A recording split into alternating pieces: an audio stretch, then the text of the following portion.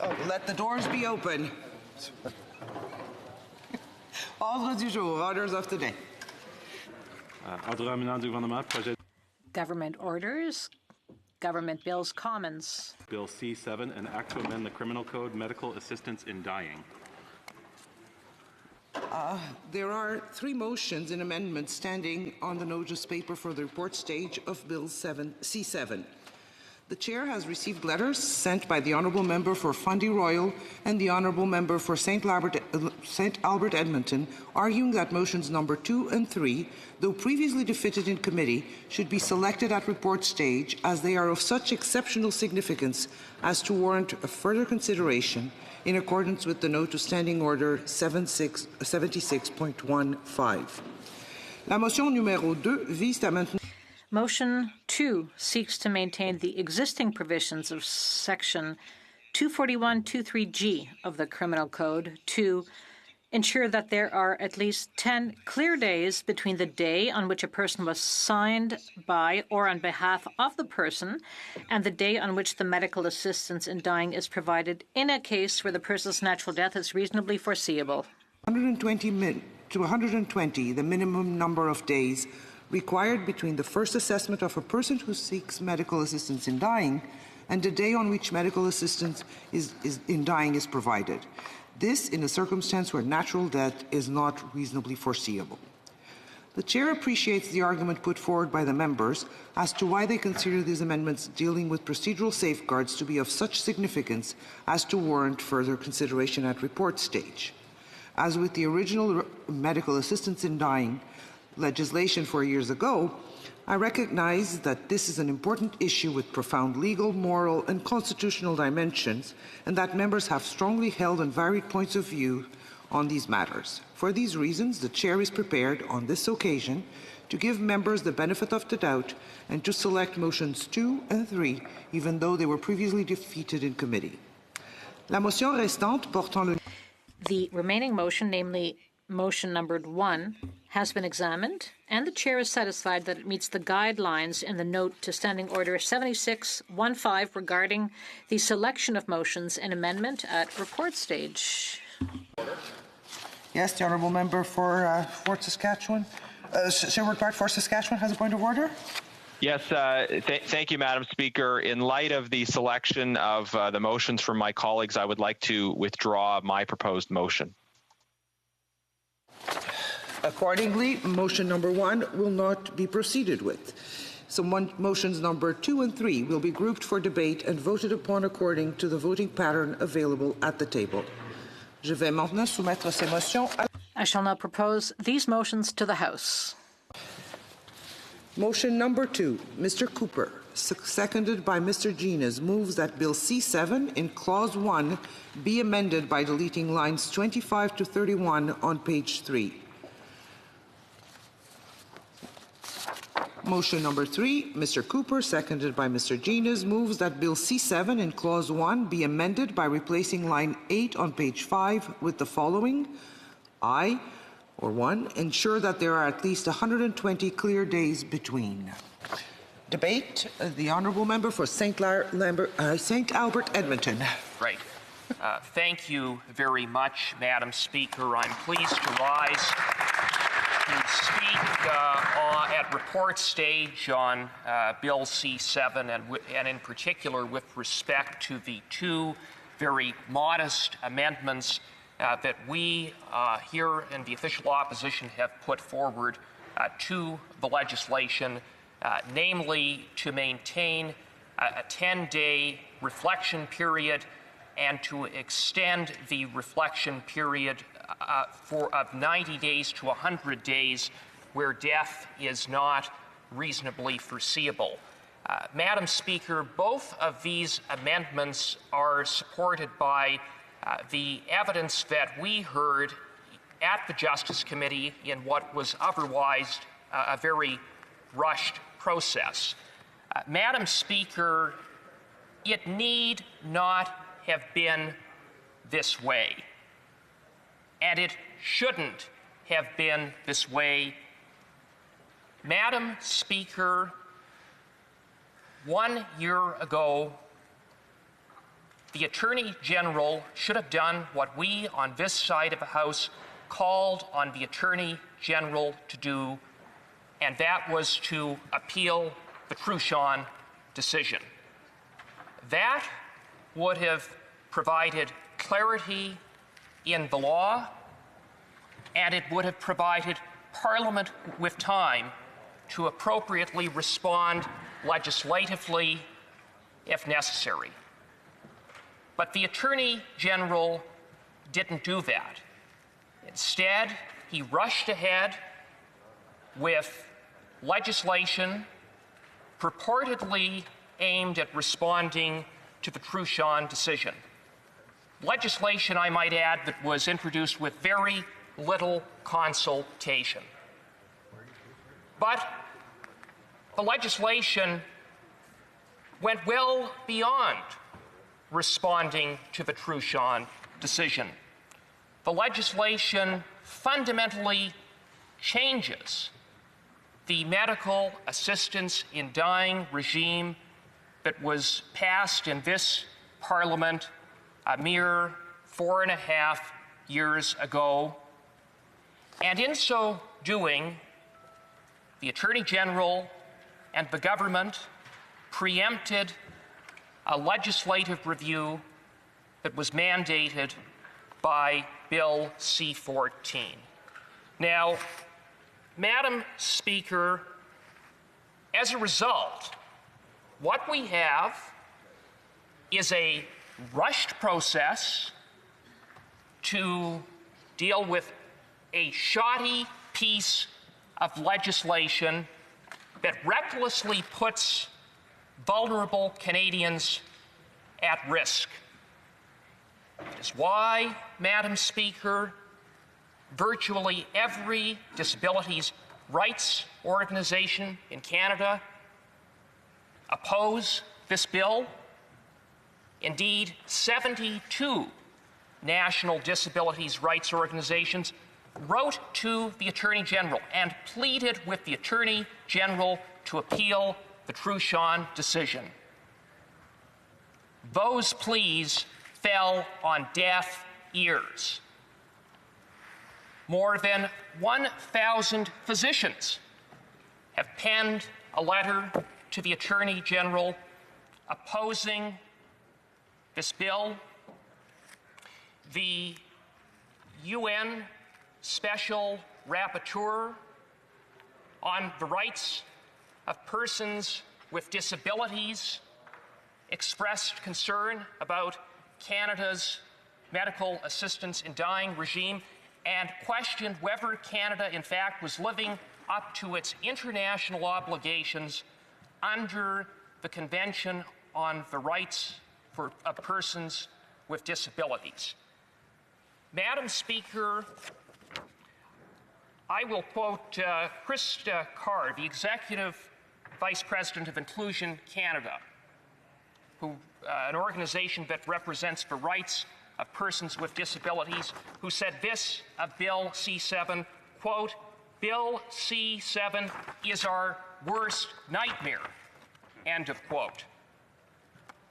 Catherine Frazee, professor at Ryerson University, the former Chief Commissioner of the Ontario Human Rights Commission, and a leading advocate for the rights of persons with disabilities, said, quote, "Our equality is right now on the line," close quote, with respect to Bill C-7.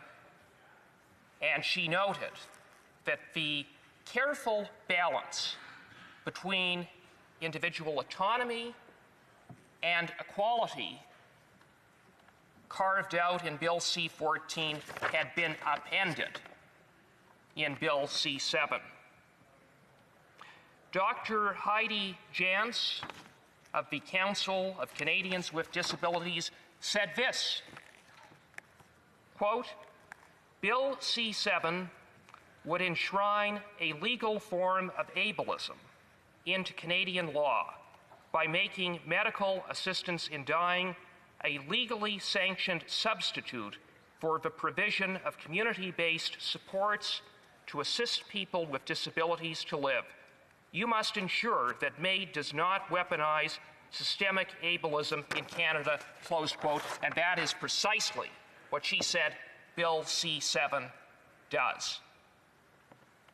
Madam Speaker, in the face of those concerns, right across the spectrum from physicians and experts to persons with disabilities and their advocates, we on this side thought it appropriate that we proceed in a cautious and deliberate way, having regard for the complexity of the issue, the lack of consultation, and the very short time frame before us to consider the radical changes brought forward by the government in Bill C-7.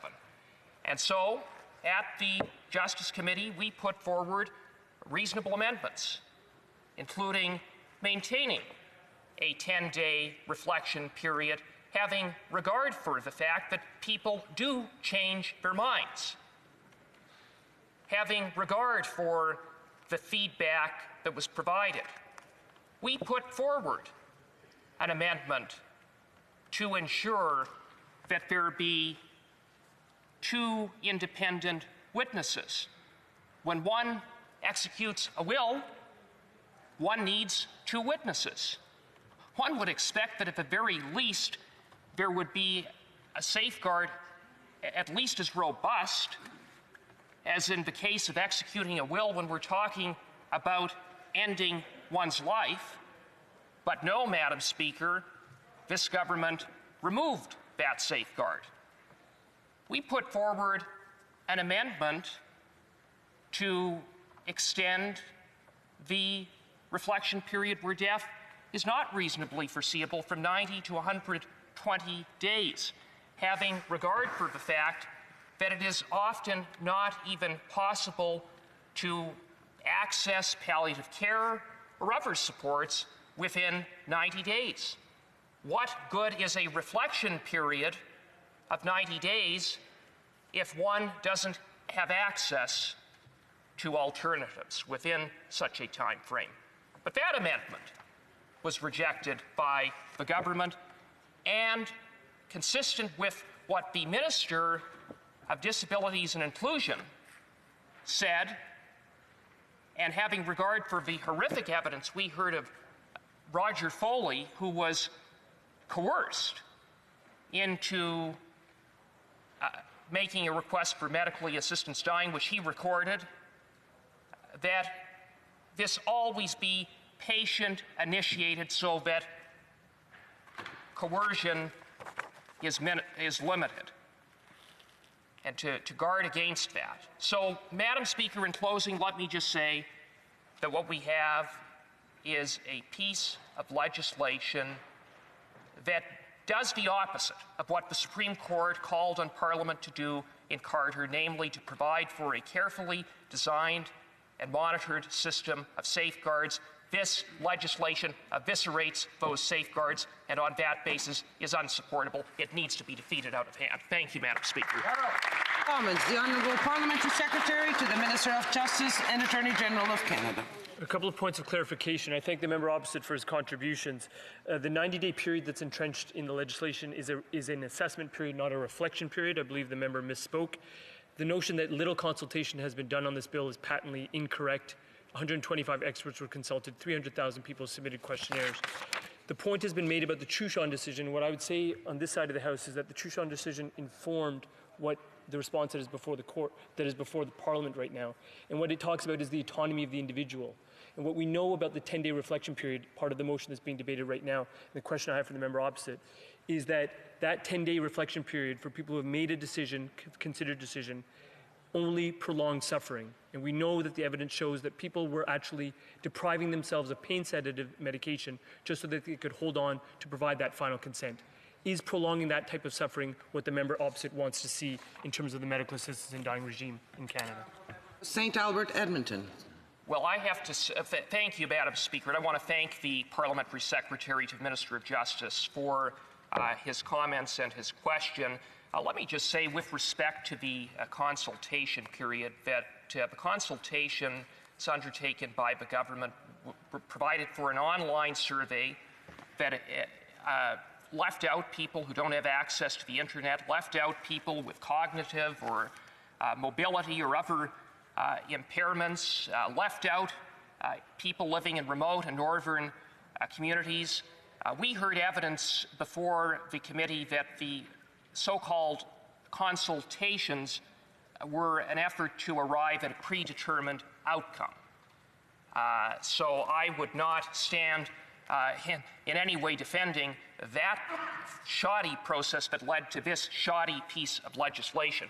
And with respect to the matter of the 10-day reflection period, I would note that Dr. Harvey Chachanov, who was the chair of the expert panel on the Quebec court in Truchon, indicated that 8% of persons who made a request for medical assistance in dying removed that request, underscoring the need for a reflection period. Questions et commentaires. L'honorable député de Saint-Jean. The honourable member for Saint-Jean. Thank you, Madam Speaker. I'd like to thank my colleague for his speech. He mentioned that he would have liked the government to appeal the Baudouin ruling. Generally, when there's an appeal, it's because there's some mistake of fact or law. Could my colleague point out any such mistake to me in this ruling? Thank you, Madam Speaker. And I would note that Madam Justice Baudouin, in rendering her decision in finding that the reasonably foreseeable criterion contravened Section 7 and Section 15 of the Charter, based her analysis on only one objective of Bill C-14, namely to protect vulnerable persons from being induced in a moment of weakness to ending their life. The Justice ignored other objectives of the law, including the sanctity of life, dignity of the elderly and disabled, and suicide prevention. On that basis alone, the decision should have been appealed. Questions et commentaires, questions and comments. The honourable member for Saanich Gulf Islands. Thank you, Madam Speaker. And to my honourable friend from St. Albert, Edmonton, I will disagree that this is shoddy. I think this piece of legislation is well crafted. There were some amendments that my honourable friend from Nanaimo Ladysmith would have liked to have seen passed in committee, which I supported, which would have done more to reassure the disability community. But one of members from Nanaimo Ladysmith's amendments did go through.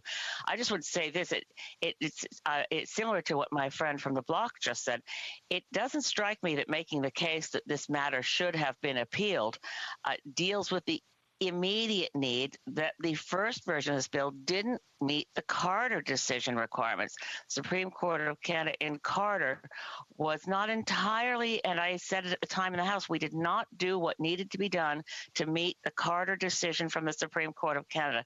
I asked my honourable colleague if he thinks it really would have made any difference to appeal Chonchon, only to have it reconfirmed when it got to the Supreme Court of Canada. Member for St. Albert, Edmonton, 10 seconds. Well, thank you, Madam Speaker. And I want to thank the member for Saanich Gulf Island for her question. And let me just say that I believe at the very least it would have provided time for Parliament to respond legislatively, something that we have not had sufficient time to do, and it would have better provided clarity in the law. Resuming debate, the Honourable Parliamentary Secretary to the Minister of Justice and Attorney General of Canada. Madame la Présidente, je suis heureux d'ajouter ma... Madam Speaker, I am pleased to add my voice to debate on C7, an act to amend the Criminal Code Medical Assistance in Dying. I have the privilege of being part of the House of Commons Standing Committee on Justice and Human Rights. We have heard from many eminent witnesses through our study of the bill.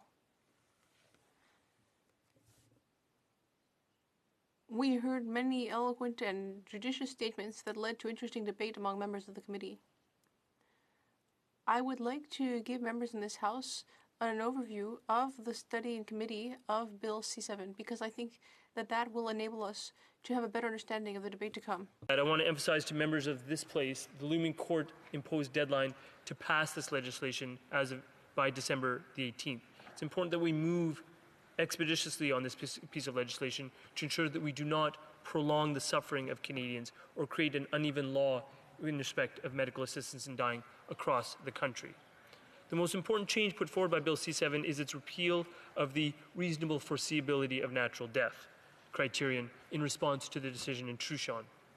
The committee heard from several disability organizations and individuals living with disabilities who shared powerful testimonies about autonomy, about what it means to make a truly informed and voluntary choice, and about the inherent dangers they perceive in shifting Canada's MAID regime away from an end-of-life one toward one that, in their words, make disability a justification to end life. I want to discuss some of the amendments that weren't adopted. This is an important piece of legislation, Madam Speaker, but a very challenging issue, and we face some difficult questions at committee. A majority of the members of the committee ultimately felt confident that the current eligibility criteria in the MAID provisions adequately protect Canadians. It is a requirement that for a person to be eligible for medical assistance in dying, their suffering must either be due to illness, disease, or disability, or to their advanced state of decline in capability. Suffering that would be solely due to factors like a lack of supports or the experience of inequality would not make a person eligible for MAID. Certes, les souffrances intolérables d'une personne peuvent avoir. There can be various causes for someone's unbearable suffering, which leads me to discuss the eligibility criteria that would still be in place. Someone can only receive medical assistance in dying if they express their will to receive it without any external pressure and give informed consent. We believe that these criteria, along with the judgment of the physician reviewing the criteria for medical assistance in dying, will lead to a judicious application of the procedure.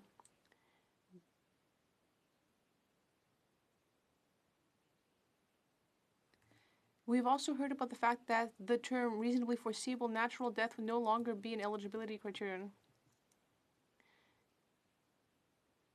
and that certain measures would no longer be in place. A person would have 12 months or less to live. The phrase reasonably foreseeable natural death requires a connection to death that is temporal but remains flexible. To some members and witnesses, that flexibility sacrifices certainty, which can make the job of practitioners more difficult. This concern is what prompted the suggestion that we define it as requiring a prognosis of 12 months. A majority of the committee members chose not to adopt that amendment, as we believe practitioners are able to continue to make determinations on the basis of the flexible criterion they've been using to date, and that evaluation is determined on a case-by-case basis. The reasonably foreseeable natural death criterion does not have an arbitrary 12-month outer limit, so this proposed amendment would actually have narrowed its meaning. Le comité a également discuté des possibles amendements. The committee also discussed possible amendments in order to maintain the 10-day waiting period for those whose death is reasonably foreseeable. We will be debating that today. And it was also discussed changing it to 7 days and maintaining existing safeguards. In the end, these changes were not adopted. I believe that was the right decision because, in my opinion, the existing safeguards correspond with the opinions of physicians throughout the country who we heard from during the consultations in January of this year. And we heard from various witnesses before the Justice Committee saying the same thing. In my opinion, the changes that are in the legislation will not cause harm to those whose death is reasonably foreseeable.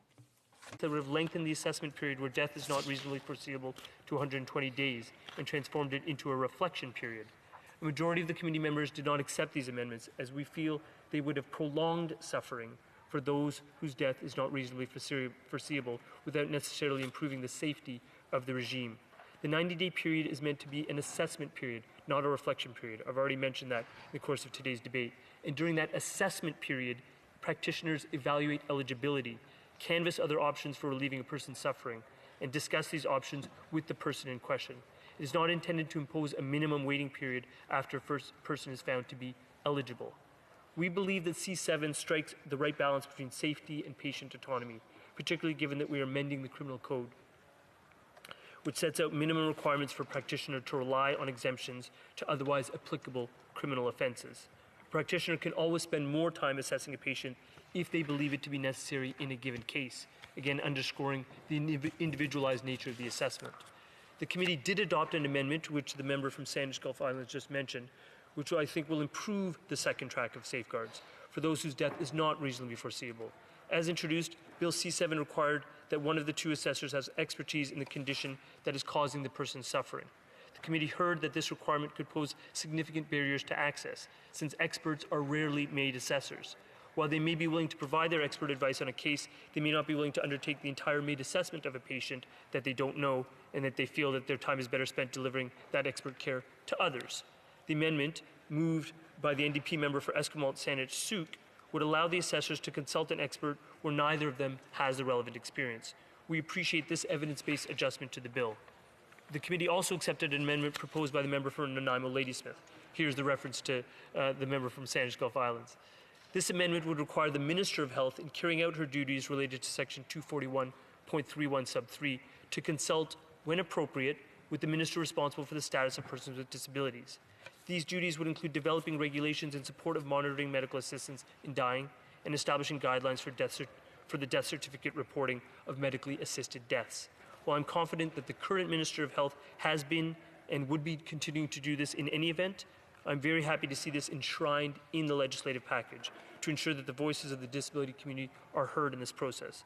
Madam Speaker, I want to thank my colleagues, including the members opposite, who participated in the Justice Committee, for their thoughtful interventions and their thoughtful deliberations. I want to emphasize to my colleagues the importance of moving quickly on this legislation because of the court-imposed deadline by the Chushan decision. I want to raise one point that has come up in the context of what was raised by the member from St. Albert Edmundston, and this was the idea that the proposed package actually perpetuates discrimination vis-a-vis persons with disabilities. The issue of disability discrimination was canvassed directly in the Chushan decision, and in that case, the court said, and I will quote at paragraph 681 of the Chushan decision, "The challenge provision perhaps perpetuates another, probably more pernicious stereotype, the inability to consent fully to medical assistance in dying. Yet the evidence amply establishes that Mr. Chushan is fully capable of exercising fundamental choices concerning his life and his death. As a consequence, he is deprived of the exercise of these choices essential to his dignity as a human being due to his personal characteristics that the challenge provision does not consider. He can neither commit suicide by method of his choosing nor legally request assistance. Individuals in the same position as Mr. Chushan must be allowed to exercise full autonomy, and not only at the end of life, but also at any moment during their life, even if this means death, where the other eligibility conditions for medical assistance in dying are met. The court therefore concludes that the provision under the Criminal Code under C14 infringes the applicant's right to equality." So equality is critical here, Madam Speaker. The point I'm making is that discrimination against persons with disability cannot be tolerated and should never be countenanced. But the point that was made in the court, and the point we're making on this side of the House, is that in order to entrench equality and to fulfill the promise of the Charter in Section 15, you must empower persons with disability to make the exact same choices, give consent, and exercise autonomy over their bodies as persons who are not disabled. That is what the court drove at in the Chushan decision. That is what this bill reflects. Thank you very much, Madam Speaker. Questions and comments. The Honourable Member for Flamborough-Glanbrook. Thank you very much, Madam Speaker. In a debate this important, I think that it's important that my honourable colleague, who I have respect for, I've done work with him on human rights, would not stoop so low as to impugn the motives of my colleague in regards to the 10-day period for reflection. The notion that he would want someone to suffer more is reprehensible. Now, it's a different situation, Madam Speaker, but my daughter took her own life and left a note. And she took her own life in the context of having, in one point of her life, an unbelievable amount of stress that she made a bad decision one evening alone. It is not temporary, it is absolute. So the point that we're arguing is that once this decision is made, it cannot be reversed. And the notion that we're trying to make people suffer, like I said, is reprehensible. The idea is to make sure that someone who is in a bad situation and might the next day find more light and hope would not make a bad decision and completely eliminate the breath of their own life. Honourable Parliamentary Secretary. I thank the member for his contributions today and in this Parliament, and obviously I offer my sympathies to him in terms of the loss within his family. The point I was making earlier in this debate was simply to reflect what we heard during the consultations, which is that a 10-day reflection period entrenched in the old Bill C-14, when Canada for the first time in its history was embarking upon this, was deemed necessary to do the work of ensuring that consideration and time for reflection was available. What we found 4 years after the fact, after extensive consultations, is that the goal of that 10-day reflection period was not actually doing what it was intended to do. As an unintended consequence, it was actually prolonging suffering. And I think the point underscoring this differentiation of views on either side of the House is that when people get to the stage of asking for medical assistance in dying, they have already reflected on it, already considered it, and get to that point after very appropriate and measured determination. Thank you. Commentaire, l'honorable député d'Abitibi-Témiscamingue. The honourable member for Abitibi-Témiscamingue. Yesterday, in La Presse Canadienne, we learned that the Minister of Inclusion believes that health professionals should not be able to discuss medical assistance in dying with their patients if the patients don't ask questions about it, and that the legislation should be amended for that to be clear. But some health professionals don't agree, and that it's important to be able to discuss all possible options with their patients. General questions, whether these patients have thought about their life, their death. The Canada Nursing Association has asked that the legislation specify that health professionals can open conversations on medical assistance in dying with their patients. In addition, a professor of law at Dalhousie University stated that being able to inform patients about all their options is a basic cornerstone of Canadian legislation on consent. It would go against legal and statutory professional norms for professionals not to be able to discuss all options with their patients, and it would also chill discussions on medical assistance in dying, since it could create a chilling effect of fear among physicians. I'd like to know what the government thinks of that. The Honourable Parliamentary Secretary. I appreciate my colleague's question. I'd like to mention a few things. First of all, there are many protections for doctors and nurses in this current legislation. Secondly, these professionals will be able to discuss all options and procedures before starting down the path of medical assistance in dying. That's what's discussed in the second track, where death isn't reasonably foreseeable. And when it comes to the Canadian Nursing Association, we discussed that position at committee, and ultimately it was seen that there are enough protections to protect doctors and nurses from legal proceedings, because they can always respect their own conscience, but also have open discussions with patients. Thank you. Resuming debate. The Honourable Member for Shefford. Thank you very much, Madam Speaker. They say that things never happen twice without a third time, so here we find ourselves yet again discussing this legislation. Here we are again, though, and this time we have a deadline set by Justice Baudouin. I'm sure I'll be repeating myself today, but for many of us here today, we have all experienced stories having to do with the end of life of one of our loved ones. I'm thinking of a loved one of the youngest people to die in the excellent Diapason Palliative Care Home. As the Bloc Québécois critic for the status of women and seniors,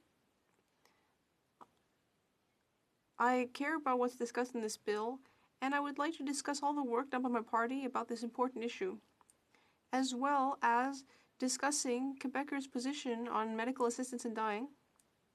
And I will also discuss the position of seniors and women's groups who have made excellent recommendations, which go back several years. These groups are impatient.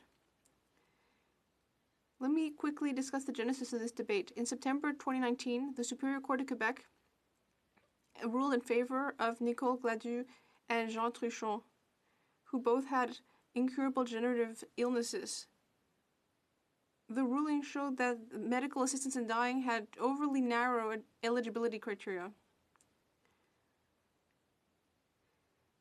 Both Madame Gladu and Mr. Truchon were brave people who people I know were familiar with, and they simply wanted to die with dignity.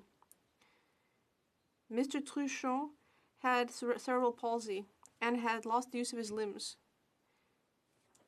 Madame Gladu had post-poliomyelitis syndrome, and medicine no longer was able to reduce her suffering. She couldn't remain in this position very long. She was suffering a great deal. We're talking here about the reasonably foreseeable natural death criterion. Justice Baudouin stated clearly that the court had decided that this criterion ultimately violated the right to freedom that Mr. Truchon and Madame Gladu should have had under Section 7 of the Charter, and that's what's at the heart of our debate. They stated that they were being refused medical assistance in dying because their death was not imminent, despite the fact that they clearly wished to end their suffering. Mr. Truchon had chosen to die in June 2020, but he decided to die earlier due to the difficulties of the pandemic, and Madame Gladu is still living. I would congratulate her on her courage and determination. Our party's position on this ethical point is very clear, and I'd like to thank the member from Montcalm for his excellent work. And I would like to offer my condolences for what he's going through at this time, and I'd like to thank him for his collaboration in this file. Now, with C14, as several colleagues have already stated, legislators have not done their work properly. And the problem here is that issues that are social and political in nature will end up before the courts. We don't want people who are suffering from serious illnesses, we don't want them to have to go before the courts in order to access medical assistance in dying. Is that really what we want for people who are already suffering, who are having a very difficult time? Do we want them to have to go before the courts in order to discuss the very personal choice of how to die? And if we can't come to an agreement, that's exactly what's going to happen. Of course, we're going to include mental health issues, but that's not what's at issue here today. In this bill, and this is an issue that was studied before the Health Committee, and it's an important one. Secondly, I'd like to reiterate the importance of Quebec's involvement in this issue. In fact, it was Quebec that the first act dealing with the subject was passed. Wanda Morris, a member of the Group for the Right to Die with Dignity in BC, mentioned this: an all-party unanimous committee in the National Assembly is a model for the rest of Canada. She said she was confident that it was working in Quebec and that if people were happy with the opportunity to die in dignity. But the bill was initially led by Véronique Yvon, and it was a result of several years of research and consultations with doctors, ethicists, patients. 79% of Quebecers are in favor of medical assistance in dying, compared with 68% in Canada as a whole, and these figures are worth mentioning. As Véronique Yvon said, when political parties gathered at the National Assembly unanimously and welcomed the Supreme Court's 2015 ruling, she said, "This is truly a great day for sick people, for people who are at the end of their lives, for Quebec and for all Quebecers who participated in this democratic debate that the National Assembly had the courage to put in place in 2009. I think that collectively Quebec has really paved the way, and that we have done so in the best possible way, in a nonpartisan, totally democratic way." Thirdly, I'd like to report on a meeting that I had with the Association Féminine d'Éducation et d'Action Sociale as part of my duties as a critic for seniors and the status of women. These women shared their concerns with me on this issue.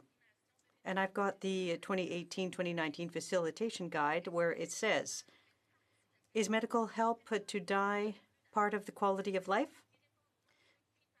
People who can no longer wait for the end of life and who meet the many criteria that must be met to obtain this help, this opportunity to express their last wishes, is undoubtedly welcome. This burst of autonomy can be reassuring and allow us to contemplate death more serenely. Since the procedures for obtaining medical assistance in dying are very restrictive, people who use it probably do so for a very simple reason. They have no hope. This procedure is not accessible to people who are not at the end of their life. Now, of course, there was also a brief that was presented to the Quebec Commission. It dates back to 2010. It's 2020 now. And it said, last moments are not always so painful. Pain is alleviated, but despite that, people are still experiencing difficult situations.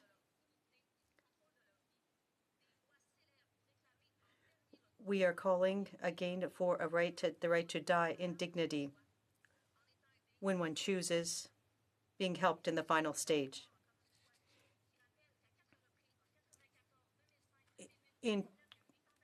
On several separate occasions, there have been attempts to move this bill forward. It's never moved beyond and been adopted. So I say that it now is high time to do so.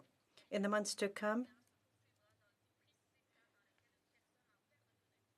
we will continue to work on these issues for people who are having an opportunity to clearly express their right to end their battle and to die in dignity. And the way in which these decisions are made is of the utmost importance. The guidelines need to be clear for all individuals so that they can freely express their choice, knowing what options are available. All services, palliative and other, must be available across Quebec so that sick people have an option without undue influence or pressure from others. So I will conclude just by saying that I hope that all of these comments and experiences in Quebec with respect to people who have asked for it and who have chosen to die with dignity will allow Bill C-7 to support medical assistance to die with the same unanimity of all members of the House of Commons. Thank you. Questions and comments, Honorable Secrétaire Parlementaire. The Honourable Parliamentary Secretary. Thank you very much, Madam Speaker, and I thank the Honourable Member for her remarks. I have a question for her because at committee she's raised an issue a number of times with respect to an appeal of Truchon at the Supreme Court. On this side of the House, the Truchon decision by Justice Baudouin was well reasoned and articulated, given the facts before her and the court as such. What is the view of the member opposite with respect to continuing to take action on Truchon? Might it well extend the suffering of Canadians? The Honourable Member for Shefford. I'd like to thank my colleague for his comment. I'd like to point out that we have a date, December 18th, 2020, and that was a date. There was a delay because of COVID, and now I think that the time has come to make a decision in this House to advance this file and for it to move forward. Questions and comments? The Honourable Member for Joliette. Thank you. The Honourable Member for Joliette. Thank you, Madam Speaker, and I'd like to thank my colleague for her excellent speech. She talked about Véronique Goudon, who has done excellent work in the Quebec National Assembly. She did politics differently. She went to see all parties and said, this is such an important issue, it's important to set partisanship aside. Does the Honourable Member for Shefford believe that the same approach was used here in this place? The Honourable Member for Shefford. I thank my honourable colleague for Joliette for his question, but I must say, unfortunately, no. I must admit that Madame Houdon and I had some discussions recently. She used passion and took that file forward in Quebec at the National Assembly.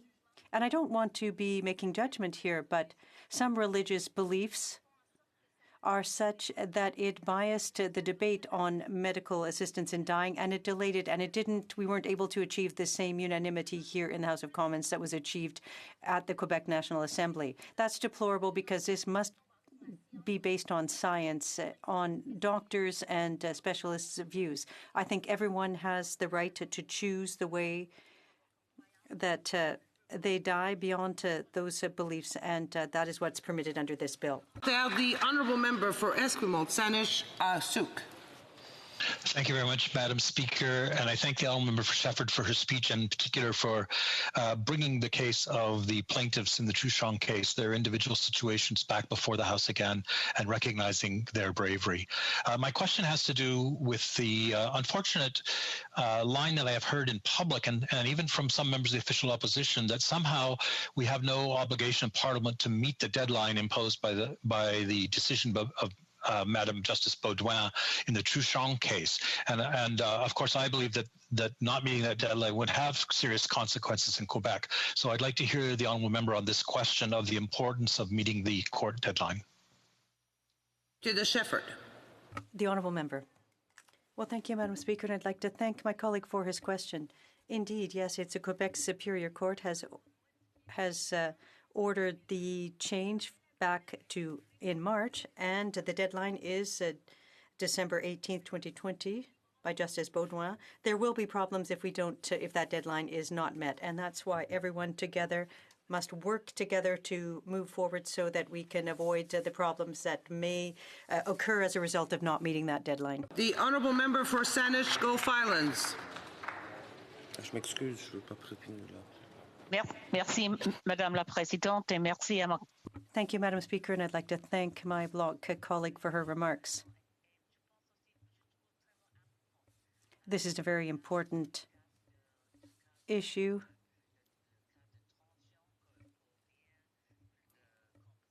It's important to understand Truchon and the situation.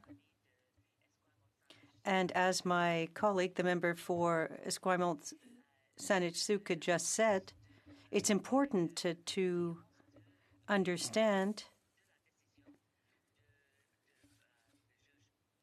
the brilliant decision rendered by Justice Baudouin. It's important to underscore that this bill is very important for reducing suffering across the country, because the bill... the honourable member for Shefford, a very quick reply, please. Well, thank you, Madam Speaker, and I'd like to thank my colleague for her question, which reminds us of the importance of the bill. First and foremost, it is to reduce suffering and eliminate suffering. Death is part of life. That is inevitable. We all know that we will die. We don't choose when we're born. Resuming debate, the honourable member for Esquimalt, Saanich Sooke. Thank you very much, Madam Speaker. I have to say I'm very surprised that we are debating these two motions from the official opposition again in the House today, when these had been dealt with in committee. And without reflecting on a past decision of the Speaker, I do have some concerns in terms of future precedents in declaring something particularly important, that it not open the chair to the accusation of having a position on a particular question. So that aside, turning to what is now before us, I want to start again by saying that everyone in this House has sincerely held beliefs on this very important and difficult question of how we deal with end of life in Canada. I think it's important that we all be careful not to impute motives to our fellow members in this debate, however difficult that may be for us to do. Turning to the content of these two motions, and again, I am surprised we are having a redo in the full House. Motion 2 talks about what is referred to officially as a reflection period. And what happens in actual fact is that those who request medical assistance in dying where death is reasonably foreseeable go through a very long and involved process with both their spiritual advisors, their family, and with the clinicians who are advising them on the end of life issues. And I think it's important to note that people are not choosing to end their lives when asking for medical assistance in dying. What they're doing is attempting to establish how they will deal with their inevitable death and to maintain their personal autonomy and control over the way that this plays out. And of course, New Democrats in debate on medical assisted dying have always stated that our priority is to keep in mind that what medical assisted dying is designed to do is to reduce unnecessary suffering and not unduly prolong that suffering. Not just suffering for the patient, although that is one of the qualifications for being able to apply for medical assisted dying. The patient must be suffering intolerably, but also to reduce suffering for the families who are forced to bear witness to the suffering that their loved one is undergoing as they approach the end of life. And so what we heard very clearly from those who are actually assessing and providing medical assisted dying was that this 10-day period is not really a reflection period. It's a period which is imposed as a waiting period. And when I hear honorable members talking about people changing their minds, I think we need to look very carefully at what the evidence actually says. Yes, people who apply for medical assistance in dying do sometimes withdraw that request, but they almost always do so during the assessment period, and very, very few people do so during the waiting period. And of course, at any time, they can still withdraw that consent right up to the last moment.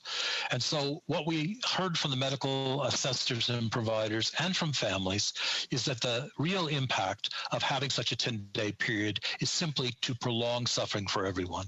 And when we look at the statistics on when those who've applied for medical assistance dying actually set a date for that assistance to be provided, we find that 50% or more of those are between the 11th and the 14th day. In other words, they're being forced to wait out this period before they can assess medical assistance in dying. So I think it's very important that we recognize that we may, and I believe we have, inadvertently prolonged suffering through this so-called reflection period. And again, I would remind members, we heard again and again, that this is not a snap decision that people make. This is a decision that's been well considered with their families, their spiritual advisors, and with their physicians who are involved. Motion 3 deals with those whose death is not reasonably foreseeable. And I think it's important that we remind ourselves that the condition of death being reasonably foreseeable was in effect taken out of medical assistance in dying legislation by the Trousseau decision, not by Bill C-7. And the importance of C-7 is that it establishes some special procedures that are appropriate to those whose death is not reasonably foreseeable. And in that case, it set a minimum period for assessment, and that minimum period was set at 90 days. Again, people are calling this a reflection period. It's not a reflection period, nor is it a deadline by which medical assistance in dying must be carried out. It sets a minimum time for assessment. And obviously, if the clinicians involved, the patient involved, believes the assessment should take longer, it can take longer than the 90 days. So the 90 days, in fact, is a kind of arbitrary number, I believe. I don't think it's reflected in any medical science. And extending that to 120 has that risk, once again, of inadvertently and unintentionally prolonging suffering for those who are at the end of life. And Madam Speaker, I'm not going to go along too long today. In fact, I'll probably try to finish here by saying that it's important that we not confuse suicide with medical assistance in dying.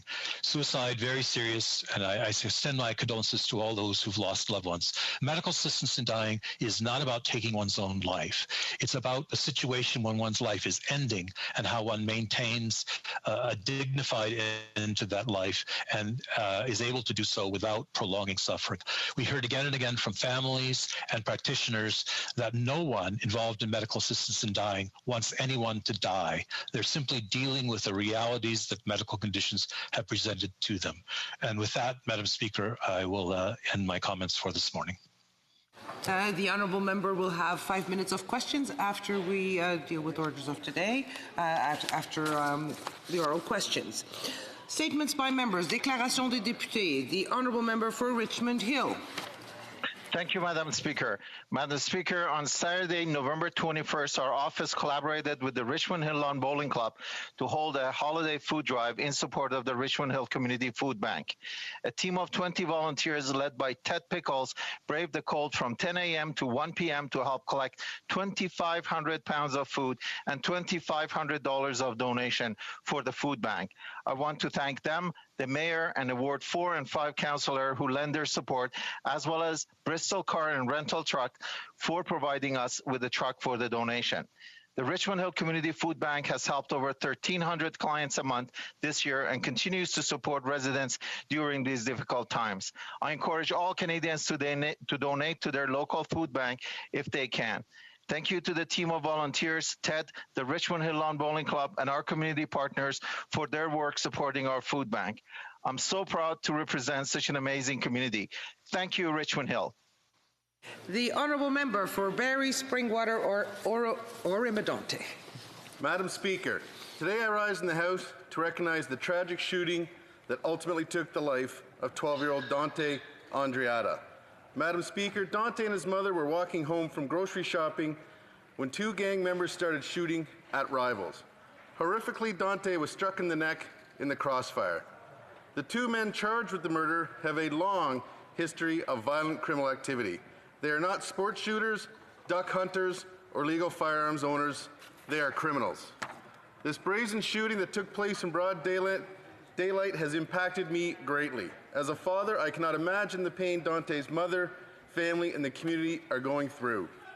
After consultation with a boots-on-the-ground organization, the One by One movement, we have learned there is a gang war raging in Toronto. Yet, the Prime Minister is waging his own war on legal firearms owners. Community groups are begging for resources and to be heard. When will the Prime Minister step up for this family and this community? That's right.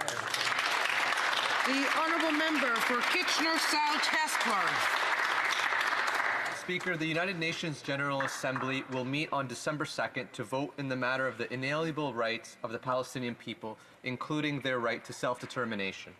Israel and Palestine have been embroiled in a conflict for over 72 years and have faced numerous failed peace negotiations.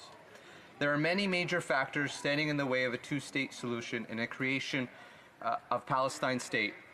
Grievances need to be acknowledged, and peace must be made the main focus. Israel's allies, like Canada, need to make it increasingly clear that continued support for Israel is contingent on their willingness to enter serious negotiations.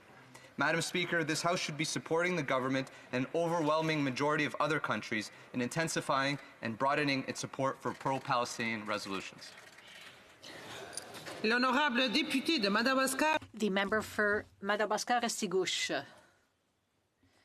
Mr. Speaker, we recently celebrated Small Business Week at a 2020 gala, organized in part by the Chamber of Commerce of Edmundston and Upper Madawaska. Even in times of pandemic, the following entrepreneurs and companies. Et voici les récipiendaires. Here are the winners. Northwest Plumbing and Heating, Young Company of the Year, Bobby's Car Wash and Seals, Innovation Prize for Frontière FM, Community, Hermance Laplante, Alliance Realty, the Samuel Burpee Prize, Group EMS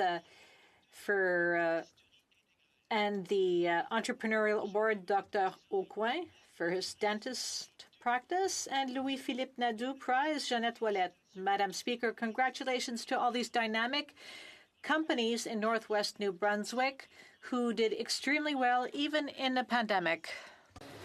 The Minister of Health said she has the highest regard for Dr. Patricia Daly, Dr. Bonnie Henry, and Mayor Kennedy Stewart. Why then has the minister refused to follow their sound advice and decriminalize simple drug possession to help save lives? In BC alone, 1,386 people have died from overdose. Across the country, over 16,000 people have been taken by the war on drugs. The downtown east side is under siege with record overdose deaths.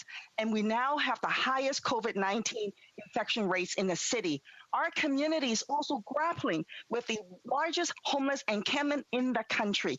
We need urgent help from the federal government. Vancouver Council is calling on the government to decriminalize. The province wants the federal government to cost share 50-50 in their aggressive pandemic housing plan to house the homeless. Housing advocates want the port to stand down and not pursue civil proceedings against those who acted in solidarity with the people. Member for Labrador.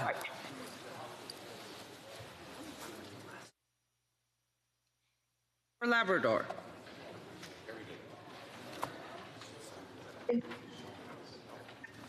You're on mute. You're on mute. Is it good now? Yes, perfect. We can hear you. Thank you. Northerners have shown incredible strength and resilience in protecting their communities and loved ones from COVID-19. As cases continue to rise in Nunavut, we've heard the call from the government of Nunavut, Inuit partners, and community organizations for additional federal support. Point d'ordre, Madame la Présidente. Point of order. The Honourable Minister. You're on mute, Madam Minister. Can you hear me now? Yes, we can. I would ask my colleague to please put on her headset because the French interpreter cannot hear what is being said. Thank you. Thank you, Madam Minister. Could you please put your headset so that the interpreters could translate? Thank you. Thank you, Madam Speaker. Unfortunately, my headset is not available. With consent, I will continue. Does the honourable member have the consent of the House to continue? No consent. We have to have interpretation for oral statements. Here. This has been an issue that has been.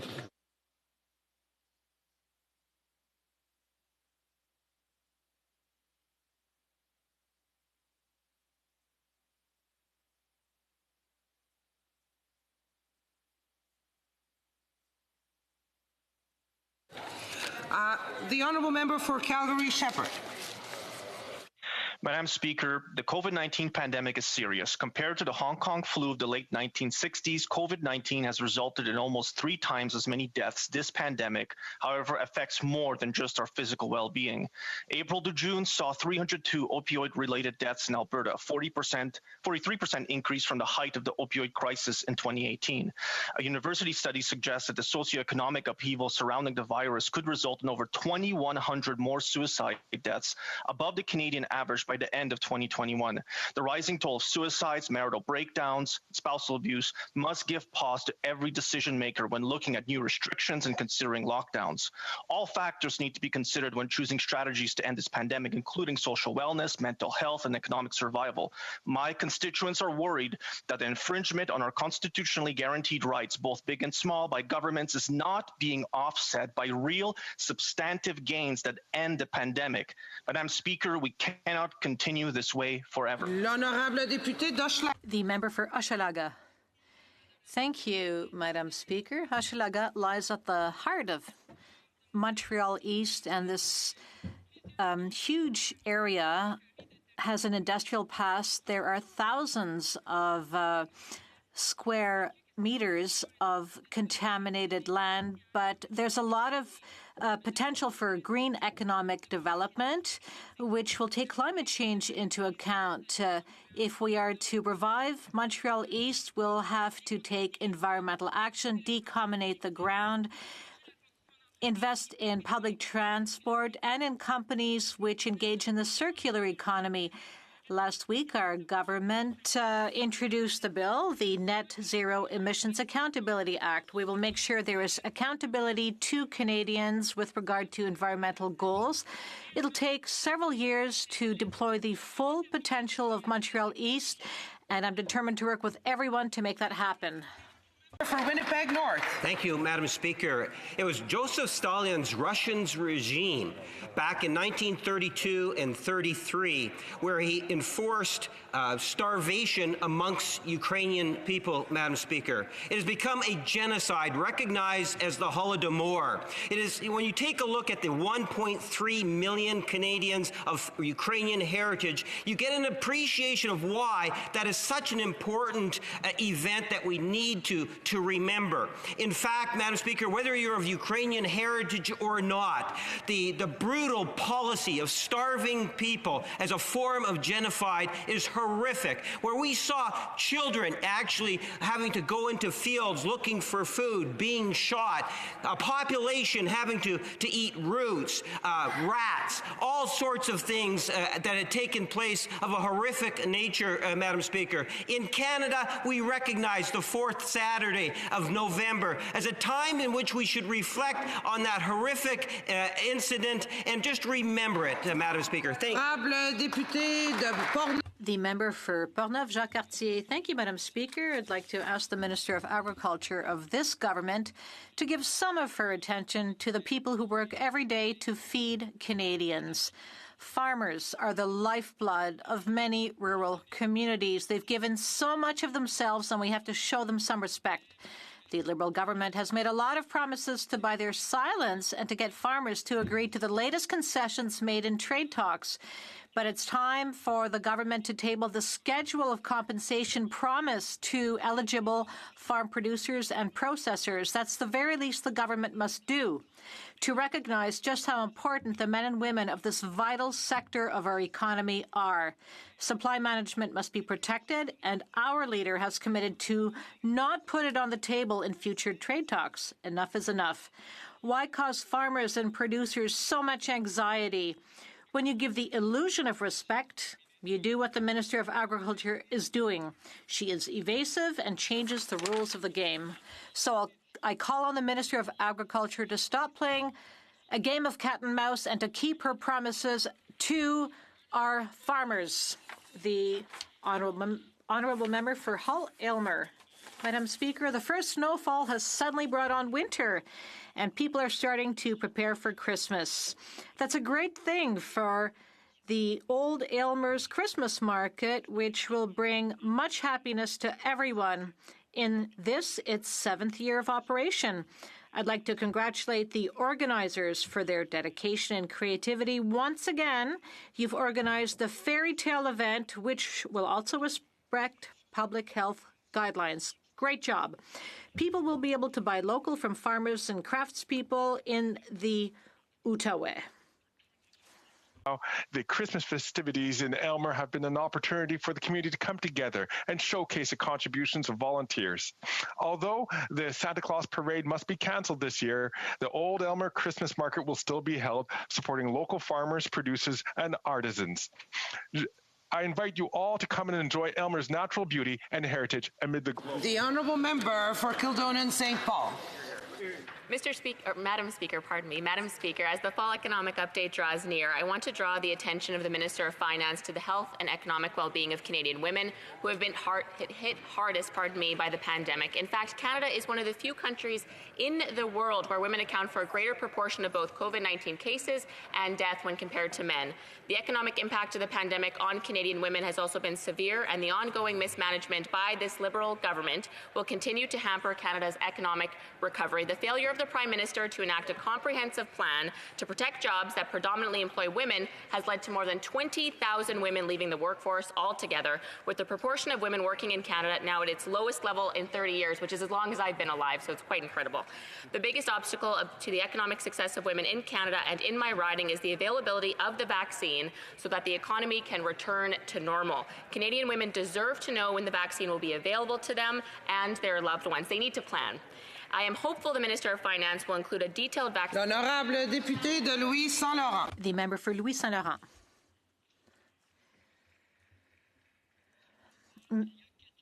Madam Speaker, 4 years ago, 6 Canadians were gunned down and 5 others seriously injured in the shooting at the Quebec City Mosque. The shooter was condemned to 40 years, as is allowed under our multiple murder legislation. But yesterday, the Court of Appeal reversed that decision and imposed 25 years.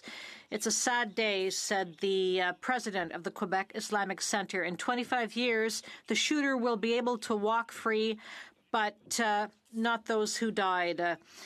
The act in question was not conservative legislation. It was passed, though, by our government, but left in place by the Liberal government.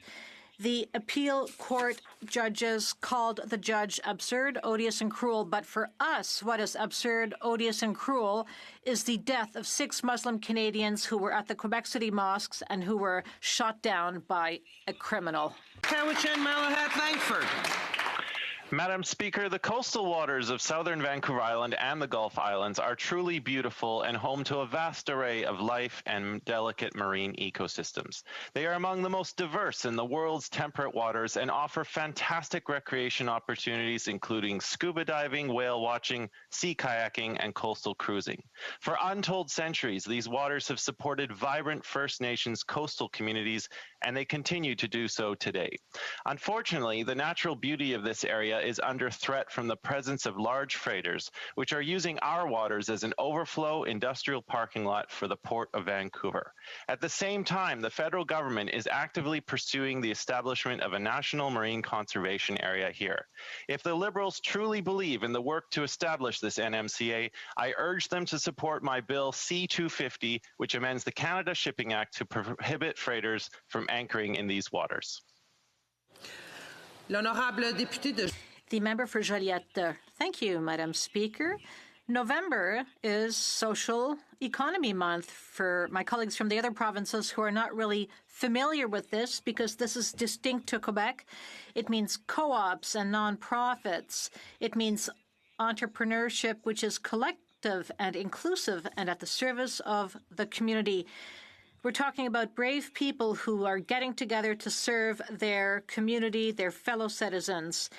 These 22 areas lie at the heart of Quebec's economic development. We're talking about 11,200 businesses which generate $48 billion in revenues, 220,000 employees, and nearly 300,000 volunteers who help the economy. So to all of you in the social economy, on behalf of the Bloc Québécois, thank you for your initiatives, for your creativity, your dedication to your community, and keep on innovating together.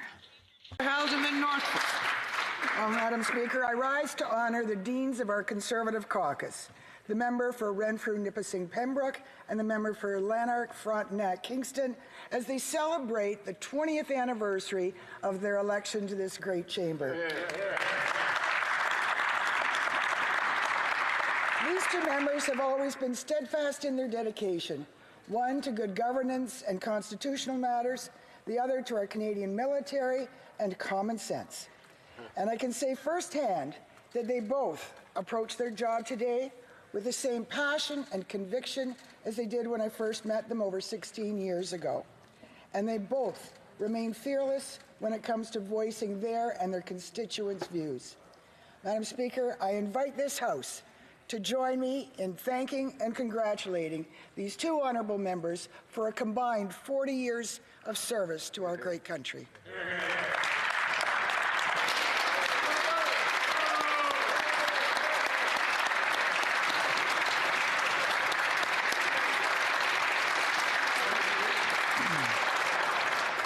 The honourable member for Humber River Black Creek. Thank you very much, Madam Speaker, and I would like to take this opportunity to celebrate the life of a remarkable man, Master Corporal Derek Selleck.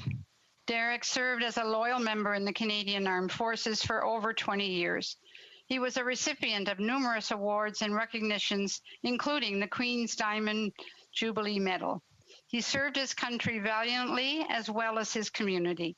Humber River Black Creek was where Derek called home. It is where he founded. He founded where he founded the Multicultural Women's Organization, an organization which empowers women from all cultural backgrounds through sport, specifically soccer. He was a selfless, generous man who was proud of his legacy in the armed forces. My thoughts and prayers go out to his family, his brothers and sisters, and to all of the community who have suffering a significant loss. Thank you, Madam Speaker. Questions orales, oral questions. L'honorable député de Louis-Saint-Laurent. The honourable member for Louis-Saint-Laurent. Madam Speaker, the killer who murdered 6 Canadians at the Quebec City Mosque has now seen his sentence reduced. According to the court, having consecutive sentences is unconstitutional. That legislation has been in place for 5 years by the current Liberal government. This is a piece of Canadian legislation. We hope that the Attorney General of Canada will bring the matter to the Supreme Court. What does the government have to say? The Honourable Parliamentary Secretary to the Minister of Justice. Canadian member of this chamber, and I will say that this decision will rekindle a great deal of hurt and anger among those who are affected by this terrible crime, which includes people like me in this chamber, their victims, their families, and their friends, and people in Quebec and across the country. There are important questions that are raised by this judgment, and we're going to examine this judgment fully. Our thoughts remain with the families and with the survivors. We've stood them throughout, and will continue to support them through this awful tragedy. Honorable député de Louis-Saint-Laurent. The honourable member. Thank you very much. It's unfortunate that Canadians are in a difficult situation with COVID. This government failed on rapid testing, closing the borders, and now it's delaying when it comes to vaccines. I have a simple question for the government. When will Canadians receive the vaccine? The Honourable Parliamentary Secretary. We have a clear answer, Madam Speaker. Every Canadian who wishes to get vaccinated will have access to a vaccine.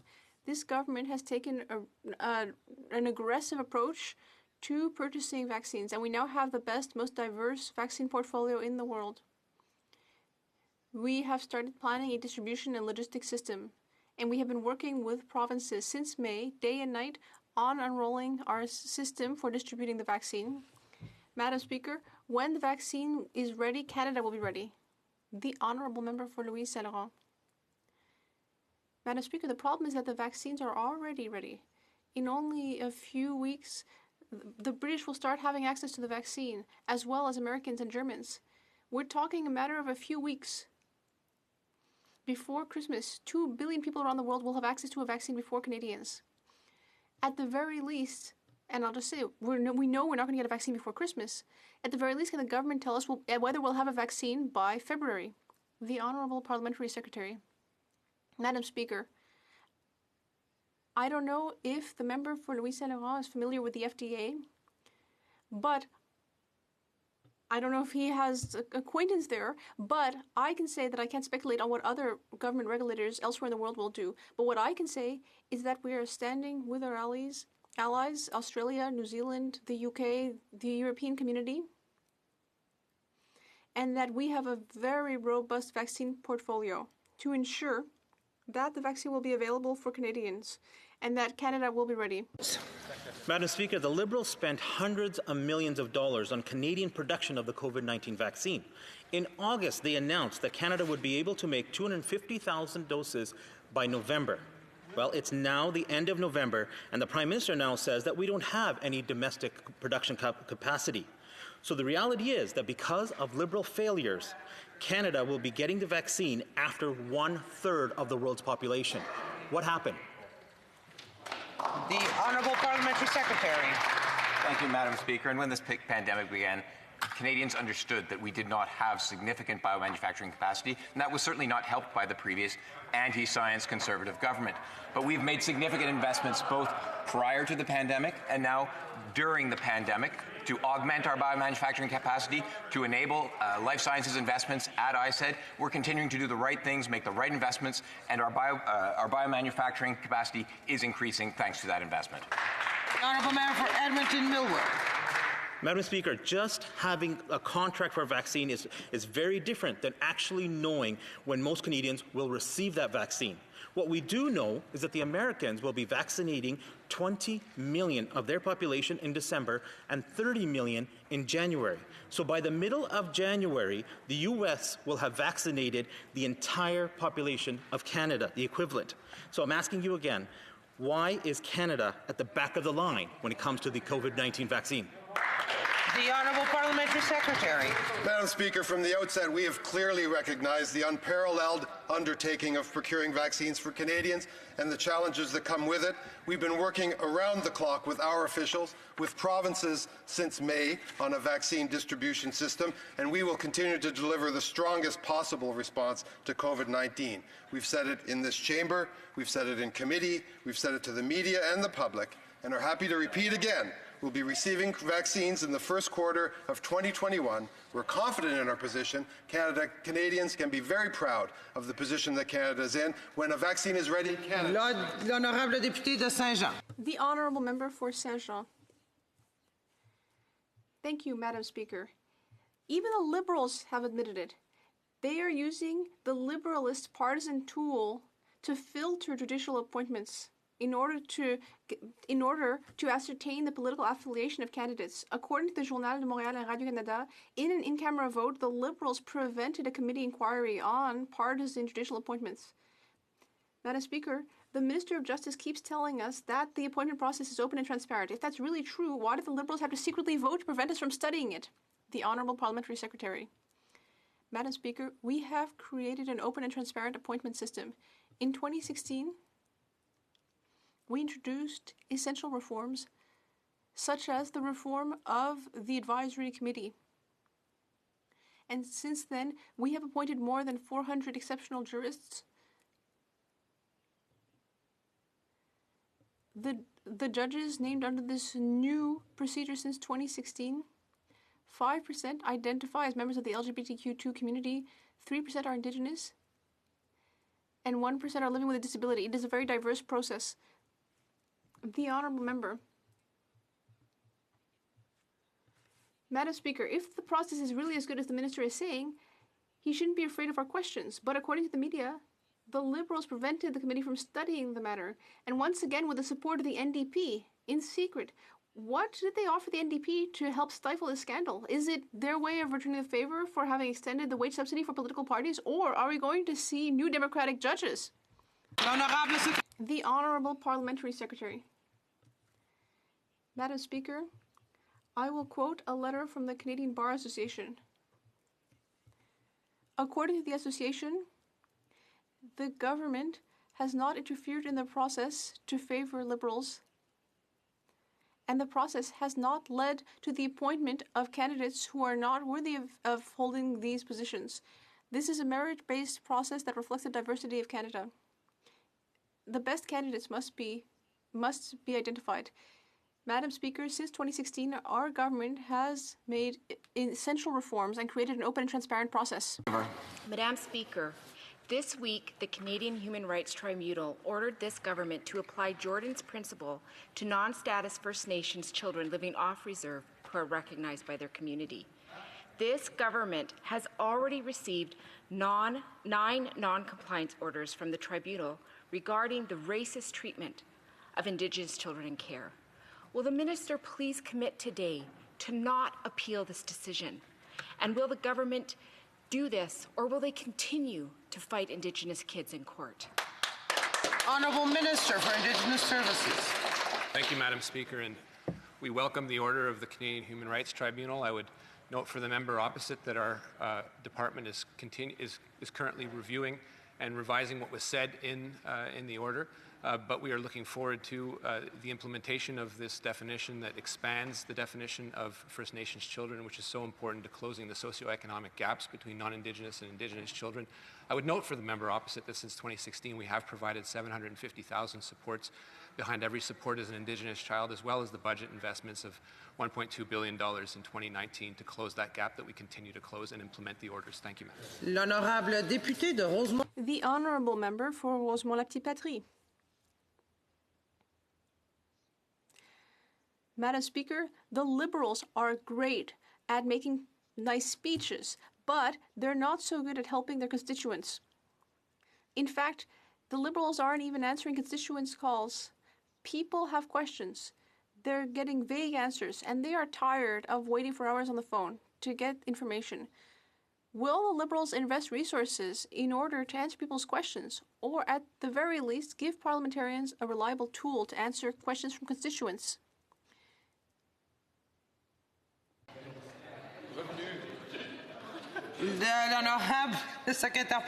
The Honourable Parliamentary Secretary. Madam Speaker, and I can appreciate the member's question, and the government does the best it can at providing the responses that are necessary in order to try to accommodate the type of answers that members are looking for.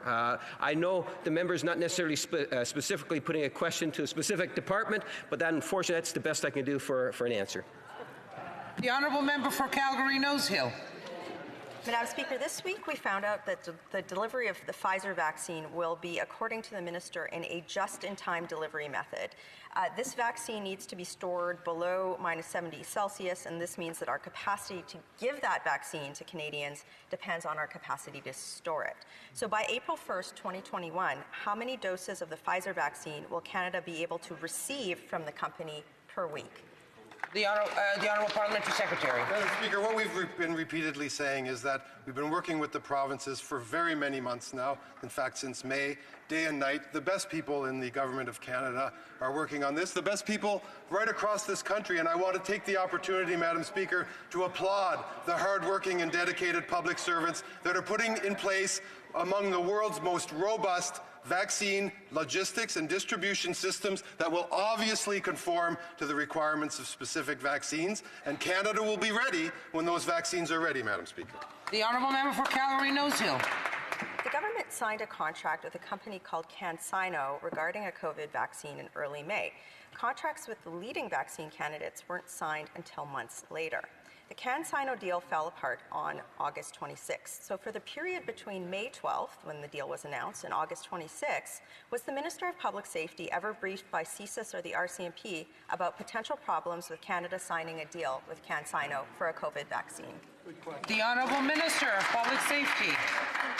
Thank you very much, Madam Speaker. And although I can't speak to the specifics of any advice given by the National Security Establishment in this or any other case, let me assure the member opposite that the National Security Services of Canada, the CSIS and CSE, are very, very conscientious and comprehensive in the advice that they give to government, and we pay a great deal of attention to their advice. Thank you. The Honourable Member for Calgary-Nose Hill. Well, we know that Canadians won't receive the COVID vaccine until months after other countries have. This will cost lives and jobs. The government's decision to focus on a deal with CanSino, which may have been signed due to diplomatic priorities as opposed to health priorities, and may have fallen apart due to diplomatic reprisal or advice from CSIS and the RCMP, did that decision have any role to play in why Canadians are so far behind in receiving doses of vaccines from other companies? The Honourable Parliamentary Secretary. Yeah, quite the contrary, Madam Speaker. Canada is in a very privileged position with a diversified portfolio of vaccine candidates. We look forward to the regulatory approval of all of those. In fact, we know that of the first three who've received encouraging news, Canada has arrangements with all three of those vaccine candidates. Canada compares very favorably. For example, the Moderna vaccine, we were there among the first in the world, in front of the UK, for example. So Canada is in a very good position. When vaccines are ready, Madam Speaker, Canada will be ready. The Honourable Member for Lévis-Lobinière. Madam Speaker, Canadians are impatient. The provinces are impatient. Our health system is under the strain, and the government hasn't given us clear answers about when the vaccines will arrive. How is it that countries that Canada said it was going to help are actually going to be getting the vaccine before Canadians? It really makes us wonder about the government's position on the international stage. Madam Speaker, will it be possible to get the vaccine at the same time as other G7 countries? The Honourable Parliamentary Secretary. Our vaccine portfolio can be compared very favorably with all others in the world. Among the 7 vaccine candidates in the portfolio, there are 3 very promising ones, and Canada is working closely with the 10 provinces and 3 territories, the men and women who are preparing our logistics and distribution systems. When the vaccine is ready, Madam Speaker, Canada will be ready. The Honourable Member for Lévis-Lobinière. Madam Speaker, a government should consider all possible options to strengthen our vaccine production capacity in Canada. A simple way to do that would be to guarantee to Canadian companies that their Canadian vaccines, will be bought repeatedly long-term. That way, our infrastructure and know-how will be strengthened and maintained. Madam Speaker, when will the government sign long-term agreements with Canadian businesses for vaccine manufacturing? The Honourable Parliamentary Secretary. Thank you very much, Madam Speaker. When this pandemic began, Canada had very low levels of bioproduction. Something needed to be done in order to fix that problem of underinvestment in production capacity. This is a problem that has been in place for decades. Right away, we realized that we were going to need to invest in our domestic production, and that's what we've done. We have increased capacity. Madam Speaker, I know that Canadians can believe in the investments we've made. The Honourable Member for Montmagny-Lillé-Kamouraska, Rivière-du-Loup. Madam Speaker, the director of Place Gagnon at Port-Joli has been waiting for temporary foreign workers for some time. He hoped to get temporary foreign workers from Madagascar who are not only skilled but also francophones. He applied last year, but due to this government's inaction, he has lost a $4 million a year contract. A contract that has now gone to Mexico, Madam Speaker. There are 300,000 public servants in the Government of Canada. What is the Minister of Immigration waiting for? Before reassigning as many public servants as necessary in order to reduce these unacceptable delays.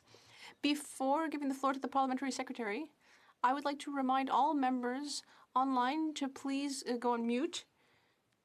Thank you very much. And now, the Honourable Parliamentary Secretary. Madam Speaker, the pandemic has affected almost all aspects of our life.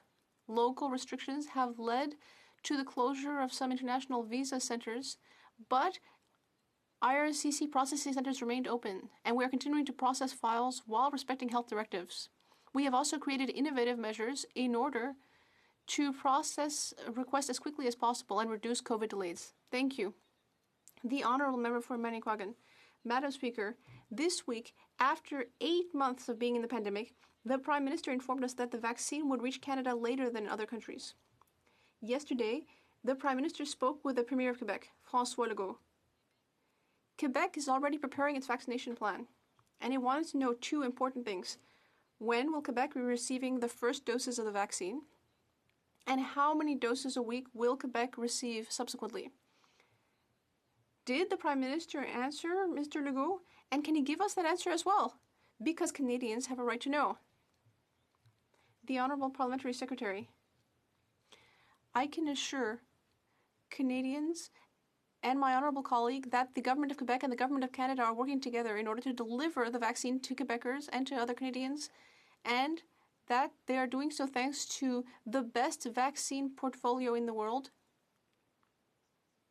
Once a vaccine is approved, we will be able to give the provinces more accurate numbers, but until then, we are ensuring that the logistics and distribution system will be ready. Quebecers can believe in that, can trust in that. Madam Speaker, the Honourable Member for Joliette. Madam Speaker, the Parliamentary Secretary did not answer the question, perhaps because he didn't know the answer. The vaccine race started 8 months ago, and the federal government hasn't done anything to produce vaccines here. It has not encouraged pharma companies to take out licenses with the most advanced companies like Brazil, India, and China have done. It hasn't done anything to increase local production. It has not harmonized its approval process with advanced producing countries. It put all its eggs in the same basket, agreements with foreign companies. And this week we learned that it lost that bet, that we've all lost. How can it justify that failure to Quebecers? The Honourable Parliamentary Secretary. Thank you, Madam Speaker. I think all Canadians understand that the former Harper government was hostile to science. It cut in research research biotechnology companies. There was no investment in bioproduction capacity. Now, our government is investing in that. Our government is creating that capacity, and Canadians will be protected. We have everything we need in the vaccine portfolio. We will be there for Canadians. Thank you, Madam Speaker. Lake Country. Madam Speaker, it's been a week since the government announced a new trade deal between Canada and the United Kingdom, and yet we still have few details. We've learned this government failed to consult in any meaningful way with businesses and labor over the entire 3 years they were apparently working on this deal. It's disappointing, it's top-down, and it is certainly a missed opportunity. Why did the minister not feel it was important to reach out and hear from businesses and labor organizations? L'honorable secrétaire parlementaire. The Honourable Parliamentary Secretary. Speaker, when it comes to defending the interests of Canadians, we ensured that the views and the voices of all Canadians were heard. The new trade continuity agreement with the United Kingdom is not a comprehensive new trade agreement. It is a rollover, essentially, of CETA. CETA, for which we negotiated during 7 years and consulted extensively with all stakeholders during that time. As we have always done, we will continue to engage with Canadian businesses, our labor, key stakeholders on negotiating the full and comprehensive trade agreement with the UK that is upcoming in the next year, Madam Speaker. L'honorable. The Honourable Member for Mégantic-L'Érable. Madam Speaker, this Liberal government says that it wants to protect supply management, but it has made unprecedented concessions in the CUSMA agreement. In 2019, the Agriculture Minister said that there would be a compensation plan over 8 years. They sent a check in the election year, but for the 7 other years, still nothing for dairy producers, and egg and poultry producers and processors still haven't received anything. Now Canada is starting negotiations with the UK. Will the Prime Minister commit to not making more concessions when it comes to the supply managed sector? The Honourable Parliamentary Secretary. Thank you, Madam Speaker.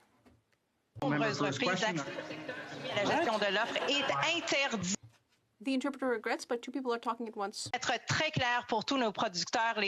me be very clear to all our dairy producers. There is not a single ounce of more cheese, not a single ounce of cheese beyond what is already being accepted is going to enter Canada due to the agreement with the UK. We will support the supply offered sector for our producers, Madam Speaker, and we will be there for Quebecers and Canadians throughout the entire country. Thank you very much. For Kelowna Lake Country. The Minister of International Trade recently spoke about an agreement signed with Australia on wine excise taxes, saying she was pleased that we came to an agreement. This agreement will be devastating to Canadian domestic wineries, as it gave Australia basically what they wanted, which is Canadian wineries paying excise tax. Can the minister please explain what is so pleasing about putting thousands of Canadian jobs at risk and having domestic Canadian wineries pay $40 million in new taxes? The Honourable Parliamentary Secretary. Madam Speaker, I'd like to assure the member opposite that our government understands the tremendous value that the wine industry brings to Canada and the contribution that the sector brings to our reputation as a world-class agricultural producer. Our government will continue to stand up for Canadian workers and defend the interests of our Canadian wine industry, and we are working closely with provinces on this issue and will continue to stand up for Canadian workers and our wine industry. The Honourable Member for Niagara Falls. Madam Speaker, last week, the Minister of Small Business and International Trade's lack of a response to my question on our important grape and wine sector spoke volumes about her government's commitment to this vital sector. It is our understanding stakeholders in the Canadian wine industry have been meeting with senior government officials to discuss trade compliance solutions to support the grape and wine industry after the excise tax exemption ends in 2020. Madam Speaker, is the government any closer to determining a solution to the problem they created in the first place? The Honourable Parliamentary Secretary. Madam Speaker, as the member opposite has pointed out himself, we are working hand in hand with our wine industry, with our hardworking Canadian wine producers in order to find a solution to this issue. We are absolutely intent on continuing to defend our Canadian wine industry, and we will continue to work with all members across the aisle who are interested on this issue in order to find a resolution. The Honourable Member for Victoria. Madam Speaker, the government must support small businesses that are falling through the cracks. Bear and Joey, a new restaurant in my riding, is facing the exact same challenges as other small businesses, but they had the bad luck of opening during a global pandemic.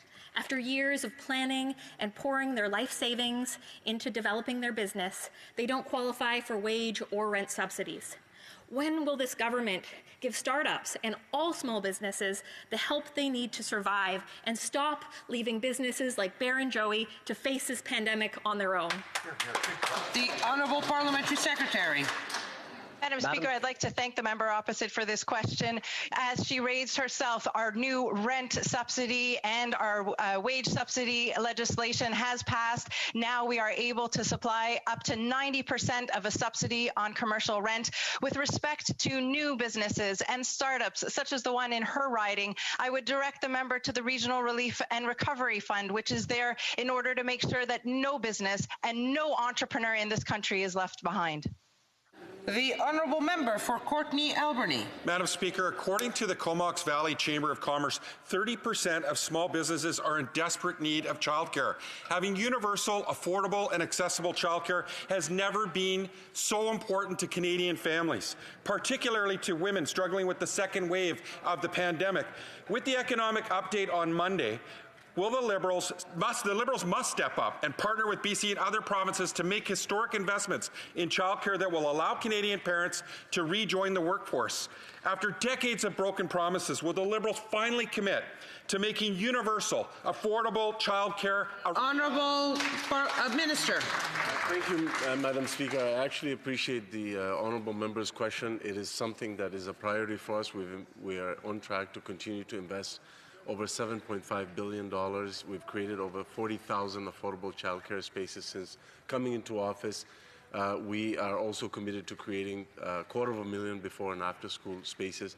And in the speech from the throne, the honourable member has noted, obviously, that we are committed to creating a national system of early learning and childcare that's affordable and accessible to all parents in Canada. L'honorable député de Vimy. The honourable member for Vimy. Thank you, Madam Speaker. The citizens of my riding know that while we are taking ambitious action to fight climate change, we must also position our economy to meet the demands of the future. From manufacturing to natural resources, Canada is well positioned to be a leader in the economy of tomorrow. Can the Parliamentary Secretary to the Minister of the Environment and Climate Change explain how the Net Zero Emissions Accountability Act would not only ensure clean water for the future generations? The Parliamentary Secretary. Well, thank you, Madam Speaker, and thank you to the member for Vimy for her important work on climate action. Committing to transparency and accountability helps people and businesses plan and know that they can count on Canada to be a great place to invest. The Net Zero Emissions Accountability Act will build on the leadership of countless businesses and help position Canada to meet the future demands of global markets. Madam Speaker, Canadians, industry, international markets, and oil and gas companies know that the Net zero is both good for our economy and our environment. The Honourable Member for Central Okanagan, Similkameen and Nicola. Madam Speaker, billions of dollars have been laundered into this country, leaving in its wake thousands of devastated families, killing so many sons and daughters and brothers and sisters from spiking opioid deaths. Now, the BC Attorney General has pointed the finger at this government for its lack of care and resources. He said, and I quote, "There has been no change or increase to police officers dedicated to anti-money laundering criminal investigations in the province," end quote. Will the minister admit that by doing nothing, he's effectively letting criminals off the hook, or is he going to continue to point the finger at others for his government's failures? The Honourable Minister. Madam Speaker, I'd like to thank the member opposite for a very important question. And after quite frankly, the scorched earth approach of the Harper Conservatives closing down money laundering, let me advise the member what we in fact have done. And over the last 2 years alone, Madam Speaker, we've invested over $300 million in the RCMP, FinTrack, and CRA. We've announced the establishment of a public safety action coordination enforcement team. And this month alone, Madam Speaker, the RCMP has further approved for $98 million for the creation to replace the offices closed by the Conservatives with new integrated money laundering investigative teams, which will add... The honourable member for Mission, Matsqui, Fraser Canyon. Madam Speaker, report after official report continue to show that BC and Canada have a serious money laundering problem. A year and a half ago, the Liberals announced more RCMP support to combat this crime. But BC's Attorney General just stated, and I quote, "I find this profoundly unfortunate. There has been no change or an increase in police officers dedicated to anti-money laundering criminal investigations in the province. This is unacceptable. How many new officers will BC receive and when? British Columbians want answers." Well, Minister. Madam Speaker, it is unacceptable, and unfortunately what the member has just said is also incorrect. As I've said, we have invested $300 million in the RCMP, FinTrack, and CRA. We've announced the establishment, and the work is underway, of the Public Safety Action Coordination Enforcement Teams. The CBSA Center of Expertise, as well as amendments to the Criminal Code, have taken place. And this month, Madam Speaker, the RCMP has approved the spending of $98 million towards the creation of new integrated money laundering investigative teams, adding additional officers in Alberta, Ontario, BC, and Quebec. And, Madam Speaker, the RCMP has launched the Counter Illicit Finance Alliance. The honourable member for Battle River, Crowfoot. Thank you, Madam Speaker. Rural crime is a huge issue in my riding. There was a bank robbery in Czar, police impersonators on Highway 41, and even a store in Amherst owned by the mayor being driven into and burglarized. And these are just a few examples. Things were bad before COVID, and it has only gotten worse since. The Liberals' only response to date is to dismiss. When will the minister and this government stop targeting law-abiding firearms owners, stop blaming Stephen Harper, and actually take rural crime seriously? The Honourable Minister. Thank you very much, Madam Speaker, and let me assure the member opposite that we in fact do take this very seriously, and in fact we've made substantial amounts of money, $327 million, available to the provinces and territories right across this country, including in the member's province. I've spoken recently to the provincial minister responsible, and I've asked her very clearly that she must tell the people of her province how that they have spent and invested that money. But I can also tell you, Madam Speaker, that, for example, in Saskatchewan, the Attorney General has said that they are on the right track in dealing with rural crime, and they've seen a 10% reduction. Similar data out of Alberta also shows that progress, significant progress. The honourable member for Fundy Royal. Madam Speaker, with it being victims and survivors of crime. You're on mute. I'm sorry. What a shame. We want to hear that. Thank you, Madam Speaker. Madam Speaker, with it being Victims and Survivors of Crime Week, Canadians were outraged to read a decision yesterday that a provincial court struck down the law that would allow judges to hand out consecutive life sentences to the country's cruelest murderers. If the government does not defend the law, it will have significant consequences across Canada. The minister failed to defend his government's previous criminal code amendments. Will he stand up for victims and their families by defending the law now? The Honourable Parliamentary Secretary. Madam Speaker, as I said earlier on in question period, this decision is going to rekindle a great deal of hurt and anger among those who are affected by this terrible crime, including the Muslim Canadian community, of which I count myself a member. The victims, their families, their friends, the people in Quebec and across this country. There are important questions raised by this judgment. We will take the necessary time to fully examine it. Our thoughts are focused with the families and the survivors. We have stood them and with the Muslim Canadian community throughout this awful tragedy, and we will continue to do so. The Honourable Member for Rimouski, Nejet-Témiscouata-Les-Basques.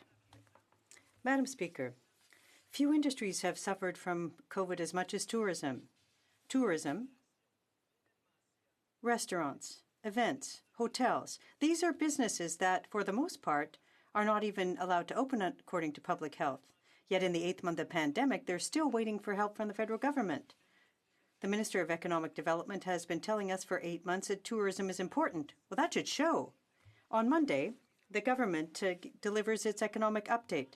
Is the government going to finally offer specific programs for tourism? The Parliamentary Secretary. Madam Speaker, thank you very much for the question from the member. The minister has put in place the Regional Recovery and Relief Fund, a $1.5 billion fund, which is enabling many businesses, including those working in the hospitality industry, to get the help they need. And in particular, in Quebec, it has been very effective. I would invite the member, if they have any particular cases, to contact myself or the other parliamentary secretary so we can work on a solution together. Thank you. The Honourable Member for Rimouski-Nejet-Témiscouat-Basque. Madam Speaker, it's quite something that federal assistance doesn't meet the needs of the industries that are hardest hit by COVID. We're talking about an industry that was paralyzed back in the spring, it's paralyzed today, and is now learning that next summer will be just as difficult because Ottawa wasn't able to get the COVID vaccine in time. The economic update is on Monday. It's the last chance for many companies in Quebec. Will the government finally announce a specific targeted tourism strategy? The Honourable Parliamentary Secretary. Thank you very much, Madam Speaker. And I can tell you that we have been there from the get-go for the tourism industry through our wage subsidy, which has been extended into next year, through our relief as it relates to rent, as well as the Regional Relief and Recovery Fund, a $1.5 billion fund that's there for the tourism industry that thousands of workers and thousands of businesses across Canada are accessing. We're going to continue to be there as long as we need to continue to support our very important tourism industry from coast to coast to coast. Thank you very much. The Honourable Member for Denethor, Mississippi, Churchill River. Thank you, Madam Speaker. Madam Speaker, Canadian farmers produce the highest quality canola in the world. Health Canada recently announced they will make a decision on banning neonic insecticides in the next 6 months. This government, if they had consulted with canola producers, would know that neonics are strictly used as a seed treatment, are an essential tool in the production of canola, and allow for a reduction in their reliance on foliar and insecticides. Madam Speaker, will the minister commit to making decisions based on real science and to consulting with Canadian canola producers? The Honourable Parliamentary Secretary.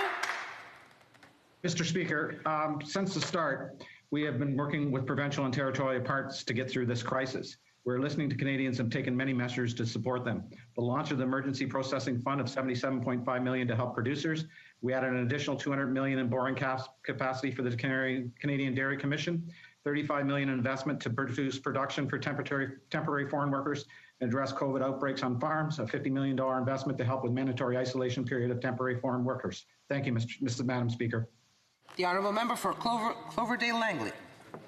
Madam Speaker, during the Justice Committee hearings on Bill C-7, Minister Qualtrough admitted that it's easier to get The Honourable Member cannot, I'm sorry, the Honourable Member cannot use names in the House. Liberal committee members voted against improving access to medical services for disabled Canadians while rushing to make euthanasia a standard of care. On this side of the House, we listened to the disability community when they told us that this bill is their worst nightmare. Why won't the government listen? The Honourable Parliamentary Secretary. Madam Speaker, I appreciate the question, and the issue of sensitivity towards persons with disabilities is central for all parliamentarians in this House. We're crafting a piece of legislation that ensures the autonomy and dignity and competence of individuals who choose this path, while all the time ensuring that there are safeguards in place to protect those who are vulnerable. Ensuring the competence and dignity of Canadians is critical. This is a delicate issue, it is a moral issue, it is a profound issue, but it is one that we are deeply concerned about, and we are taking all necessary steps. Honourable Member of St. Albert, Edmonton. Madam Speaker, this week at the Justice Committee, Liberal MPs incredibly rejected all amendments to Bill C-7 to protect the vulnerable.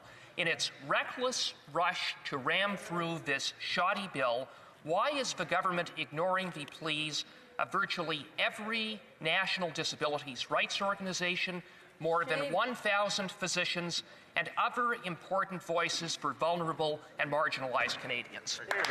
The Honourable Parliamentary Secretary. I thank the member for his question and would point out for his edification and for those of the members of the House that 2 amendments were accepted, one by the NDP and one by the Green Party. The second important piece to conceptualize here is that much of this has been made about the competence and autonomy of individuals choosing the path of MAID. Madame Gladue and Monsieur Truchon themselves were persons with a disability. What the court said in that important case is that denying people with disabilities the same access to MAID that is provided to persons with abilities actually renders their autonomy, their competence, and their dignity in question. That is what we're seeking to address, that particular void. That is what this is built. L'honorable député d'Alfred. The Honourable Member for Alfred Pellant. Madam Speaker, in Laval, our Black communities are active in both business and community sectors. Their involvement supports the prosperity and vitality of my community of Laval. Yet, even in 2020, they face many obstacles. Could the Minister explain to the Black communities in Laval what our government is doing to support Black entrepreneurs and community leaders? The Honourable Minister. Merci, Madame la Présidente, et j'aimerais... Thank you, Madam Speaker, and I'd like to thank my colleague for his question and his work in the community of Laval. The government knows that when everyone participates in the economy, everyone benefits, and that's why earlier this week we announced the launch of 2 of the 3 pillars of the entrepreneurship program for Black communities, the first of its kind in the country. We know that systemic racism exists everywhere, even in the business world, and we must take tangible action like this program, this innovative program, to fight it. Member for Saskatoon Grasswood. Thank you, Madam Speaker. For months, the Liberals left my private member's bill to legalize single-event sports betting in limbo while they shut down Parliament. At that time, it simply wasn't a priority. Well, now the government has brought forward their own legislation on this matter. The fact is, tourism, gaming, and sports sectors need the help right now. Will the government commit today to bring this bill for debate, a vote, without further delay? The Honourable Parliamentary Secretary. Madam Speaker, our government is committed to ensuring that those who engage in gambling can do so in a safe and regulated way. The current laws prohibiting betting on single-event sport betting allowed organized crime to profit and created economic disparities for our communities. That's why we are proposing changes to the legislation that has been tabled to allow the provinces and territories to regulate this and Canadian communities to benefit from the revenues. These changes will also bring about additional transparency to support responsible gambling and provide assistance to those in need of support. Thank you, Madam Speaker.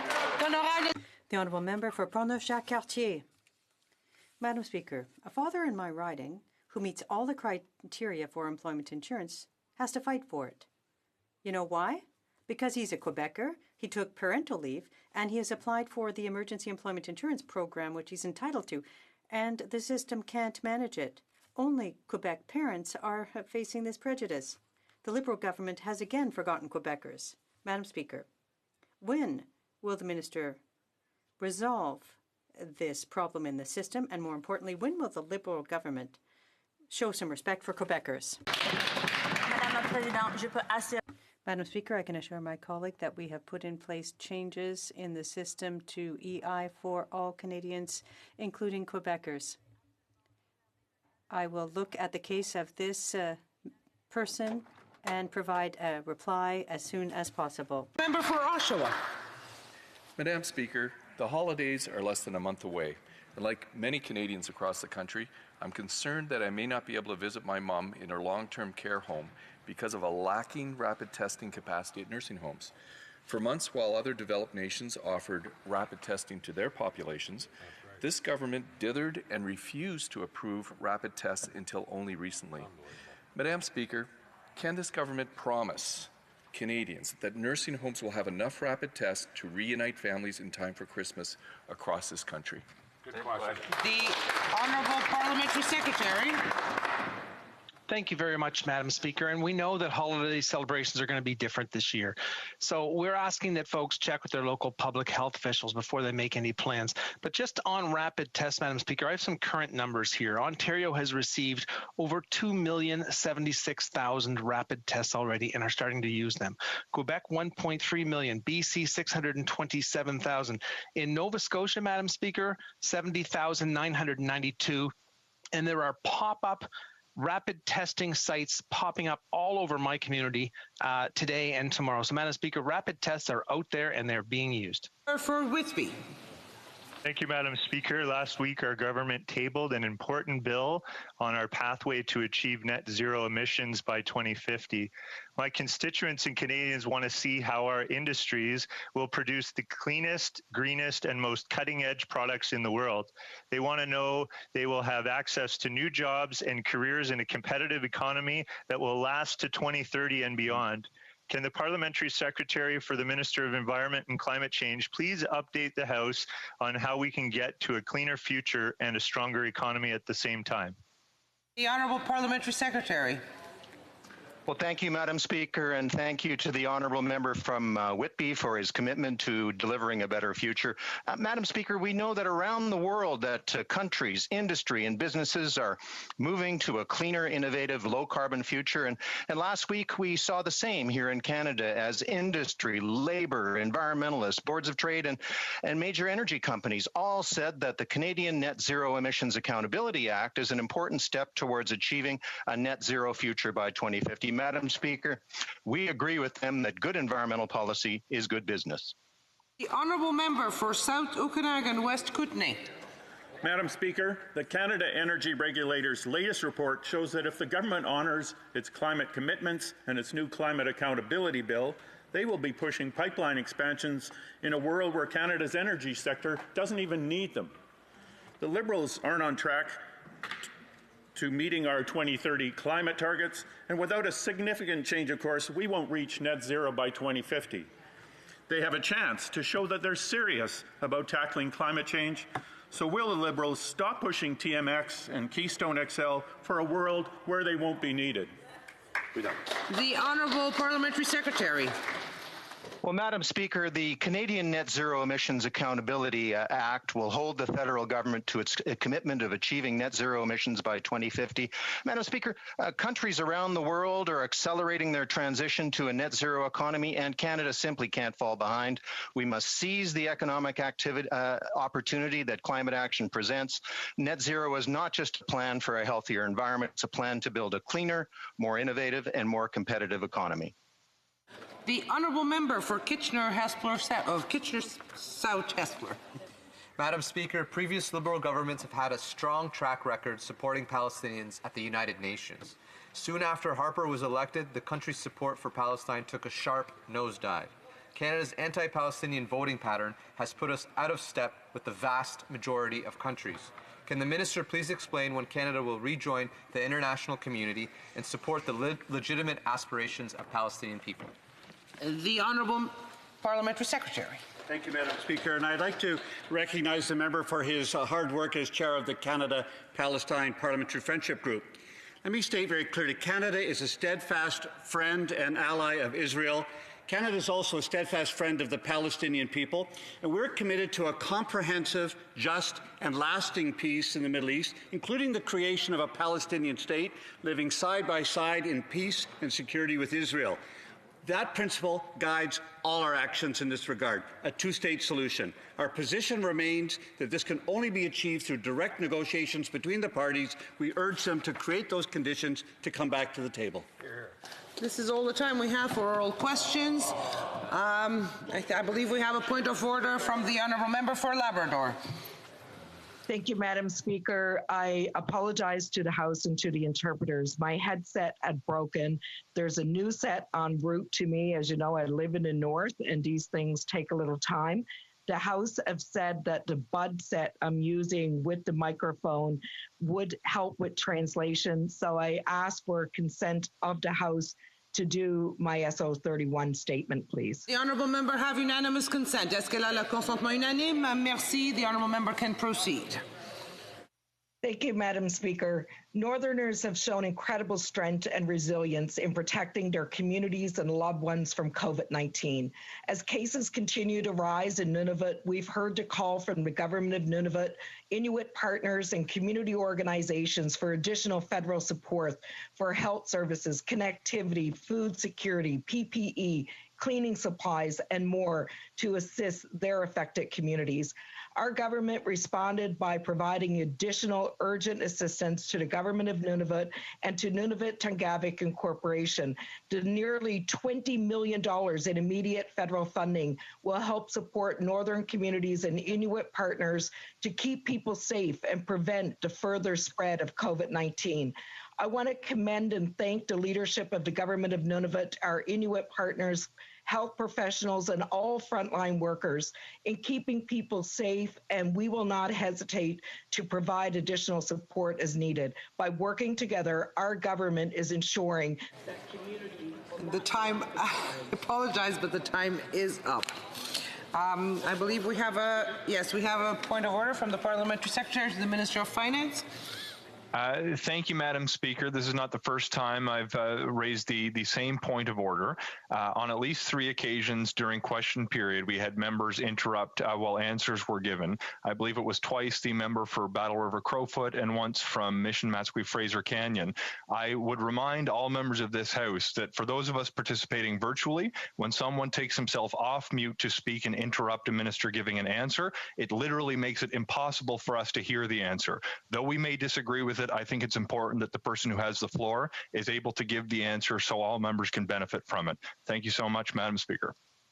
Thank you very much to the Parliamentary Secretary for this reminder to all members that when you are participating virtually, please make sure that your mics are on mute.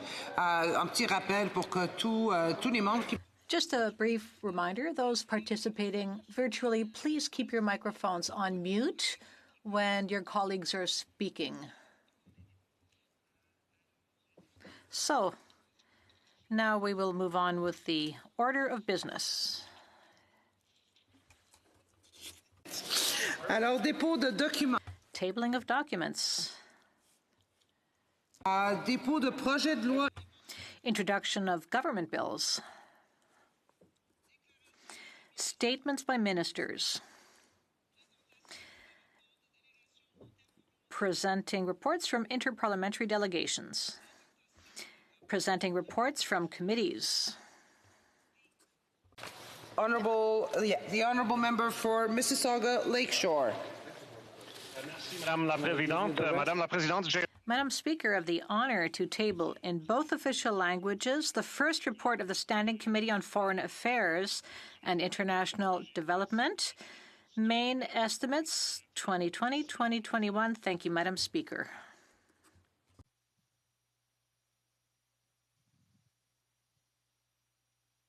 Report the presentation.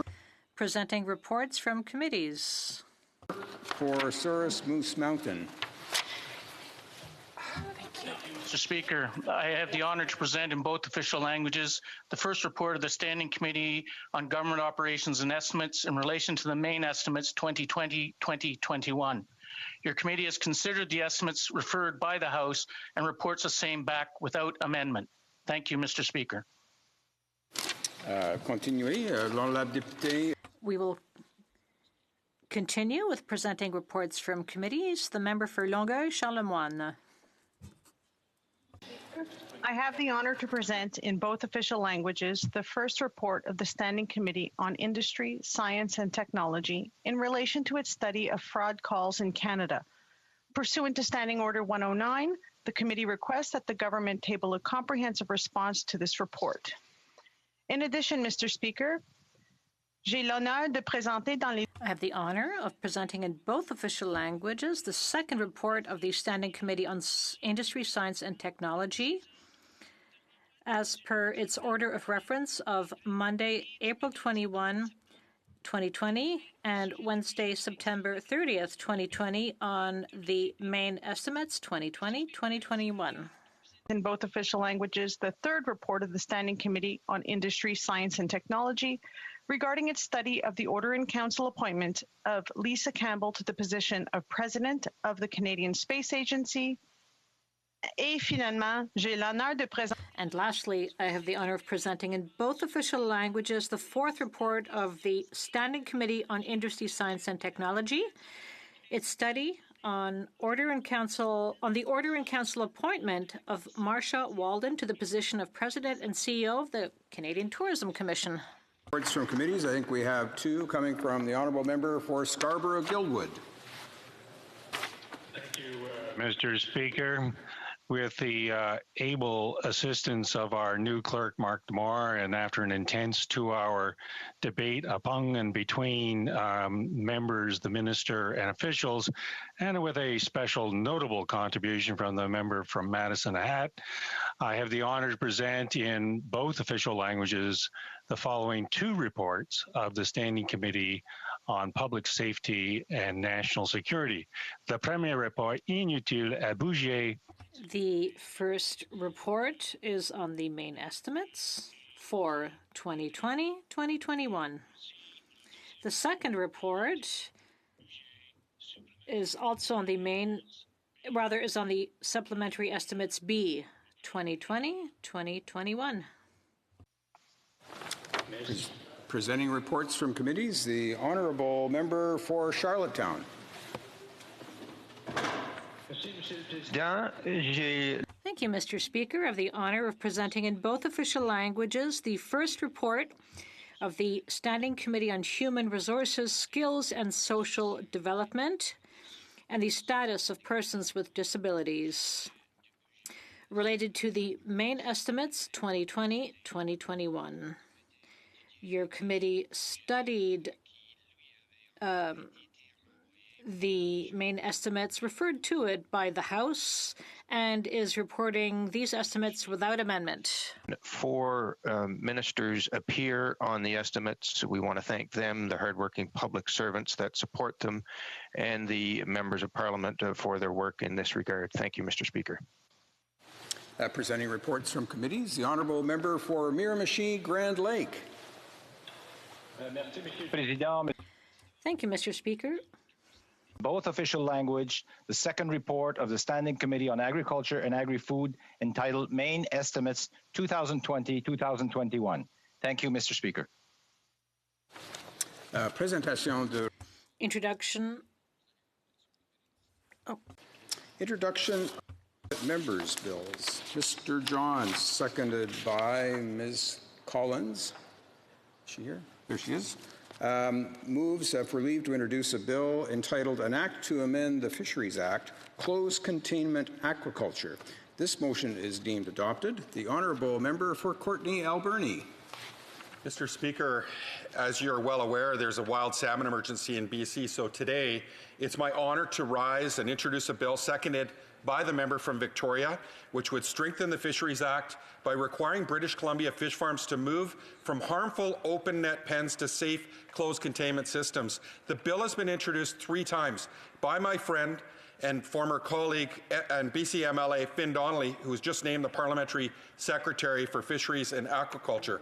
It's beyond time for this government to act. 3 successive governments have failed to get the job done. My bill sets out a timeline and directs the minister to deliver a plan within 1 year of receiving royal assent, not to some unknown date in the future. We have the potential to be leaders in close containment, and it's imperative that this government act now to save wild Pacific salmon, while protecting the sensitive ecosystems where we work and live and the important jobs and workers in this industry. Thank you, Mr. Speaker. Mr. Johns, seconded by Ms. Collins, moves that the bill be now read a first time and be printed. This motion is deemed adopted. First reading of this bill, première lecture de ce projet de loi. And when shall the bill be read a second time? At the next sitting of the House. First reading of Senate public bills. Motions. Motion. Présentation de pétitions. Presenting petitions. Honourable Member for Edmonton Strathcona. I am happy to rise today on behalf of petitioners who have asked the government to recognize the Communist Chinese Party is perpetrating a genocide against the Uyghur people. They ask that the government formally recognize that Uyghurs in China have been and are being subject to genocide, and that the government use the Justice for Victims of Corrupt Foreign Officials Act, the Magnitsky Act, to sanction those who are responsible for the crimes being committed against the Uyghur people. Thank you, Mr. Speaker. Representing petitions, we're going to go to the three we have notice of by video conference. The Honourable Member for Nanaimo Ladysmith.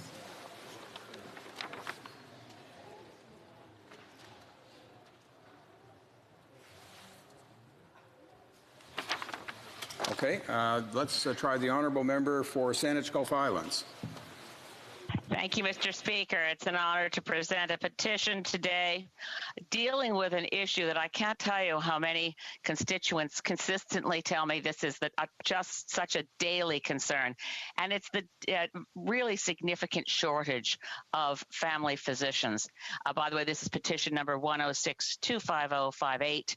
According to Statistics Canada, petitioners point out 4.8 million Canadians do not have their own family physician.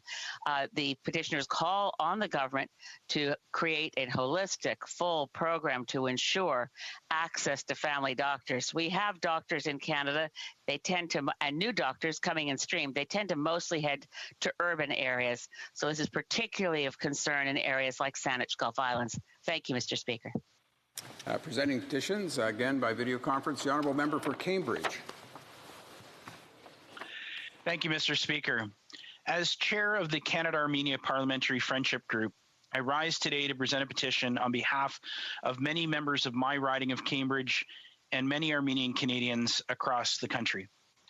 This petition, E2885, garnered over 3,300 signatures and is regarding the recent fighting in Artsakh, Nagorno-Karabakh, which caused the tragic death of far too many civilians and drove thousands upon thousands of people from their homes. Thank you, Mr. Speaker.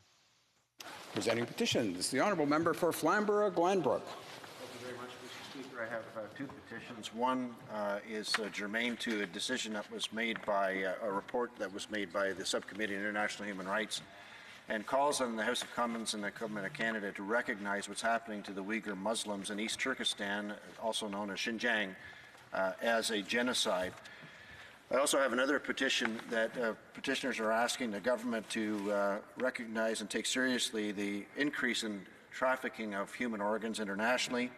And as there are currently two bills before Parliament proposing to impede the trafficking of human organs, Bill C-350 as well as Bill S-240, they're calling on the House of Commons and the Government of Canada to pass these bills expeditiously to ensure the reduction of trafficking in human organs. Presenting petitions, the Honourable Member for Lethbridge. Thank you, Mr. Speaker. I am presenting two petitions today.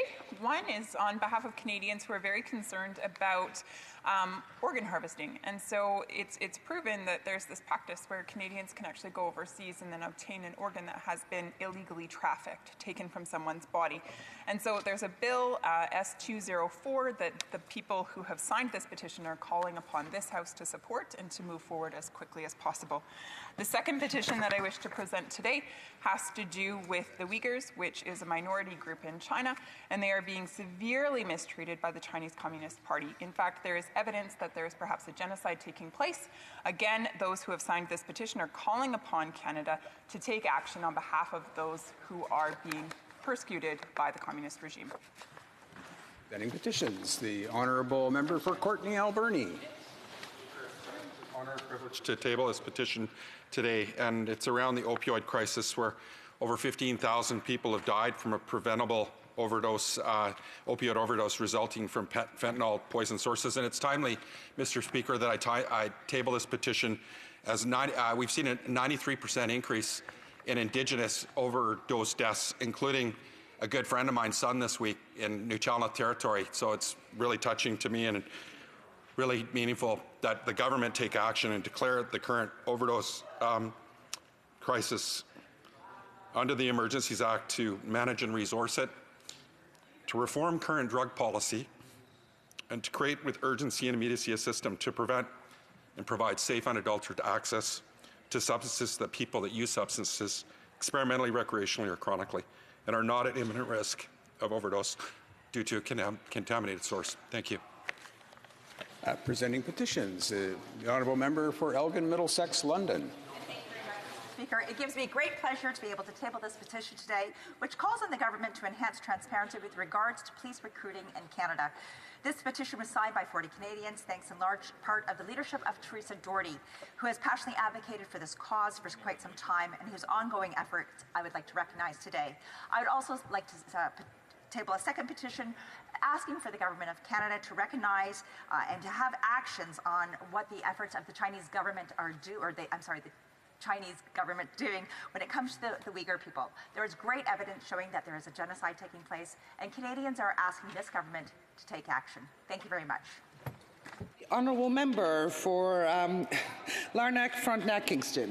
Thank you, Madam Speaker. One of the problems with having served as long as I have is I've had 3 riding names and it leaves everybody confused. Madam Speaker, today is the 20th anniversary of my first election, and it I won't say it gives me pleasure, but it seems fitting and appropriate that I am once again returning to a subject that I addressed in my very first address to the House 20 years ago, which at the time was human rights in China, the treatment of Falun Gong. This is a petition signed by many Canadians on the subject of a piece of legislation currently before the Senate that would deal with the issue of organ harvesting, where organs are taken involuntarily, that is to say, by people who have been forced into confinement, had organs removed, often with fatal results. This takes place in China and has been done to victimize many Falun Gong practitioners. Testimony was given before the Human Rights Committee when I was chaired by eminent human rights experts David Kilgore and David Matus on this subject. The petitioners ask that Bill S-204, currently before the Senate, be expedited. This bill would amend the Criminal Code and the Immigration and Refugee Protection Act to make sure that Canadians are prohibited from traveling abroad in order to benefit from organs that have been removed without consent from their human donors, and also to render it inadmissible for Canada to admit any permanent resident or foreign national who has participated in the involuntary trade or the trade in involuntarily donated human organs. Thank you, Madam Speaker. The Honourable Member for Sherbrooke Park for Saskatchewan. Madam Speaker, it's a pleasure for me to be presenting 4 petitions in the House today. The first is an e-petition, petition 2835, and it was put together by the Saskatchewan Stands with Hong Kong. So I want to congratulate them on their work, and it deals specifically with the issue of foreign intimidation and interference along similar lines to a motion that I've just put before the House, motion 55. Petitioners identify a number of different issues of concern, including the statements of former Ambassador John McCallum on the Meng Wanzhou case, as well as the fact that our Foreign Affairs Minister used to own properties that were mortgaged under a Chinese state-owned bank. Petitioners call for a commitment to openness, transparency, and accountability to Canadian citizens, especially as it relates to the recent uptick in potential foreign influence from the People's Republic of China, and review and implementation of legislation to counter foreign interference and influence, looking in particular to experiences of other democratic countries like Australia who have effectively addressed these problems. The second petition highlights the challenging experience, the persecution of Afghanistan's Sikh and Hindu minority communities. I had an opportunity to highlight this issue before the Foreign Affairs Committee in questioning a witness from the UNHCR yesterday. Petitioners are calling on the Minister of Immigration, Refugees and Citizenship to use the powers granted to him to create a special program to help persecuted minorities in Afghanistan. Is also calling on the Minister of Foreign Affairs to advocate for these communities in his interaction with his Afghan counterparts. The third petition highlights the plight of Uyghur Muslims, Uyghurs and other Turkic Muslims in China, including things like forced sterilization, forced insertion of IUDs, and forced abortion as part of a coordinated effort to bring down the population. What one expert has called the largest mass detention of a minority community since the Holocaust. Petitioners call for recognition of these crimes, as well as for the use of the Magnitsky sanctions to target those responsible for these abuses. The fourth and final petition is in support of Bill 204, a bill that it would make it a criminal offense for a person to go abroad and receive an organ in a case where the person from whom the organ comes has not properly consented. This bill seeks to combat the horrific practice of forced organ harvesting and trafficking. A bill like it almost passed in the last Parliament. Petitioners are hoping this Parliament will be the one that finally gets it done. Thank you. Presenting petitions, the Honourable Member for Bruce Grey Owen Sound. Merci, Madam President. I rise today to present a petition on behalf of Canadians with relation to the ongoing genocide and actions against the Uyghur minority population. The petitioners are calling upon the House to recognize the ongoing situation as a genocide and to take appropriate sanctions against the Chinese Communist Party. Thank you, Madam Speaker. Presenting petitions. Questions on the order paper. The Honourable Parliamentary Secretary. Yes, thank you, Madam Speaker. I would ask that all questions be allowed to stand at this time, please. Is it agreeable? Government orders. Government bills. Orders of the day, Government Bills Commons, resuming debate at report stage of Bill C7, an act to amend the Criminal Code, medical assistance in dying. We now go to the Honourable Member for Esquimalt Saanich Sooke for the questions on his speech.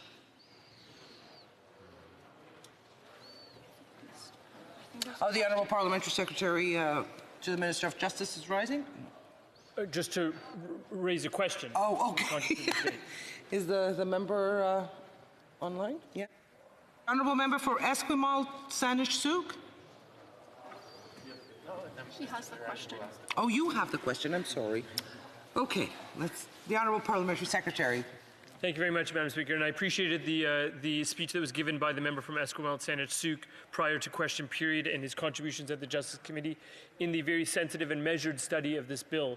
What I would ask him is, in respect of his what he heard at committee and in respect of his interest in this legislation, if he could comment on the amendment that he suggested, which was eventually adopted by the committee, in respect of ensuring that when someone is on track 2, as it is known, where one's death is not reasonably foreseeable, ensuring that the expertise is available to do a robust and rigorous assessment of the conditions and one's eligibility for MAID. What motivated that kind of amendment, and what is it geared towards addressing? Thank you.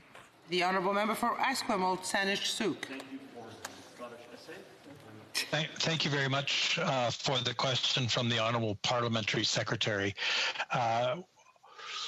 I guess what I would say is that in the new Track 2, because there will be a broader range of medical conditions which may allow people to apply for medical assistance in dying, there are additional procedures required. And one of those is to seek extra expertise by the assessors before the provision of medical assistance in dying.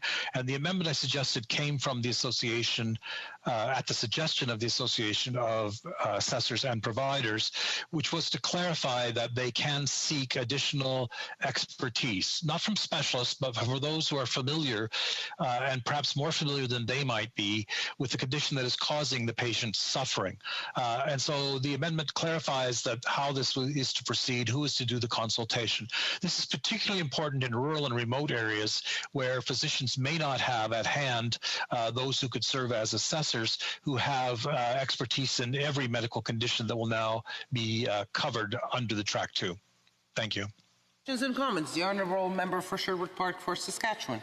Thank you, Madam Speaker. I know that my honourable friend has taken issue with the use of the term by some people in the medical community and patient advocates, the use of the term same-day death to describe the implications of this legislation.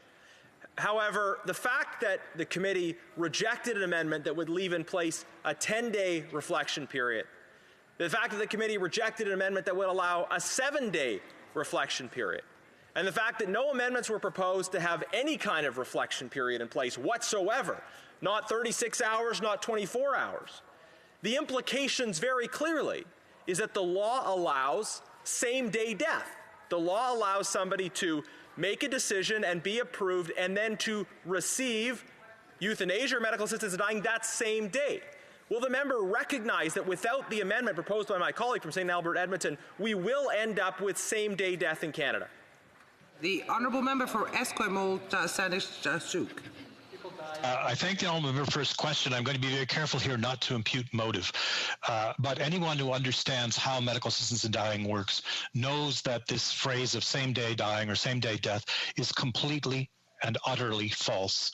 The only way that this could happen is that the assessment procedures that are specified in law would not be followed. And so what he is in fact saying is that the way we would have same-day death is only if the medical professionals involved violated both the law and the professional standards to which they are subject. So I do not know why people continue to insist that this is something which would be possible when clearly it is not.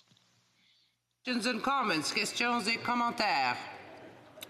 The honourable member for Sherwood Park for Saskatchewan. Well, thank you, Madam Speaker. I think the member should acknowledge that in the legislation, there are no timelines set in the context of those assessment processes. So those assessment processes might take a longer period of time, but they might not. What's required by the law is 2 physicians signing off that the criteria have been met. There's absolutely no timelines around that. So the member, I think, has to recognize the reality of the law. And if he doesn't want to have same-day death happen, all he has to do is vote in favor of the amendment from my colleague. The amendment alone would prevent same-day death from becoming a reality. The honourable member for Esquimalt, Saanich-Sooke. Well, this time I can't thank the member for the question. I'm sorry. I think that this is a shameful statement to make in the House of Commons. This accuses physicians of being prepared to act both unethically and illegally in the way they assess those eligible for medical assistance in dying. And so I just cannot understand what the motive is of those who are trying to suggest that this is indeed a real possibility. Resuming debate, the honourable member for Lethbridge. Madam Speaker, when I was in high school, I had the privilege of looking after an elderly lady who had MS. She was bound to a wheelchair and needed assistance on the weekends. I would provide respite care.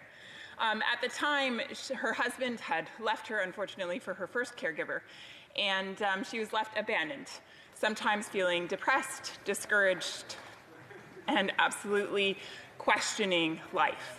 But nevertheless offered hope and offered something of great worth and value to me as a young person in high school. I would spend time with her listening to her stories, listening to her reflections, and she modeled for me this great depth of character, this humility, this kindness, this understanding that life sometimes gets difficult, but you put your head up and you keep going. And I would talk to her about the challenges that I faced in high school, and she would walk me through them, and she would offer her perspective and her insight, and she always helped me to come back into alignment. I can't imagine living through high school without the blessing that Sheila offered in my life at that time. I'm incredibly thankful for the contributions that she made. The legislation before this House, Bill C-7, has to do with making changes to the parameters around physician-assisted death. People like Sheila will be put at risk. They will be put in harm's way should this legislation go through. And Madam Speaker, it certainly seems that that is the direction that we're going here today, and it's unfortunate. I would like to outline 4 specific concerns that exist with this legislation. And these are the concerns that are being brought forward by every single disability group in this country, and the concerns that have been signed off by more than 1,000 physicians here in Canada. Number 1, under this new piece of legislation, death will no longer need to be foreseeable, which means that it no longer needs to be imminent. And so one witness said this. She said, the removal of reasonably foreseeable natural death as a limiting eligibility criterion for the provision of MAID will result in people with disabilities seeking MAID as an ultimate capitulation to a lifetime of ableist oppression. Madam Speaker, what she is talking about is the devaluation of those who live with a disability and the elevation of those who have able bodies. Madam Speaker, it's wrong. The second problem with this legislation is that it removes a 10-day waiting period. And so between giving your formal signature to saying yes to medical assistance in dying to actually having the procedure administered, there used to be a 10-day waiting period, and now this legislation would do away with that. Madam Speaker, with something so final, so irreversible, it seems appropriate that an opportunity for a sober second thought would be granted to those who are seeking this procedure. At minimum, they should be given the opportunity to reflect. And others will argue that they already have reflected, that they've spent time thinking about this, that it's often not a decision made in the moment. But Madam Speaker, I would contend, and psychologists would agree with me, that there is something very significant that happens in the mind of a human when they put pen to paper, when they sign off on something. It often provokes further emotion, further consideration, and further conversation with family and friends. We must give people that opportunity. The third concern that I have with this piece of legislation, and that is backed up by so many, is that it requires only one witness to sign off and not two. And so this then takes away from the accountability that is required. What this does then is it actually puts the vulnerable at risk. So I'll give you a really tangible example in terms of the problem here, and that is this. In order to execute a will, it requires two signatures. To execute a will. Now, for the most part, we're just talking finances. Now, how much more should we require that extra element of accountability and thought when it comes to someone's life? And the fourth concern that I would like to bring to this House today is that this legislation doesn't require the patient to initiate the conversation. In other words, it allows the physician to initiate. It allows the physician to suggest, or another medical practitioner to suggest or incite the idea on behalf of the patient or for the patient. Madam Speaker, that is dangerous. That is extremely dangerous. And to illustrate this point, we had a witness who came before committee. Her name is Taylor Hyatt, and she talked about her experience as a 20-something-old woman who is in a wheelchair, and she went to the doctor because she had pneumonia. Now, this is a condition that most people would recover from when they're in their 20s. And so she had every expectation that, of course, she's going to be fine on the other side. But the doctor said this to her. The doctor said, the only thing we know is that this infection affects your breathing and you may need oxygen. Is that something you want? Taylor says, my answer was, of course. The doctor seemed surprised and unconvinced, so she asked me again. My answer was unchanged. Madam Speaker, a doctor should never pressure a patient to consider medical assistance in dying. Never. That is completely inappropriate. And Taylor makes that very clear in her testimony when she says, whether disabled or not, Canadians look to these professionals as guides. Doctors have power to shape the perspective of others, and they should wield it with great care. Madam Speaker, it is absolutely necessary that we treat all people, but in particular those who live with a disability, with the utmost respect, with the utmost dignity, and with the utmost value. What does it say about our society when we neglect to do just that? Madam Speaker, I think this is an important question, and again, it's one that's being asked by so many within the disabilities community. Because what they're afraid of is that over time, this becomes entrenched in our social fabric as a nation. And instead of it being an option, it actually becomes the expectation that if you have a disability, of course you would seek medical assistance in dying. Of course you wouldn't want to live your life with this perceived restriction to your life or pain in your life. When actually, Madam Speaker, we know that doctors overestimate the perception of someone with a disability as to the value of life. In other words, a person with a disability sees great value in what they have to offer, sees great value in the life that they live, but the physician often imposes upon them a different set of values, a different level of worth, and that's wrong. Krista Carr, the VP of Inclusion Canada, she said this. She said, the disability community is appalled that Bill C-7 would allow people with a disability to have their lives ended when they are suffering but not dying. They are suffering, but they are not dying. She goes on to say that language and perception are powerful, including disability as a condition warranting assisted suicide. It equates to declaring that some lives just simply are not worth living. Madam Speaker, it creates this differentiation then between first-class society and second-class society, those who have able bodies and those who have bodies that are different, those who live with a disability and those who do not. And Madam Speaker, it is atrocious that we would go down this road as a society.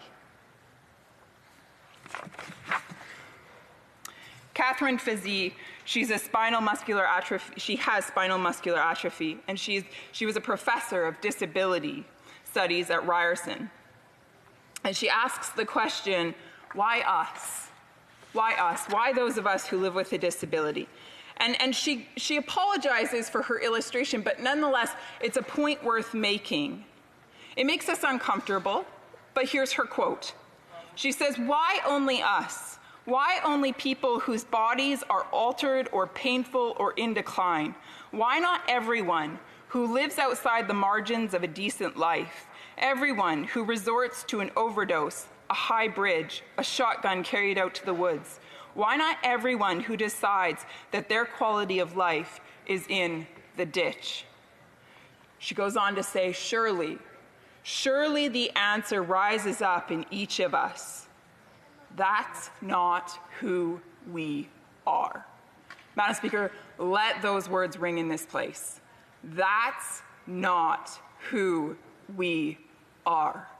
Madam Speaker, we pride ourselves as Canadians being people that are full of compassion, people who treat one another with dignity and respect and honor, people who look at one another regardless of the color of your skin or your race or your ethnicity or the language you speak or the background from which you come. And we look at each other and we say, you are a person of value.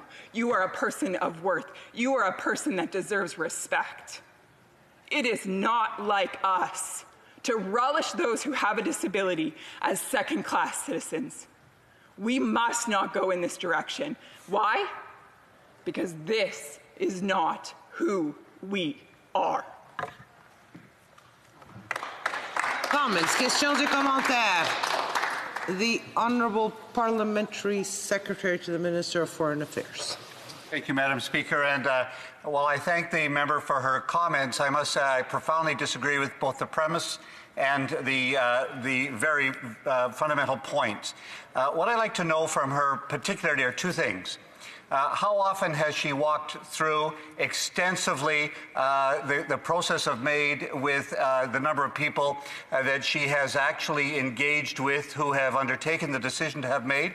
And secondly, why is it that she, and they're proud to say on the other side of the House, that 1,000 physicians have expressed concern. Why is it that she thinks that 98,000 other physicians in Canada have not expressed that concern? Why is it less than 1% of physicians in Canada who have expressed such a concern?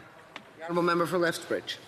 Madam Speaker, that member may want to reconsider his words, because I will speak them back to him, and you may want to give them a sober second thought, the very thought that you are not affording those who have a disability, and that is this. You said that the member opposite said that he disagrees with the premise of my argument. Let me rehearse the premise of my argument, that every single Canadian, regardless of ability, is of equal worth, equal value, equal dignity, and is worth equal respect. If that member disagrees with that, shame on him. L'honorable député de Berthier-Masquinongé. The honourable member for Berthier-Masquinongé. Thank you, Madam Speaker. This is a very emotional debate. I thank the member for her remarks, and I can feel the emotion, but we can't lose sight of the objective of the bill. It's not to classify the worth of life, far from it. This bill is to enable people who are suffering intensely and know that there's no other outcome to make a choice that we don't make on their behalf. I'd like to hear the member comment, because if we refer to the case of Ms. Gladue, do we not acknowledge that there have been sufferances, or there has been some sufferance that's been imposed on her by the system? It's simply to facilitate an individual choice. I don't see anything in this bill that will measure the value of a life. Madam Speaker, the honourable member says that he talks about the objective of the bill and that we need to turn our attention there and therefore ignore anything that it might do intentionally or unintentionally aside from the objective of the bill. Madam Speaker, that's an illogical argument. That's wrong. We must acknowledge what those within the community of people who live with a disability are saying. Why would we say that their voices don't count? Why would we say that? The point is that this bill will impact those individuals. It will put them at risk. You know, Mr. Forey came to the committee, Roger Forey, and he talked about his experience of living with an irreversible neurological disorder. And Madam Speaker, I'm responding to this, so please bear with me here for a few minutes. Now, he talked about his irreversible condition, and he talked about what the doctors said to him. And they said that they could no longer provide him the care that he needed in the hospital, and so they would send him home. But they wouldn't send him with any sort of supports. And so he said this, he said, "I have been coerced into assisted death by abuse, neglect, and lack of care and threats." Madam Speaker, this is And one more question. The Honourable Member for Esquimalt-Saanich-Sooke. Thank you very much, Madam Speaker, and I thank the Honourable Member for Lethbridge for what I know are very sincere concerns that she is raising.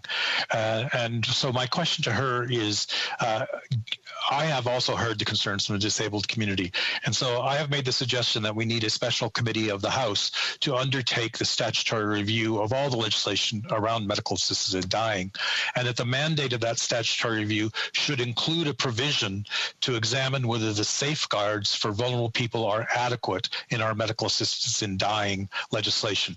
Does the Honourable Member support my proposition that we make this part of the statutory review? Honourable Member for Lethbridge.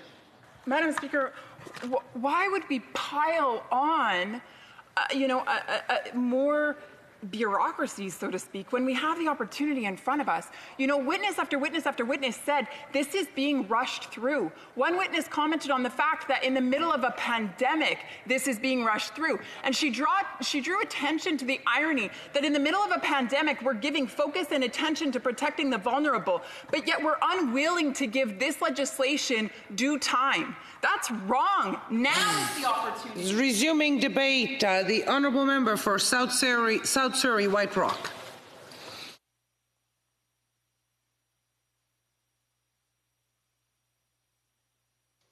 For South Surrey, White Rock. Yes, thank you, Madam Speaker. I was getting my mute working, or unmuted. It's a pleasure to speak today to the two amendments moved by the member for St. Albert Edmonton and to the impacts of Bill C-7, an act to amend the criminal code respecting medical assistance in dying. When I first rose to speak to this bill a month ago, I stressed the importance of a careful, diligent review of this legislation. The bill is crucial to Canadians, and what could be more important than matters that affect life and death. Unfortunately, through my observations, research, and participation as a member of the Standing Committee on Justice and Human Rights, and observations, what I've witnessed falls short, well short of the thorough appraisal I had hoped for. The committee heard approximately 8 hours of testimony on this profound legislation, a bill that will make Canada's MAID regime among the most permissive in the world. 8 hours. On 2 occasions, my Conservative colleagues moved for additional days of witness testimony. We asked first for 2 days. That was voted down. We then asked for 1 day. Again, voted down. November is Indigenous Disability Awareness Month. I am sad to say that in studying Bill C-7, the committee did not take the time to hear from a single representative of the Indigenous community. This is a travesty. We should all be ashamed. In the 8 hours, we did hear from both MAID practitioners and many doctors and advocates for persons with disabilities who passionately oppose Bill C-7. Today, in this House, the Parliamentary Secretary to the Minister of Justice stated that Bill C-7 takes into account the autonomy and dignity of the disability community. Persons with disabilities in Canada overwhelmingly disagree. Who are we to deny their lived reality and ignore their personal experiences? Roger Foley, who suffers from a severe neurodegenerative illness, testified about the coercive pressures he has personally faced to choose MAID. He told the committee his health care needs were neglected and that he felt pressured by medical staff who specifically raised MAID as an option. We heard from Dr. Ramona Coelho, who practices home care for many vulnerable patients, and explained that she has observed transient suicidal ideation in her patients, meaning while they sometimes have thoughts about suicide or wanting to die, with good supports, they often later choose to live. In highlighting the problem with the bill's 90-day period for individuals for whom death is not imminent, Dr. Coelho explained that many treatments have waiting lists longer than 90 days. She also urged the committee to adopt a conscience amendment that would protect doctors and other healthcare professionals who do not want to participate in Canada's MAID regime. Dr. Leonie Herx, Associate Professor and Head of Palliative Care at Queen's University, told the committee that the elimination of the 10-day waiting period would not allow time for a person who might have a transient death wish to change their mind, adding that patients often change their minds when they are shown proper care. Dr. Herx also spoke to the witness requirement. She noted having two witnesses helps ensure individuals are not coerced into choosing MAID. Specific examples of such coercion are known. We heard there aren't enough protections for persons with disabilities from Bonnie Brayton, National Executive Director of Disabled Women's Network of Canada. Dr. Catherine Frazee, Professor Emerita at Ryerson University's School of Disability Studies, asked why persons with disabilities were being singled out by this legislation. It's a valid question. Krista Carr, Executive Vice President of Inclusion Canada, told the committee, quote, "The disability community is appalled that Bill C-7 would allow people with a disability to have their lives ended when they are suffering but not dying," end quote. She added, every national disability organization disagrees with Bill C-7. We heard from Dr. Heidi Jantz, representing the Council of Canadians with Disabilities, who advocated for better monitoring of the MAID program, keeping the 10-day reflection period and two-witness requirement, and adding a condition that MAID must first be brought up by the patient, not the doctor. People do change their minds. Putting thoughts of death into a patient's mind can be very dangerous to their possible recovery. David Roberge, representing the Canadian Bar Association, asked the committee to clarify what constitutes reasonably foreseeable death, noting that the current law has caused significant uncertainty in practice. This is not defined in the legislation. We also heard from Michelle Rakako, a lawyer from Living with Dignity, who told us the Truchon decision should have been appealed to the Supreme Court of Canada, which I fundamentally agree with. We are making what some have called life-shattering changes in a MAID regime that has not been properly studied since it was first introduced 5 years ago, based on a Quebec Superior Court decision, not appealed to the Quebec Court of Appeal, nor to the Supreme Court of Canada. And this government has expanded its bill far past that original court decision. Based on the text of the bill before us, apparently not all parties heard the same testimony. My Conservative colleagues and I proposed several common sense amendments, as did the Green Party and Bloc Québécois, amendments that sought to add safeguards to Canada's MAID regime to protect Canada's most vulnerable populations at moments of peak vulnerability, amendments that would add reporting requirements to track MAID in Canada so we could properly review the program and better access its flaws, reporting that was woefully unavailable as we studied this bill. But at nearly every turn, the Liberals voted against these. We Conservatives proposed keeping safeguards from the 2016 legislation passed by a Liberal majority government, like requiring that MAID requests be signed and dated before 2 independent witnesses, and that Canadians choosing MAID receive a 10-day reflection period that would afford a final opportunity to deliberate the irreversible action of ending one's life. The Liberals voted against both. When our 10-day reflection period was voted down, we proposed a period of 7 days. Again, the Liberals voted against it. Unlike the previous MAID regime enacted in 2016, this bill extends the availability of MAID to those whose death is not reasonably foreseeable and introduces a 90-day waiting period before the end-of-life procedure may be carried out. We proposed extending the period to 120 days to allow patients more time to see doctors, consider available treatments, and see what their life could be like with the proper supports in place. The Liberals voted against it. We then tried to at least clarify the specific event that would trigger the beginning of the 90-day period. The Liberals voted against that too. Again, Conservatives weren't the only party who listened to the testimony of doctors and people with disabilities advocating for safeguards. I applaud the member for Nanaimo Ladysmith for proposing an amendment that would require individuals considering MAID whose death is not imminent to receive a consultation with a palliative care professional. The member also proposed that the living conditions of persons requesting MAID and the care made available to them be recorded for program assessment purposes. The Liberals voted against those. I also thank the member for Montcalm for two thoughtful amendments. One sought to provide clarity around the ambiguous phrase, reasonably foreseeable death, by drawing the line at having 1 year to live. The second asked for a review of Canada's MAID regime within 12 months of royal assent. You guessed it, the Liberals voted against both. A system that does not seriously consider safeguards and reporting requirements and does not protect healthcare professionals is broken before it begins. We heard time and time again that these changes are essential. The Liberal government simply will not listen.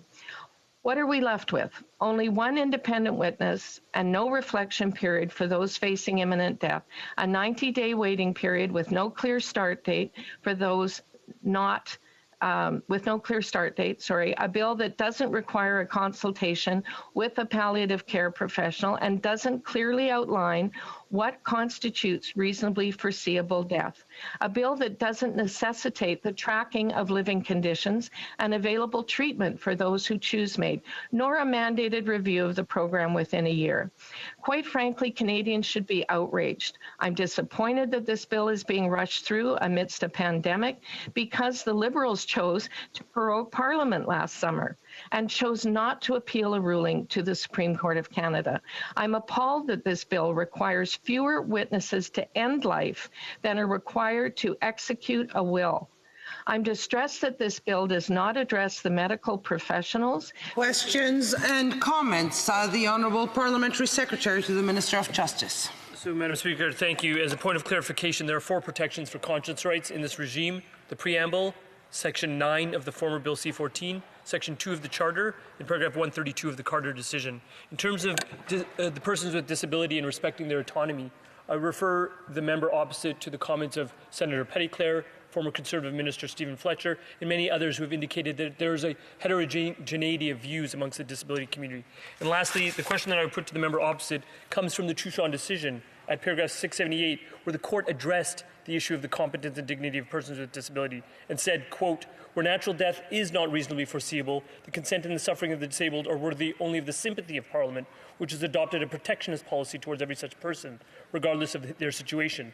However, as soon as death approaches, the state is prepared to recognize the right to autonomy. This is a flagrant contradiction of the fundamental principles concerning respect for the autonomy of competent people.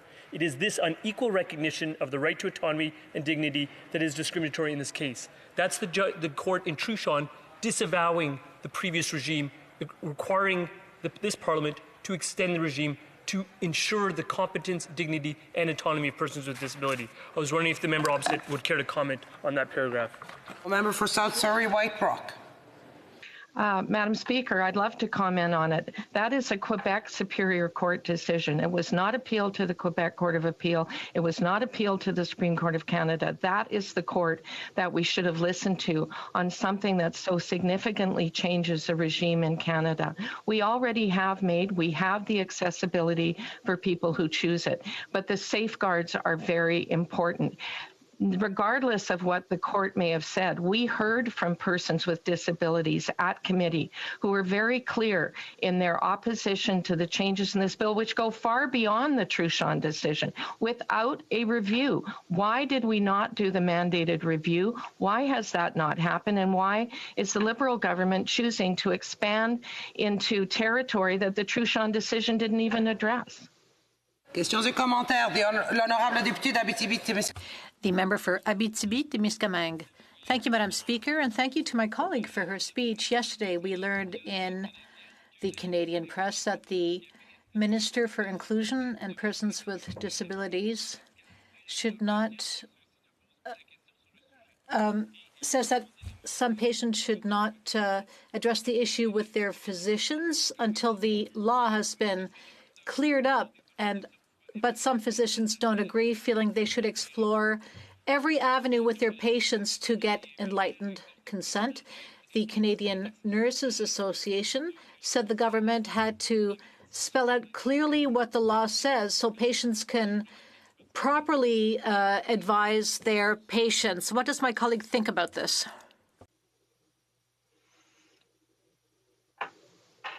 White Rock. Speaker. Madam Speaker, sorry, there's a delay, technical delay, I guess. Madam Speaker, thank you for the question from the honourable member. Yes, there should be an ability of healthcare professionals to explore all options, but what we're talking about is who initiates that conversation. It is not a conversation with respect to this particular regime that should be forced on a patient, as we heard in testimony from Mr. Foley, and another witness was referred to, who's a young woman who went in who's suffering, yes, she's in a wheelchair, but she was suffering from pneumonia, and instead of immediately providing her with the oxygen that she needed, and she survived, of course, she was talked to about MAID. How does that relate to a diagnosis of pneumonia? Questions and comments. The honourable member for Courtney Alberni. Thank you, Madam Speaker, and I want to thank my colleague for her well thought out speech and her important points in this debate. One of the challenges, as we know, created by the current medical assistance and dying legislation is the requirement for final consent at the time the assistance is rendered. This forces those already assessed and approved for medical assistance in dying to make a cruel choice when faced with the possible loss of competence that would make them unable to give consent. They're forced to either go earlier, which a constituent of mine is thinking, or risk not being able to receive the assistance they need to avoid continuing to live with intolerable suffering. Now, Audrey Parker campaigned to make Canadians aware of this problem, and C7 would fix it by creating a waiver of final consent.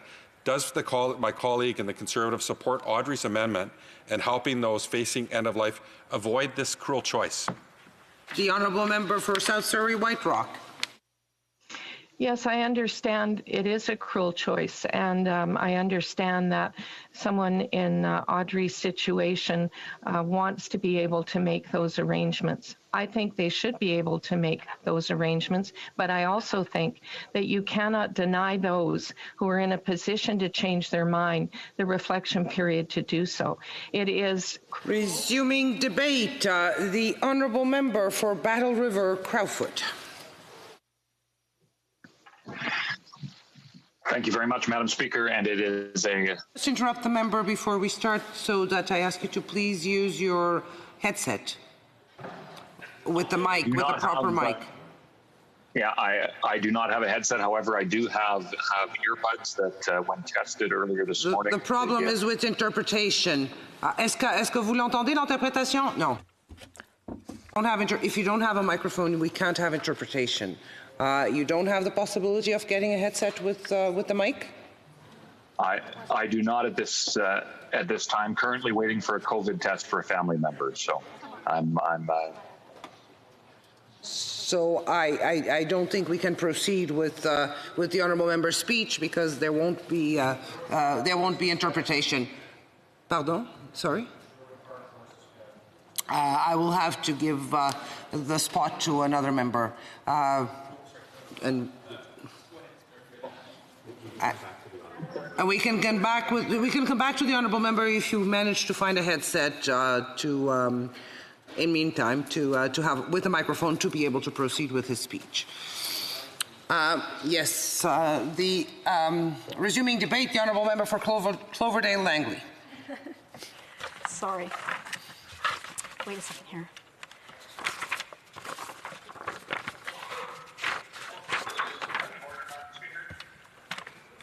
The honourable member for Battle River Crowfoot. Yeah. On a point of order. Thank you very much, Madam Speaker. My intervention would be a question that it be based on the quality of the audio, not the. It's not the quality of the order that I have to remind the member. It's really the interpreters cannot interpret. They cannot hear you. So it is not, according to our rules, we cannot proceed without having proper interpretation in French. The honourable member for Cloverdale Langley. Thank you, Madam Speaker. What is before us now is perhaps among the greatest human rights abuses in Canadian history, legislating what amounts to eugenics movement in Canada. That's a quote from Dr. Leonie Herx, a Canadian palliative care physician and past president of the Canadian Society of Palliative Care Physicians. As that quote hits you and sinks in, you might imagine the horrors that she's speaking about. An effort from the Canadian government to perfect the gene pool, a plan to eliminate those in society deemed burdensome or unwanted. What could the plan possibly be? She's speaking about Bill C-7. Catherine Frazee, a professor at Ryerson and disabled persons advocate, who lives with a disability herself, and said this: Canada's disability community stands firmly against Bill C-7 because it communicates to us that our lives are not worth living.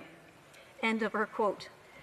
Bill C-7, which seeks to remove necessary safeguards to protect the vulnerable from euthanasia and expand access to euthanasia for those for whom death is not reasonably foreseeable, is dangerous and will lead to countless early and tragic deaths. Since it was tabled in the previous session, Canada's Conservatives have listened to the pleas of Canada's disability community, who are begging the government to change the bill to protect them from the harm it will cause. We've listened to people like Roger Foley, who told the Justice Committee from his hospital bed that he will not survive if this legislation passes, and that the Parliament of Canada will have his bloods on its hands. We listened to Dr. Heidi Jans, who told the committee that the removal of reasonably foreseeable natural death as a limiting eligibility criterion for the provision of MAID will result in people with disabilities seeking MAID as an ultimate capitulation to a lifetime of ableist oppression. We listened to the countless others from Canada's disability community and Indigenous community whose voices the Liberals decided weren't even worth hearing. Why won't the Liberals listen? Why are they in such a rush to pass some of the most complicated legislation to ever come before Parliament? Why did they vote down all our amendments that Canada's disability community had a hand in drafting? To Canada's disability community, their doctors and their advocates, I say this: I am listening, we are listening, and we won't stop until your voice is heard. I'd like to speak now about Dr. Ramona Coelho, a doctor practicing in London, Ontario, whose current practice is largely comprised of people living with disabilities, as well as refugees, men out of prison or on bail, and other marginalized persons. She made it clear to the committee that if this bill passes, she may be forced to leave the medical profession. Let me read a quote from Dr. Coelho. I find it appalling that there is a suicide completion track just for my type of patients. Everyone else's suicidal thoughts are irrational, and those people deserve saving. But in this bill, my patients don't. If a young man tried to shoot himself, we would hide his guns and offer him suicide prevention. What is it about persons who are disabled and sick that make it okay to do otherwise? There's no medical evidence that their suicidality is different than those of able-bodied persons. End quote. This is the ultimate form of ableism, with stakes as high as life and death. We offer suicide prevention to able-bodied people who experience suicidal ideations, but if you're disabled, your life has no value and isn't worth living. Your suffering, the burden you place on the healthcare system, qualifies you for suicide assistance, not suicide prevention. If Bill C-7 passes unamended, presenting MAID to patients who live with disabilities will become a standard of care. Doctors will be forced to offer the termination of a patient's life, one who has a long life ahead of them, as a standard of care. Imagine the weight you place on that doctor's conscience. Doctors who work with patients to help them find value in their lives, find joy, and hope for a future.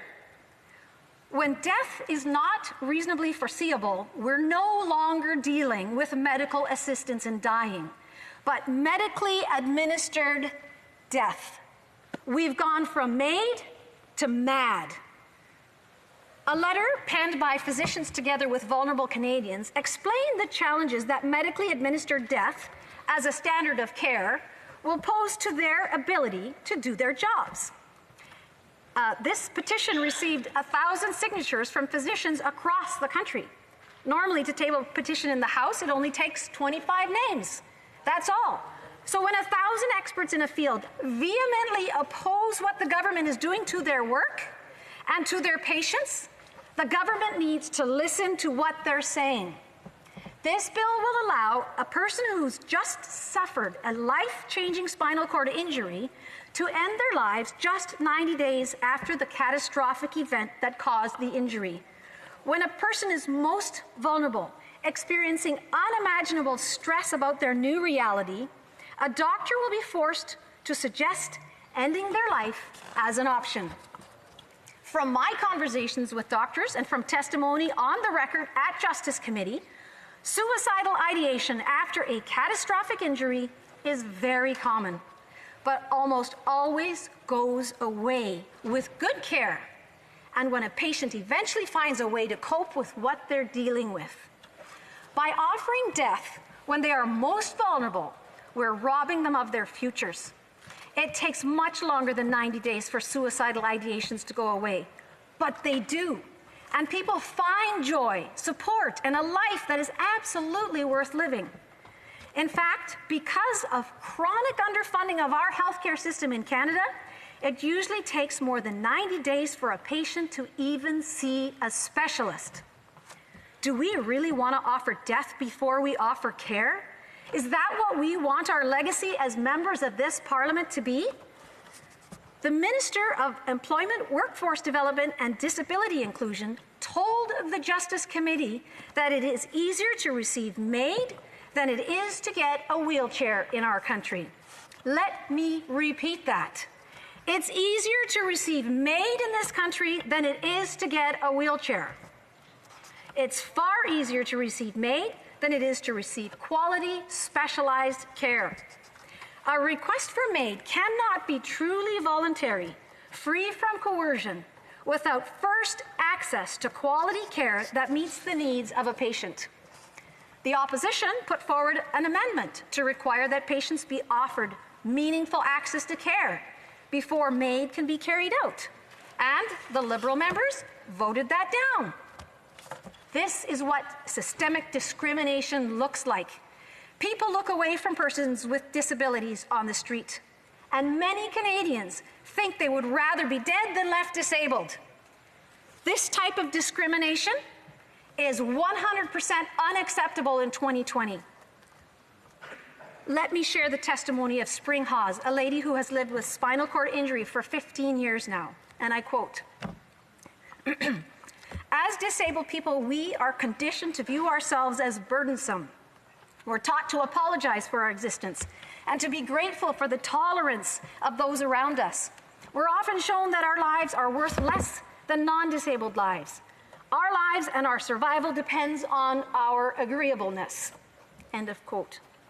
Let's face it, a choice to die isn't a free choice when their lives depend on their compliance. What does it tell disabled Canadians when we're willing to offer them death before we're willing to offer them care? Christine Crowley, a person who had a spinal cord injury 33 years ago. She's now has a doctorate, a professor at a university. She was a wheelchair track Paralympian. She's married, has 3 children, traveled extensively, all done after her accident. How much? But Chris shared that it took her 5 years after her spinal cord injury to feel great again. And let me share a quote from her. To all outward appearances, I'm a successful person living and contributing to our community. But I'd be lying if I told you that I was good to go within 3 months of my injury when I was discharged from hospital. In fact, it was a few years before I was able to open my eyes in the morning and feel good. How many stories like Christine's will never be told if Bill C-7 passes? That is what we need to ask ourselves.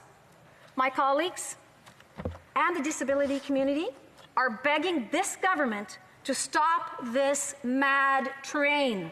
We don't want to be responsible for one of the greatest human rights abuses in Canadian history. I am here on behalf of disabled Canadians, their doctors, and their advocates. You didn't listen to them, but you have to listen to me. Stop the ableism. Stop treating them like their lives are not worth living. Questions and comments. Questions et commentaires. L'honorable secrétaire. The Honourable Parliamentary Secretary. And inaccurate to conflate the idea about discrimination in this context. What the Charter of Rights requires is that persons with disability are able to make the exact same decisions about their body and their passing that persons with an ability can. That's what the Chouchon decision references. Secondly, there is reference to conscious protection rights in the Carter decision. I've already referenced that. There's a reference to it in the preamble of the old Bill C-14. I referenced that. Out of an abundance of caution after amendments that I believe were moved by the member from St. Albert Edmonton in the last Parliament, for further clarity, a further amendment was made with respect to conscience rights in Bill C-14. To purport that conscience rights are not protected in this legislative scheme is categorically false. The question that I put to the member opposite is that there has been assertions of a culture of coercion or encouragement towards accessing MAID on the part of practitioners. Is she aware of any instances, not just in her province, but anywhere in this country, where such instances of coercive behavior by medical practitioners has resulted in a prosecution under the criminal code? Thank you. For Cloverdale Langley City. I would really like to ensure the honourable member that the words about discrimination are not my words. Those are words from the disabled community. So it's very important that he also listen to the disabled community.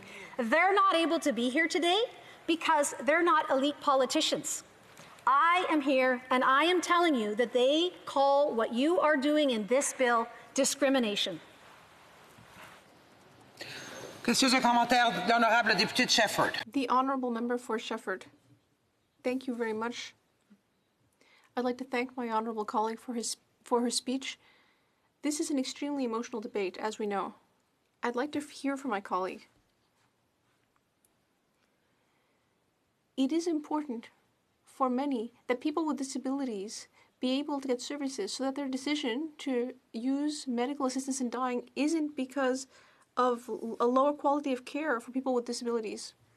I have participated in various organizations that help people, and of course people with disabilities sometimes don't receive appropriate care, and perhaps that's because health transfers haven't been high enough to Quebec and the provinces. That could help people with disabilities, and it could also help those who want to choose palliative care. It could give people more of a choice. What does my colleague think of our investments in health? As I mentioned, our health care system has been chronically underfunded, especially in regards to palliative care. We're also noticing that our older community is aging and we don't have a quality palliative care in place. I absolutely agree. We need to start acting now before it is too late. The Honourable Member for Courtenay Alberni. Thank you, Madam Speaker. And, Audrey Parker campaigned to make Canadians aware of the challenges created by the current medical assistance in dying legislation and the requirement for final consent at the time that the assistance is rendered. It forces those already assessed, and I asked this question earlier, and approved for medical assistance in dying to make that cruel choice when they are faced with the possible loss of competence that would make them then unable to give consent. They're then forced to either go earlier or risk not being able to receive the assistance they need to avoid continuing to live with intolerable suffering. So my question to my colleague, and I appreciate her passion on this, is does she and the Conservatives support Audrey's amendment in helping those facing end of life avoid this cruel choice? Thank you. A member for Cloverdale Langley City. I'm here today talking on behalf of the disability community, who has called this their worst nightmare. We need to keep that in mind. So let's make amendments that will protect the vulnerable amongst us, because that's what it is our job to do here in this House. Thank you. A very brief question from the Honourable Member for Saanich Gulf Island. Thank you, Madam Speaker.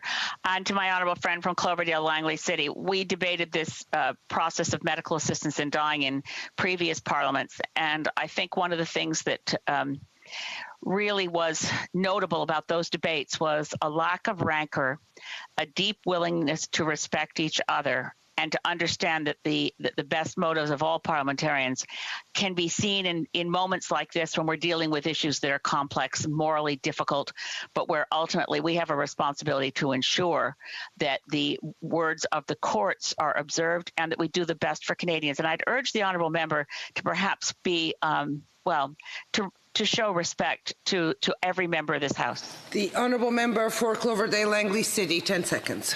I would like to take my last 10 seconds to actually speak on behalf of the Indigenous community, which is a very spiritual community that wants nothing to do with this. Thank you. Resuming debate, the Honourable Member for Sherwood Park for Saskatchewan. Thank you, Madam Speaker. We're here today debating specific amendments that have been proposed to Bill C-7. And I would encourage all members, whatever their first instincts on the broader philosophical question of euthanasia or medical assistance in dying, to put those aside and look at the particular amendments that are in front of us. These are amendments that have been put forward by my colleague, the member for St. Albert Edmonton, who I know has worked very hard on this issue ever since it first came to Parliament, and he first came to Parliament in 2015. These amendments are reasonable amendments that all members, regardless of party, regardless of underlying philosophy, should be able to support on their merits, because they preserve the principle of autonomy as well as preserving protection of the vulnerable. Now, the First Amendment seeks to preserve a 10-day reflection period.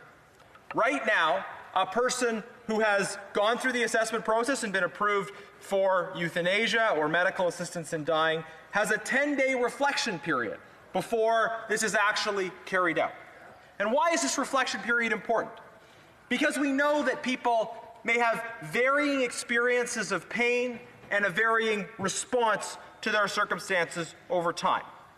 So it's consistent with the principle of autonomy to want to ensure that when people are making decisions about life and death, that they are doing so not in a situation where they're rushed or pushed or feel like they need to make a snap judgment, but rather they are doing it in a way that involves some period of reflection, of consultation, and that they're not just responding to very immediate but transient circumstances. That's why Parliament, in its wisdom a mere 4 years ago, thought that this reflection period was important. But also, there was some recognition that there may be some cases where that reflection period is not appropriate. And that's why, right in the existing legislation, there is a mechanism by which the 10-day reflection period can be waived. And the process for waiving that reflection period is not onerous. It's not required that a person make an appeal to the courts in order to get that reflection period waived. The requirement for the waiving of the reflection period is merely that the physicians in that case who sign off on the request sign off on the waiving of the reflection period. So it sets in place a default. It puts in place the concept that, generally speaking, in the majority of cases, there should be a reflection period. There should be a mechanism to ensure that you don't have somebody requesting, having an assessment, and receiving this thing on the same day. And we have pointed out that the government's proposals now in C14 to remove the 10-day reflection period could bring in a situation of same-day death, of somebody requesting, going through the assessment, and receiving this all on the same day. And I don't think it's reasonable that a person's very worst day should be their last day, that a person could visit their mother or father on Wednesday, everything seems fine, and then go in on Friday and find that, oh, well, they went through the process on Thursday because that's what they wanted that day. Now, members have said this wouldn't happen in practice. Physicians are reasonable, healthcare systems are reasonable, that it's very unlikely that this would all go through in one day. But you know, we heard repeatedly at committee testimony from people who did feel that they were being pressured. The parliamentary secretary asked, do you have examples of this happening? Do you have any examples of this happening? Listen at the committee. Read the committee evidence, and you will see that testimony. You will hear the gut-wrenching stories of a mother whose daughter was told that she should go for medical assistance in dying. The daughter said she didn't want it. And then the family was told they were being selfish. And so that family left that hospital because they were not feeling safe in that environment. They were having medical assistance in dying push it on them to such an extent that they didn't feel safe. Do I think that most doctors, most healthcare practitioners in this country behave that way? Of course not. But that's why it's called a safeguard. A safeguard. Because most people using common sense, acting in a responsible way, wouldn't need that safeguard in place. But the safeguard exists to protect people in the cases where that good judgment that we would want to see in action does not take place. The principle of safeguards isn't that most people might act in an abusive way, but it's the fact that some minority might act in a way that isn't appropriate, and that's why we have rules in place in the legislation to protect people. The safeguards are worth it because we're talking about life and death. And I encourage members, however you feel on the issue more broadly, to recognize the inherent reasonableness of a 10-day reflection period that can already be waived in certain situations. Most of these votes will take place on a partisan basis, but I ask every member, Liberal, New Democrat, Bloc Québécois, this is your conscience on the line, and this is a matter of life and death. And every one of us, regardless of party, have a vote in this place that we have a right to exercise. And if you think that a 10-day reflection period, most of the time that can still be waived in certain circumstances, is reasonable to ensure that vulnerable people are not pressured, then vote in favor of these amendments.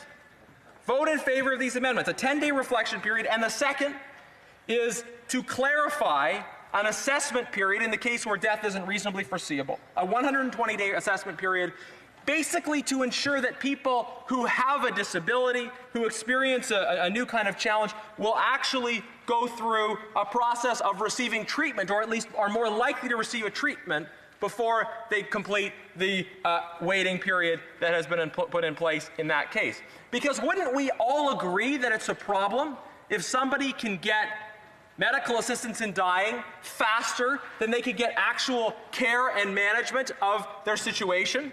That it's easier to access death than to access the basic implements that allow a person with a disability to adapt to their new circumstances? I would suggest that it's eminently reasonable that people be offered and receive treatment support for adaptation to their circumstances before they receive death. Then instead of just being abstract. I must interrupt the member because it is 1:30, but yeah, you will have, the honourable member will have 3 minutes to finish his remarks once we return to study of this bill. So it being 1:30, the House will now proceed to the consideration of private members' business as listed on today's order paper. The orders of today. Business. consideration at second reading of Bill C-237, National Framework for Diabetes Act, in the name of Ms. Sidhu, Brampton South. Second reading of Bill C-237. Ms. Sidhu, Brampton South, seconded by Mr. Lamoureux, moves that Bill C-237, an act to establish a national framework for diabetes, be now read a second time and referred to the Standing Committee on Health. Debate. The Honourable Member for Brampton South. Thank you, Madam Speaker. It's an honour to speak on my private member Bill C-237, an act to establish a national framework for diabetes in Canada. I would also like to thank the member from Winnipeg North for seconding the motion to introduce my bill. I couldn't be happier to be debating my bill during November, which, as many of you may know, is Diabetes Awareness Month. Madam Speaker, over 11 million Canadians live with diabetes or prediabetes. A new case is diagnosed every 3 minutes, and 90% of these cases are type 2, which means they can be prevented through better awareness, education, and lifestyle changes. This disease is the cause of 30% of strokes, 40% of heart attacks, 50% of kidney failure requiring dialysis, and 70% of non-traumatic lower limb amputations. This is the harsh reality. In the Peel region alone, which I'm proud to call home, the rate of diabetes more than doubled between 1996 and 2015. Some Canadians are at increased risk of diabetes, such as South Asians, Indigenous population, Métis people.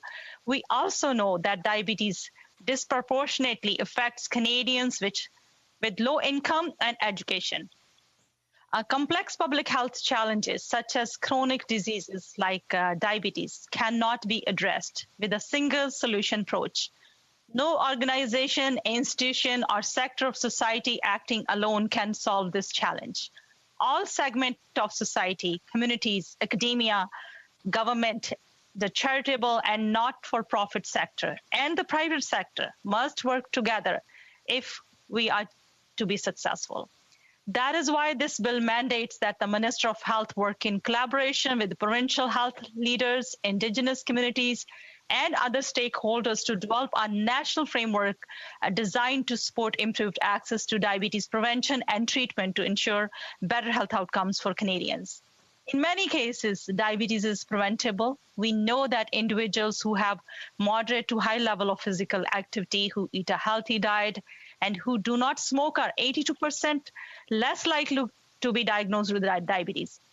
Having been a healthcare professional for over 18 years, I have seen firsthand how a healthy diet, staying active, and exercising can all contribute to the prevention of this disease. Let us combat diabetes and its life-threatening complications by making Canadians familiar with diabetes warning signs, encouraging healthy lifestyle choices, and making it possible to access the best possible care. It is estimated that this year the cost of hospital care and drugs for diabetes amounts to approximately $30 billion. This is a massive burden on our public healthcare system, but the costs do not really end there. Whenever a Canadian suffers a stroke or a heart attack, that is an additional cost of our health system. That may result in long-term costs. When a Canadian experiences kidney failure, that requires dialysis, that costs.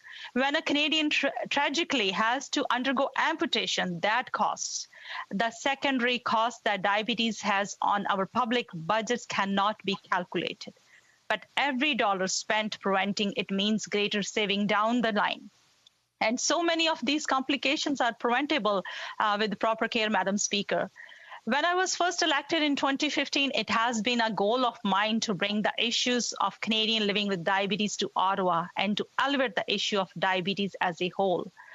I have been honored to serve as a chair of the All-Party Diabetes Caucus, where we have heard from diabetes advocates, stakeholders, and organizations to gain a better understanding of how the federal government can support Canadians living with diabetes.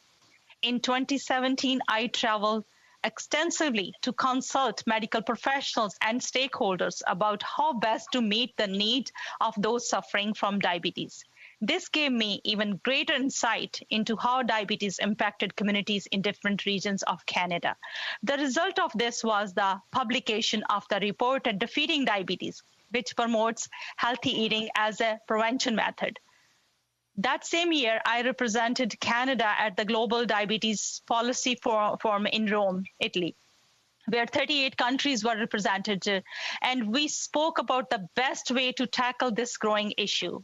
I also attended the World Congress of Diabetes in Calcutta. Through engagement with international leaders, we were able to compare research and assess our commitment to the fight against diabetes. One other important aspect of diabetes I learned on these international travels is how well respected Canada is on the world stage when it comes to diabetes, especially on insulin invention. I hope that Canada will continue to be global leader in the fight to defeat diabetes for years to come.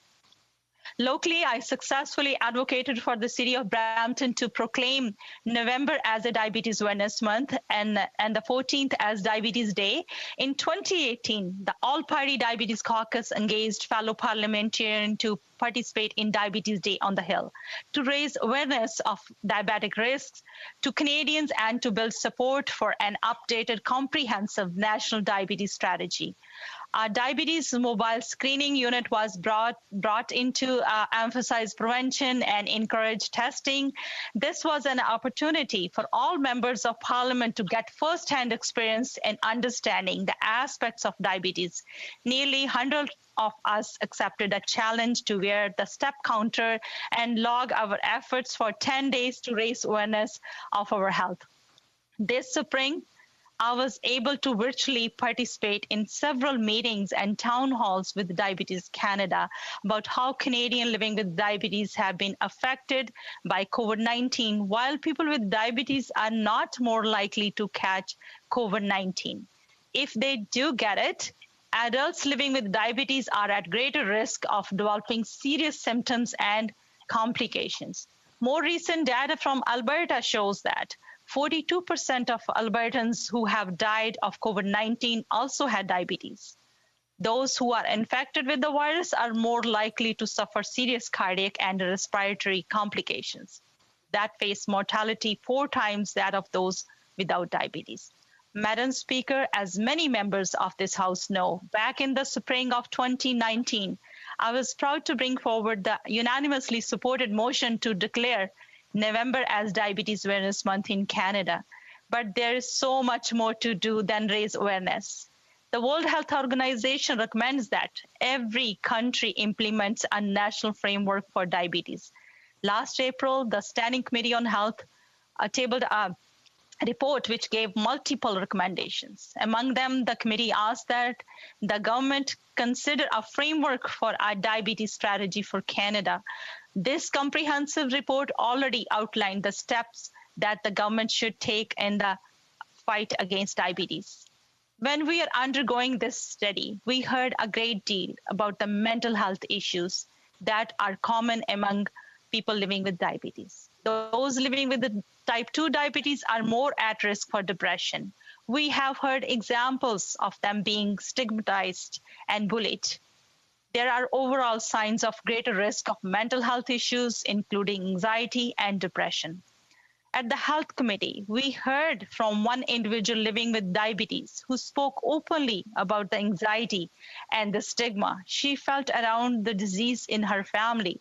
She said, "In my family, there are 35 diabetics, and we do not talk about it.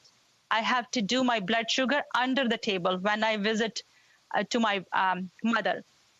We don't discuss it, and they don't treat it. Last year, I lost my uncle to it because they just won't treat. They won't admit to it. They don't want to deal with it because the stigma is so bad."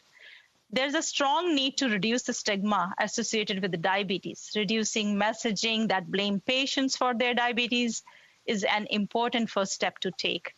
Early detection of diabetes can prevent complication and reducing the strain on the healthcare system. The Health Committee also heard some shocking stats about diabetes and Indigenous communities. diabetes rates are 3 to 4 times higher among First Nations than among the general Canadian population.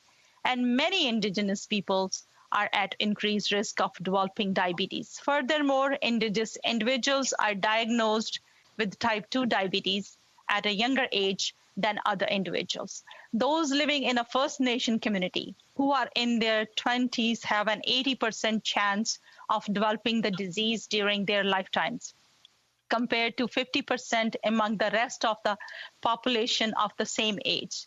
The Canadian Indigenous Nurses Association identifies several factors as to why this is the case: the geographical isolation, lack of healthcare services, poor internet connectivity to facilitate distance care, and reduced access to nutritious food, all contribute to the prevalence of diabetes in Indigenous communities. The Health Committee also recommend that the federal government hold discussions with the provinces to explore possible approaches to providing uniform coverage of diabetes-related medications, supplies, and equipment across Canada, equipment like Lancet and many others. As it stands now, each province provides different coverage for different aspects of diabetes treatment, meaning those living with the diabetes receive uneven support depending on where they live. All levels of government must work together to find a solution to improving access to a family physician and or other health services living with diabetes in rural, remote, and northern communities. As I mentioned previously, my community in Brampton and the Peel region face a high rate of diabetes compared to the rest of the country. However, locally, we have some true diabetes champions working to reverse this course. I would like to appreciate the role of the private sector stakeholder based in Brampton, which do phenomenal work helping those with the diabetes, Medtronic and DynaCare, who provide testing services and device to help people manage their illness. The DynaCare for Diabetes Wellness campaign just launched in our city. The goal of this campaign is encourage Bramptonian to assess their risk and get tested to see if they are at risk of diabetes by providing the A1 test free of charge. Medtronic is doing commendable work to providing compassionate care for our residents living with diabetes. I would like to thank Laura Siren, the president of Diabetes Canada, and their federal affairs director, Kimberly Hansen. I have been proud of work alongside with them raising awareness, including helping them with multilingual communication material for multicultural communities. I would also like to thank JDRF, Canada's leading type 1 diabetes advocacy organization, for all the support and advice they have provided over the years, and they endorsed my bill too. I'm so proud to have support on this bill from organizations and individuals such as the CNIB Foundation, Pede Medical Officer of Health, Dr. Lawrence Lowe, and Dr. Naveed Mohammed of William Oslo Hospital, and many more. Thank you to the Brampton City Council who have officially endorsed this bill. Madam Speaker, Canada has repeatedly been the home of some of the biggest breakthrough in diabetes care and research. 20 years ago, Dr. Shapiro at the University of Alberta was on the team of researchers who developed the Edmonton Protocol and islet transplant procedure, and temporarily reversed diabetes and allowed patients to be insulin independent. Just last week, it was reported that his team may be on their way to finding an actual cure of diabetes. This work is in an early stages. In 1961, Canadian scientists discovered stem cells. And of course, next year will mark the 100th anniversary of Sir Frederick Banting's historic discovery of insulin right here in Canada. 2 weeks ago, the World Diabetes Day, I was in London, Ontario to participate in the ceremony to rekindle the flame of hope. This flame has been burning brightly and will continue to do so until we find the cure for diabetes. It stands as a symbol of Canadian innovation. So I hope that it will be Canadian team of researchers who will be one day be able to extinguish this flame. Bill C-237 will change the lives of those 11 million Canadians living with diabetes from coast to coast to coast. By working together, I'm confident that one day we will extinguish the torch at Banting House. I know that together we'll find a way to defeat diabetes. I encourage all members in this House to join me in supporting the improvement of the lives of millions of Canadians across our country. Madam Speaker, Canada gave insulin to the world. There's no reason why we cannot lead the way to defeat diabetes. Thank you, Madam Speaker. Questions and comments. Questions et commentaires. L'honorable secrétaire parlementaire. Yes, thank you, Madam Speaker. And if I may, just to express my appreciation to the mover, she has been an incredible advocate on the file of diabetes. Over the years, I have seen her in a very passionate way advocate here on the floor of the House, in caucus, on the side with many people. Obviously, she's very passionate about the issue, and I just want to give her my personal thank you for being such a strong advocate on such an important health issue that all Canadians need to have a better understanding of. So it's more of a comment and a compliment to my colleague. Thank you, Madam Speaker.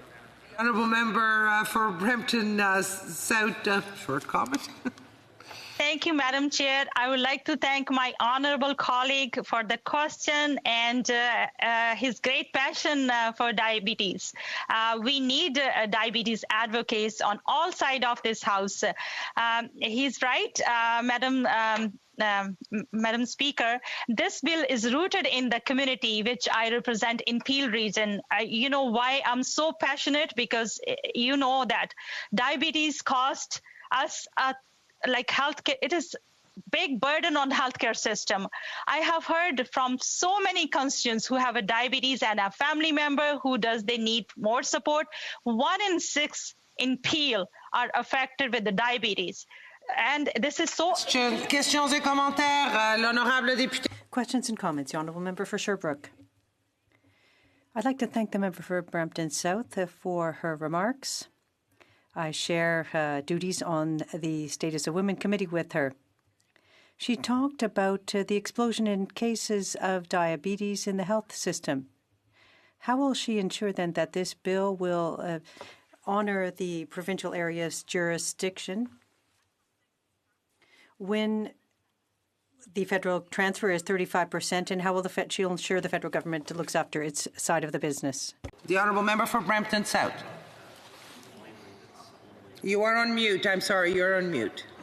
Thank you, Madam Chair. I would like to thank my honorable colleagues. Yes, I recognize my colleagues' interest in increasing health transfer to the provinces. And during the pandemic, the federal government has been there to support the province, including the $19 billion in the Safe Restart program. But this will follow up the report from the Health Committee, and this framework will include measures to identify the training needs to healthcare professionals related to prevention and treatment, promote research, data collection, and information sharing.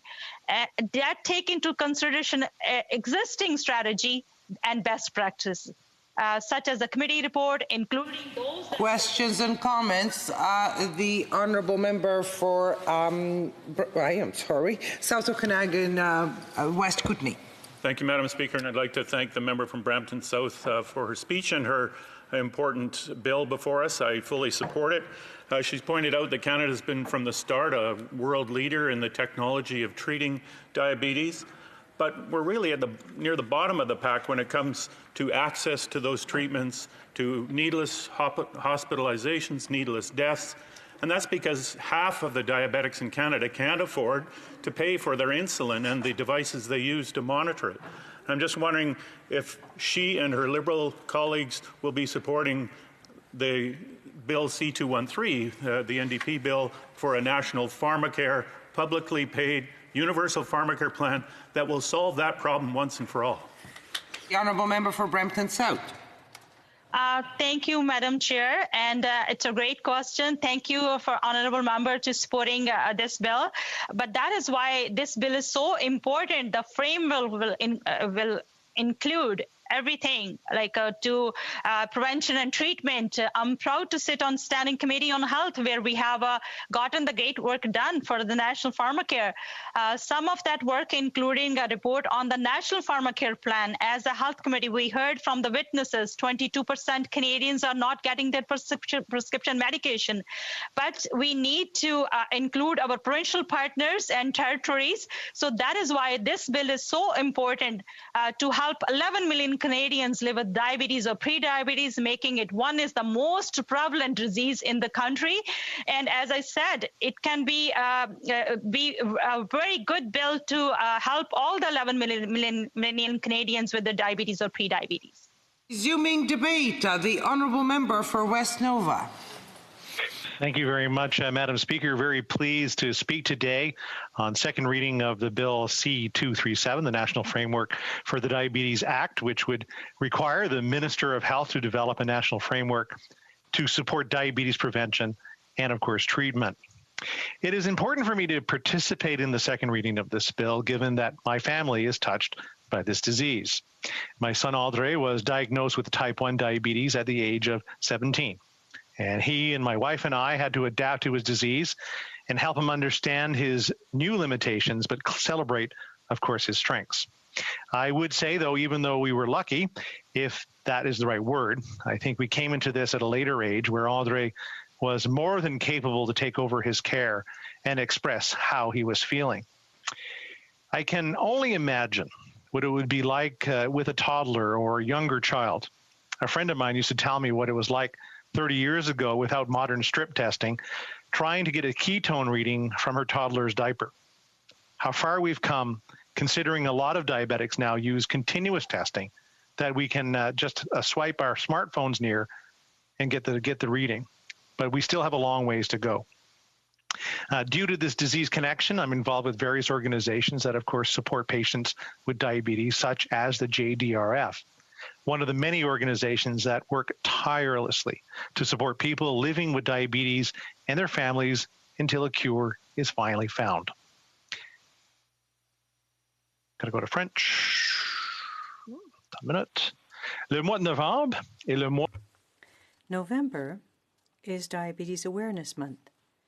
And this year, let's add that next year in 2021 will be the 100th anniversary of the discovery of insulin by Dr. Charles Best and Frederick Banting. In Canada, diabetes affects more than 3 million people, or 8% of the total population, and is considered a national epidemic. When pre-diabetic people, caregivers, and families of people with diabetes are considered, this number rises to 11 million Canadians, or about 30% of the total population. It is important to note that these numbers are increasing year after year. Even if people with diabetes manage to live what they call a normal life, we must continue to work for the prevention of diabetes and its consequences until a cure is found. Since diabetes affects so many people in Canada, we need to be in a better position and have legislation that responds adequately to the needs of people living with diabetes and prediabetes with the development of a national framework. Now, Bill C-237 seeks to respond to diabetes in Canada by improving awareness, prevention, treatment, research, data collection, and training.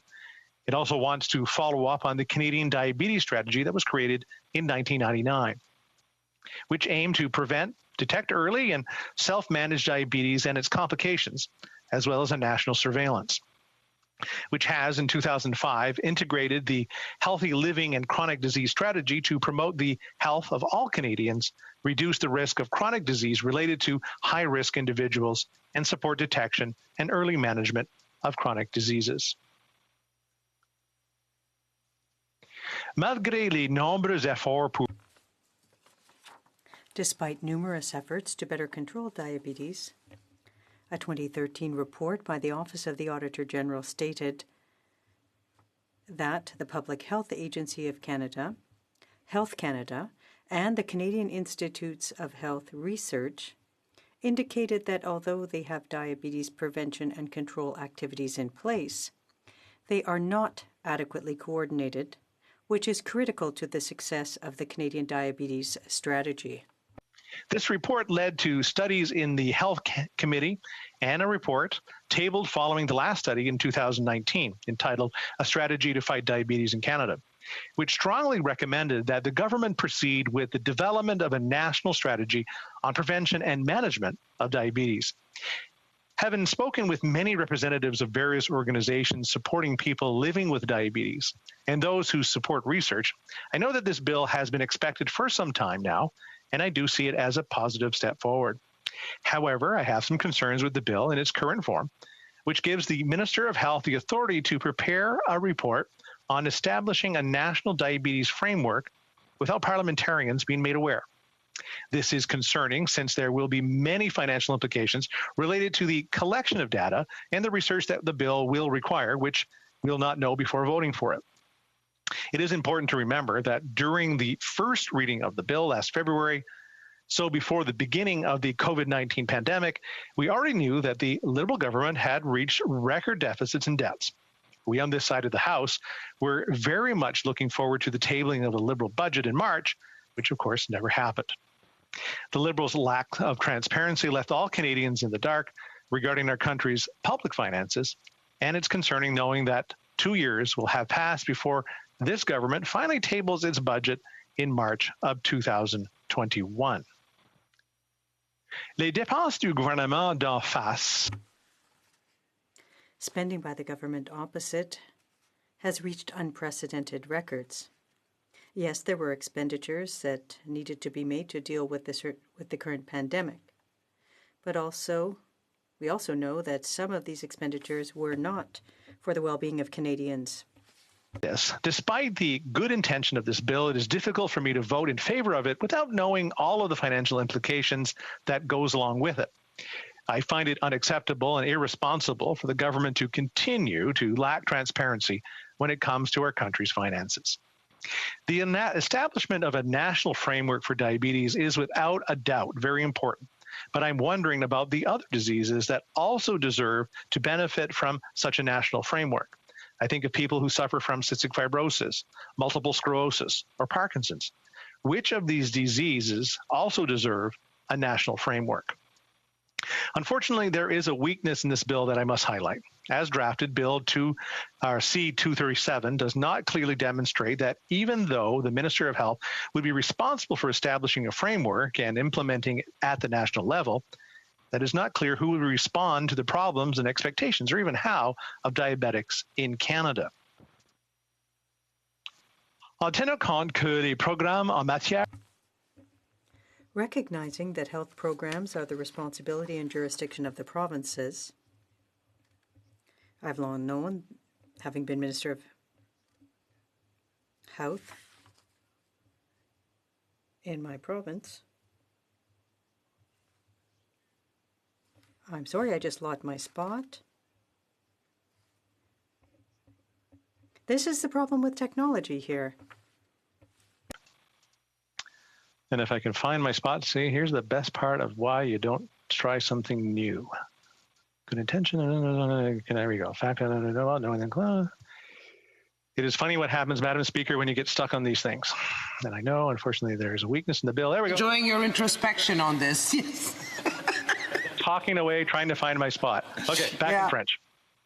La responsabilité des provinces que les approches. Now, recognizing that health programs are the responsibility of the provinces, I've long known that, having been Minister of Health in Nova Scotia, that there are, in various provinces, levels of support that are less generous or more generous or don't exist. So consultation with the provinces and the territories is required. Always respected provincial jurisdictions, and we will always continue to do so. And I want to make sure that this bill does not interfere with how each provinces and territory manages their healthcare system. Conservatives have always given priority to working collaboratively with the provinces, territories, and we are convinced that this fundamental value of our party would allow us to develop strong national objectives in terms of the quality of the desired framework. Il sera plutôt adéquat d'adopter une stratégie. Rather, it would be more appropriate to adopt a national strategy that could measurably improve the prevention and treatment of diabetes by reducing the burden of the disease on Canadians and the already ailing healthcare system. As a country that has the health of Canadians at heart in all of its forms, we should allow Canadians living with type 1 diabetes to benefit from an equal basis from the disability tax credit, as well as those to access the registered disability savings plan, which would be an important and significant step forward. This would be a concrete measure to reduce the amount of expenses incurred by people living with diabetes and would significantly help them improve the health. In September 2019, the Conservative Party announced that it would be wanted to broaden the eligibility criteria for the DTC, the Disability Tax Credit. And this announcement was specifically intended for type 1 diabetics. Diabetes Canada supported it and asked, of course, the other parties to support it as well, because we believe that access to the diabetics to the DTC, and called on all federal parties to include it. Madam Speaker, as our family lives with it, I support it in a way. L'honorable député de Shefford. The member for Shefford. Thank you, Madam Speaker. I rise today in the House to speak to Bill C-237, an act to establish a national diabetes framework. And members from my family suffer from this illness. And my first contact with the disease came when I was a child, when I was told that my father's half-sister had diabetes. She had problems with blood sugar. Then as a teenager, my cousin, who's as old as I am, was also diagnosed with diabetes. Since my mother was her godmother, we accompanied her and my aunt for her treatments at St. Jutien Hospital, and it was a huge shock for her. New eating habits, daily injections, avoiding complications that can be associated with diabetes. And she was extremely upset to have to follow so many rules to keep down her blood sugar levels. In the last few months, as the BQ Seniors critic, I've naturally become interested in the issue. And in this speech, I'll reiterate why my party supports this bill while explaining the effects of the pandemic on diabetics. Lastly, I'll make a few recommendations for better investments in research, which is the key to a cure. Now, the legislation calls for, or the bill rather, calls for the development of a national framework to help improve access to diabetes prevention and treatment, that the Parliament of Canada recognize the need to be proactive in the fight against diabetes. The bill calls for a strategy to be developed in consultation with provincial governments and Quebec. And if the bill goes forward, we must ensure that the national strategy respects provincial jurisdiction. The bill invites stakeholders to develop a national framework and to identify major areas to be addressed, an explanation of what diabetes is, identifying needs, promoting research, promoting information sharing, and analyzing what's already happening to help achieve health equality. The government would have 1 year to develop the policy framework, and 5 years after it is passed, the legislation would be reviewed. So it's important now, in the interest of making this possible, to increase health transfers to the provinces. Since 2000, the cases of diabetes has gone up steadily. I'll just quickly go over the history of diabetes in Canada. In 1999 to 2005, the first Canadian diabetes strategy came to life. In 2005, the Canadian diabetes strategy was created and incorporated into a strategy on healthy living.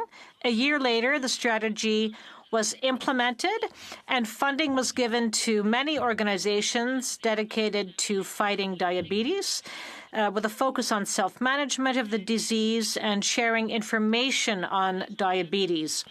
In 2009, the Public Health Agency of Canada, Health Canada, and the Canadian Institutes of Health Research created a partnership with the Canadian Diabetes Association, Diabète Québec, and the Juvenile Diabetes Research Foundation. And the fight against diabetes, therefore, now involves funding for research projects. Since 2016, Canada's strategy is channeled through Health Canada's Centre for Chronic Disease Prevention Strategic Plan 2016-2019. It's a very broad plan, and the major elements are pretty much the same as the previous plans, that is, promoting research, gathering and sharing information, and mobilizing various stakeholders. Since last year, Diabetes Canada has been promoting Diabetes 360, a strategic framework that calls on the federal government to establish and fund a national strategy. Now, there's a direct link between obesity and diabetes, and this forces governments to develop strategies to raise awareness about healthy lifestyle habits. And over the years, several measures were developed to promote healthy lifestyle habits. Here are a couple of examples. Labeling. Real change in labeling is being systematically opposed by food processing and soft drink beverage lobbies. Ideally, labeling rules would be changed to better inform consumers on the harms caused by obesity. Then there's, of course, promotion of physical activity, a very important topic for me. This would include awareness campaigns and tax credits for sporting activities. Lastly, the promotion of healthy eating, which, of course, completes the measures to take. Sometimes it's hard, though, to combine, on the one hand, economic interests, and on the other, the promotion of healthy eating. Think of the entire debate around Canada's food guide, but it's still important to make sure the public is educated about good eating habits. Let me talk about Aboriginal people. For all kinds of reasons, type 2 diabetes is 4 to 5 times more prevalent in some Indigenous communities. Canada recognizes this and invests an average of $50 million a year through the Aboriginal Diabetes Initiative, a Health Canada group which works with Indigenous people. Now, the fight against diabetes in Aboriginal communities is being fought in 3 ways: prevention, screening and treatment, prevention through awareness campaigns, screening through annual screening tests for individuals to allow for treatment as soon as possible, and lastly, treatment to provide treatment for Indigenous diabetics which meet guidelines to reduce morbidity and mortality. Now, could the government's inaction on improving the situation on Indigenous reserves have anything to do with this? Well, to ask the question is to answer it. We really need to focus on prevention. Thirdly, I just want to talk about the impacts of the pandemic on diabetics. Now, they've been asked to isolate to avoid catching COVID and develop complications. At home in Shefford, unfortunately, the health fair organized by diabetics in Haute-Yamaska to raise awareness had to be canceled last March. I still met with Julie over Zoom. She's from an organization called Children for a Cure, Les Enfants pour une Guérison. I salute her courage. She made 3 recommendations. 1, that the government of Canada should celebrate the 100th anniversary of the discovery of insulin to help facilitate the situation of diabetics. 2, and this was included in the first report on the Committee for the Disabled People and Inclusion. 3rd, the Health Committee also made another recommendation that the Canadian government should invest in a national diabetes strategy, Diabetes 360, and make targeted investments. Now, we are for the development of a Canadian strategy as long as it respects provincial jurisdiction. There already is an annual conference organized by Diabetes Canada and Diabetes Quebec, but we wonder why this, what good will come out of this conference. However, For all of these reasons, I decided to light up my office with beautiful blue lights in honor of World Diabetes Day, which was on November 21st.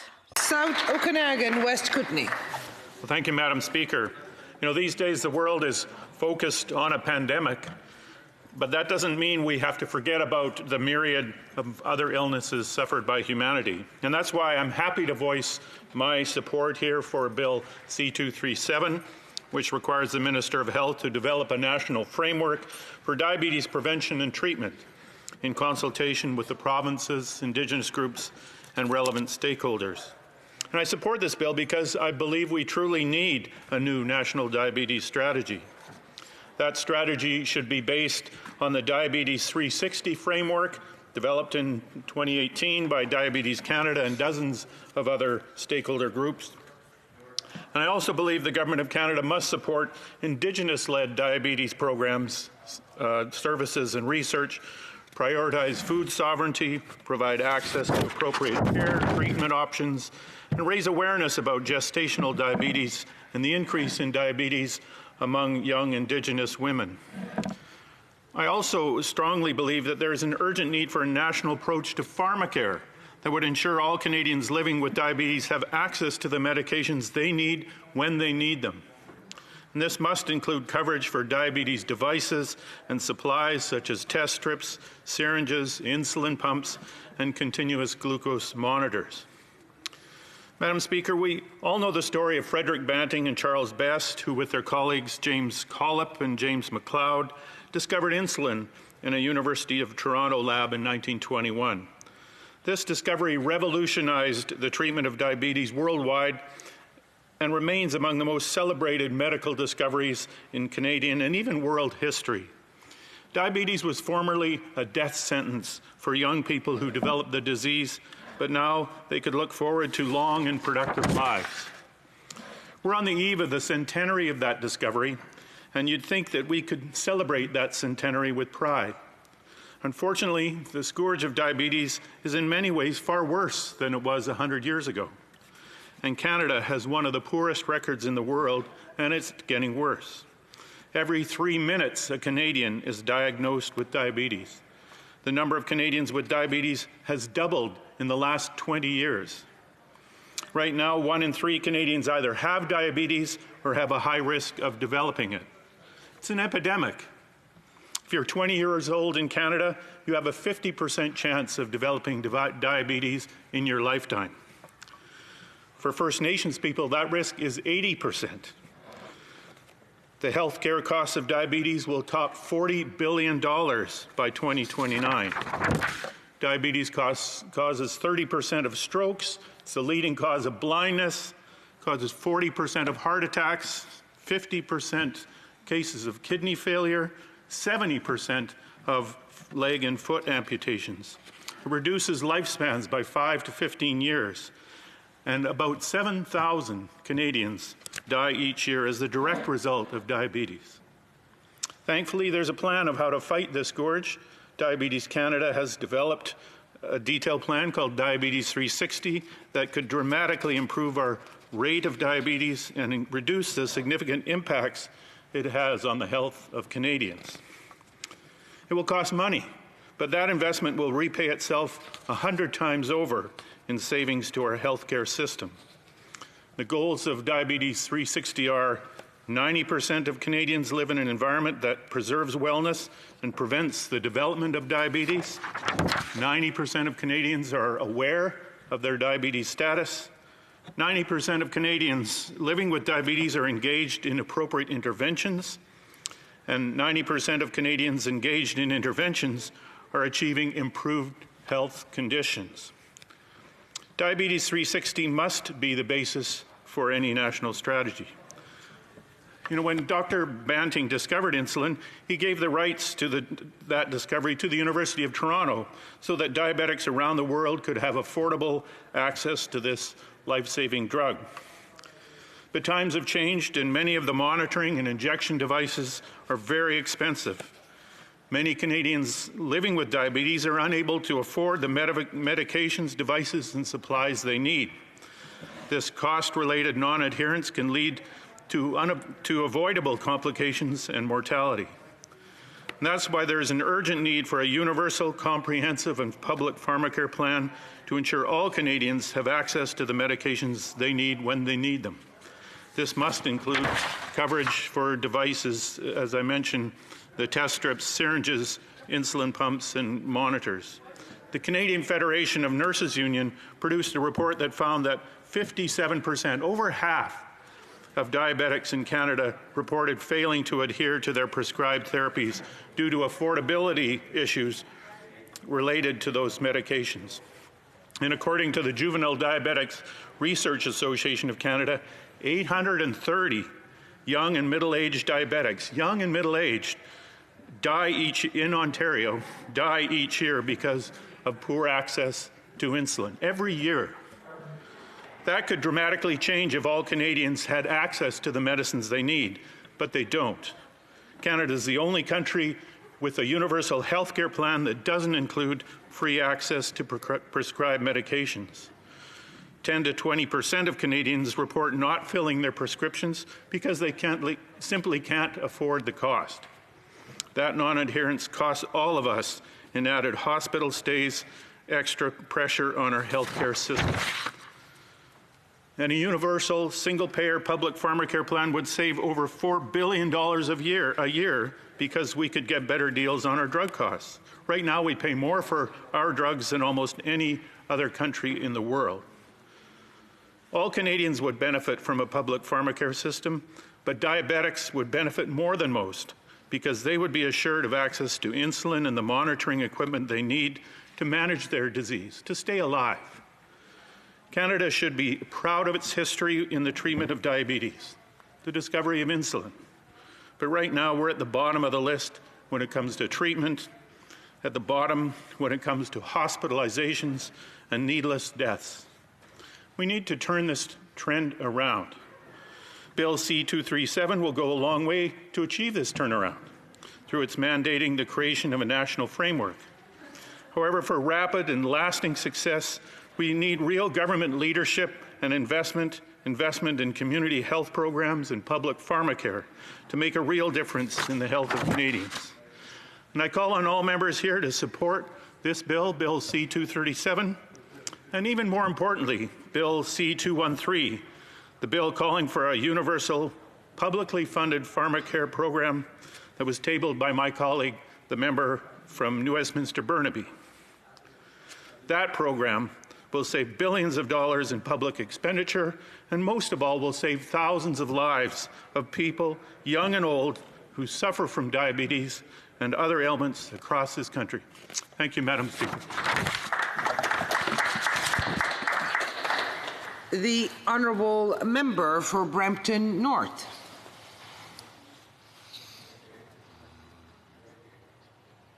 Thank you, Madam Speaker.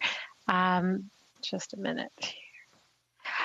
It's an honor today to rise to support my fellow Brampton colleague from Brampton South on our private member's bill, Bill C-237, an act to establish a national framework for diabetes. She has done incredible work on the issue of diabetes, and my fellow Brampton colleagues and I fully support and endorse her work. This is a critical issue for my residents, and had I been selected in the private members lottery process, this is something I would have loved to bring forward myself.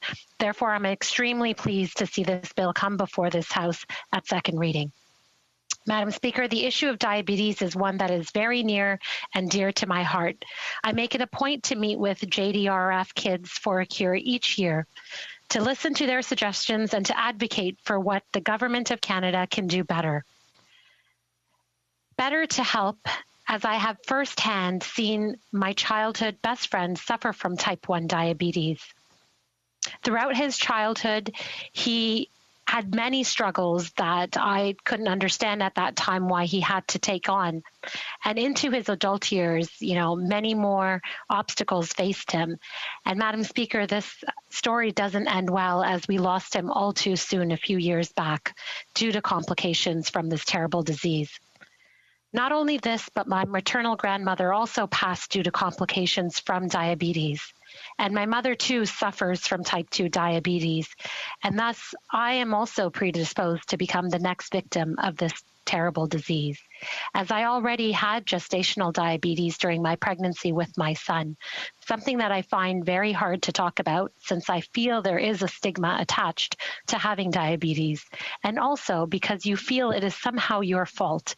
And as a mother, one does not want to do anything to affect the health and well-being of their child.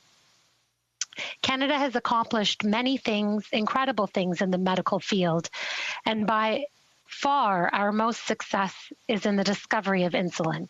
This breakthrough was a tremendous step forward in diabetes treatment and helping to improve the quality of life of diabetics in Canada and around the world. As we get closer to the 100-year anniversary of its discovery, Canada should once again choose to be a leader in diabetes treatment and invest more in research and countermeasures to help keep our cities stronger and healthier. Over 1 million people living in Ontario suffer from type 2 diabetes. The GTA alone has half of Ontario's cases, with my home city of Brampton being known as the diabetes capital of Canada. Brampton has one of the highest rates of diabetes in Ontario, with the exception of only select Indigenous communities, where as many as 1/3 of residents suffer from this terrible disease. It is my hope that this House will support this bill and support the call for a national framework for diabetes on behalf of my constituents of Brampton North and everyone affected by this disease. In the last 12 years, the prevalence of diabetes in Ontario has doubled, which to most people means suffering with the disease itself and a list of complications like increased heart attacks, strokes, requiring dialysis, and undergoing amputations. Diabetes can affect every aspect of a person's life and make day-to-day activities harder and more challenging. Not to mention that Brampton must deal with all of these complications with only one fully functional hospital and suffers from underfunding of healthcare from the province as compared to other cities in the province of Ontario. It is unfortunate, but I have been witnessing my own mother's struggles with this disease for many years now. And having suffered recently from a heart attack, I know how serious the complications can become. Not to mention my husband, who is a podiatrist and shares many stories of patients that must undergo amputations. I never knew how common amputations were due to diabetes.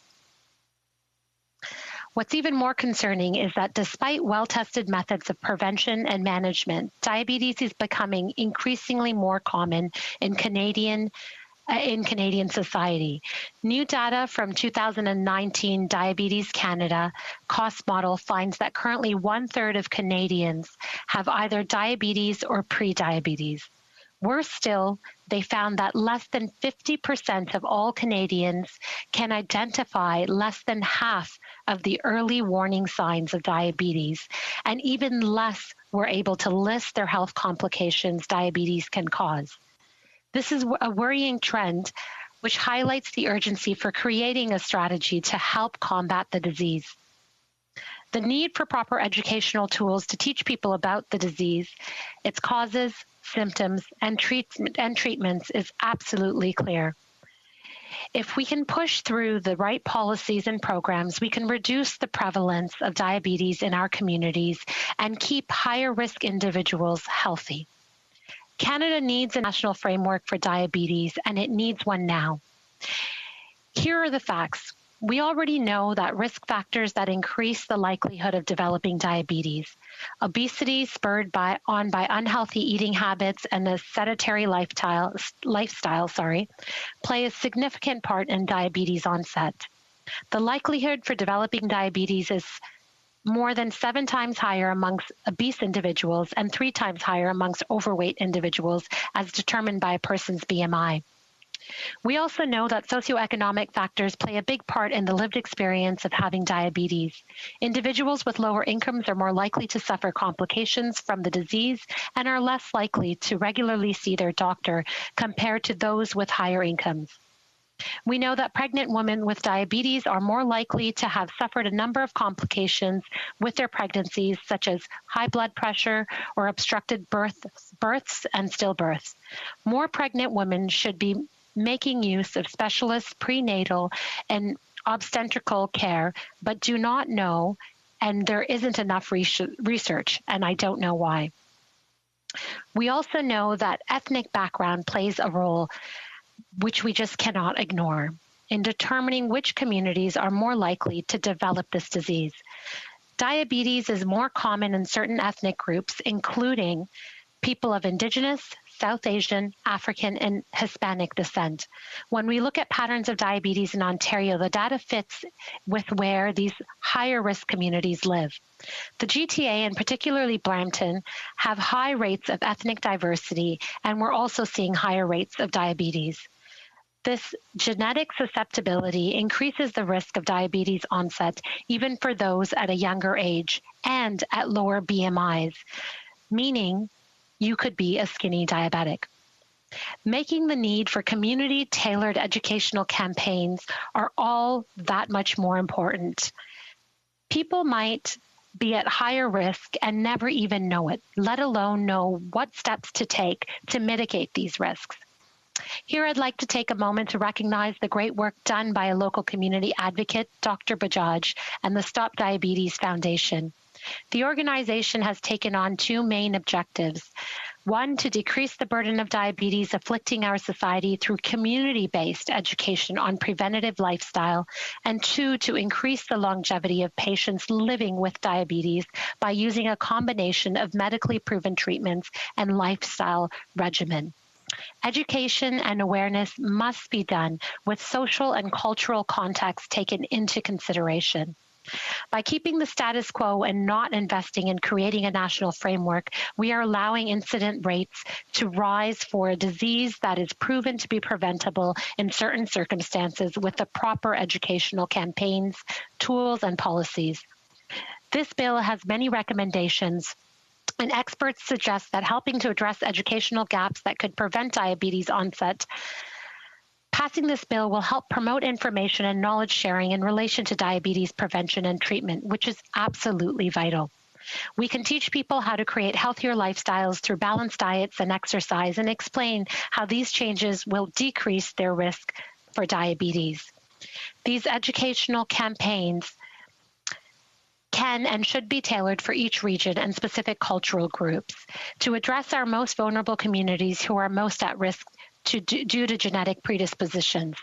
We need to give people the tools to better understand and manage their own health so that they can become more proactive in diabetes prevention. This bill is also specifically calls for promoting research and improving data collection on diabetes prevention and treatment when it comes to information gaps. The necessity for filling them is clear. Determining why some pregnant women with diabetes are not receiving specialist prenatal and obstetrical care is vital to making sure that they have access to these resources. We also need to do more reliable information about the availability of... I have to interrupt the honourable member. Time is up. Resuming debate, the honourable parliamentary secretary to the leader of the House and the leader of the government, the House, 2.5 minutes. Thank you, Madam Speaker. And it's quite the privilege to be able to stand in the House and make mention, at least in brief for now, some thoughts in regards to the bill that's before us. But first, I want to thank the member from Brampton North for sharing her personal story. I always find that it's helpful when members of Parliament will better relate by sharing stories and appreciate it very much. Just like the member from Brampton South, who I had the opportunity to ask a question, Madam Speaker, earlier, the introducer, or the person has brought this legislation before us. And just to, again, reaffirm just how I believe that the member from Brampton South has inspired so many individuals with her passion on this particular issue. And I do want to thank her for that. You know, Madam Speaker, it's estimated that about 3 million Canadians, think about Canada's population in and around 37 million, of which 3 million have some form of diabetes or another, Madam Speaker. Every year, 10,000 plus Canadians will be diagnosed with diabetes. There is absolutely no doubt that, yes, we as a nation need to look at ways in which we can better deal with treatment issues, related issues, how we can better prevent it. And there is a role for the national government. I said in the past, as a former health critic at a provincial level, I understand the important role that provinces, territories work with the national government, and I see my time's already expired, and I'll continue on at my next time.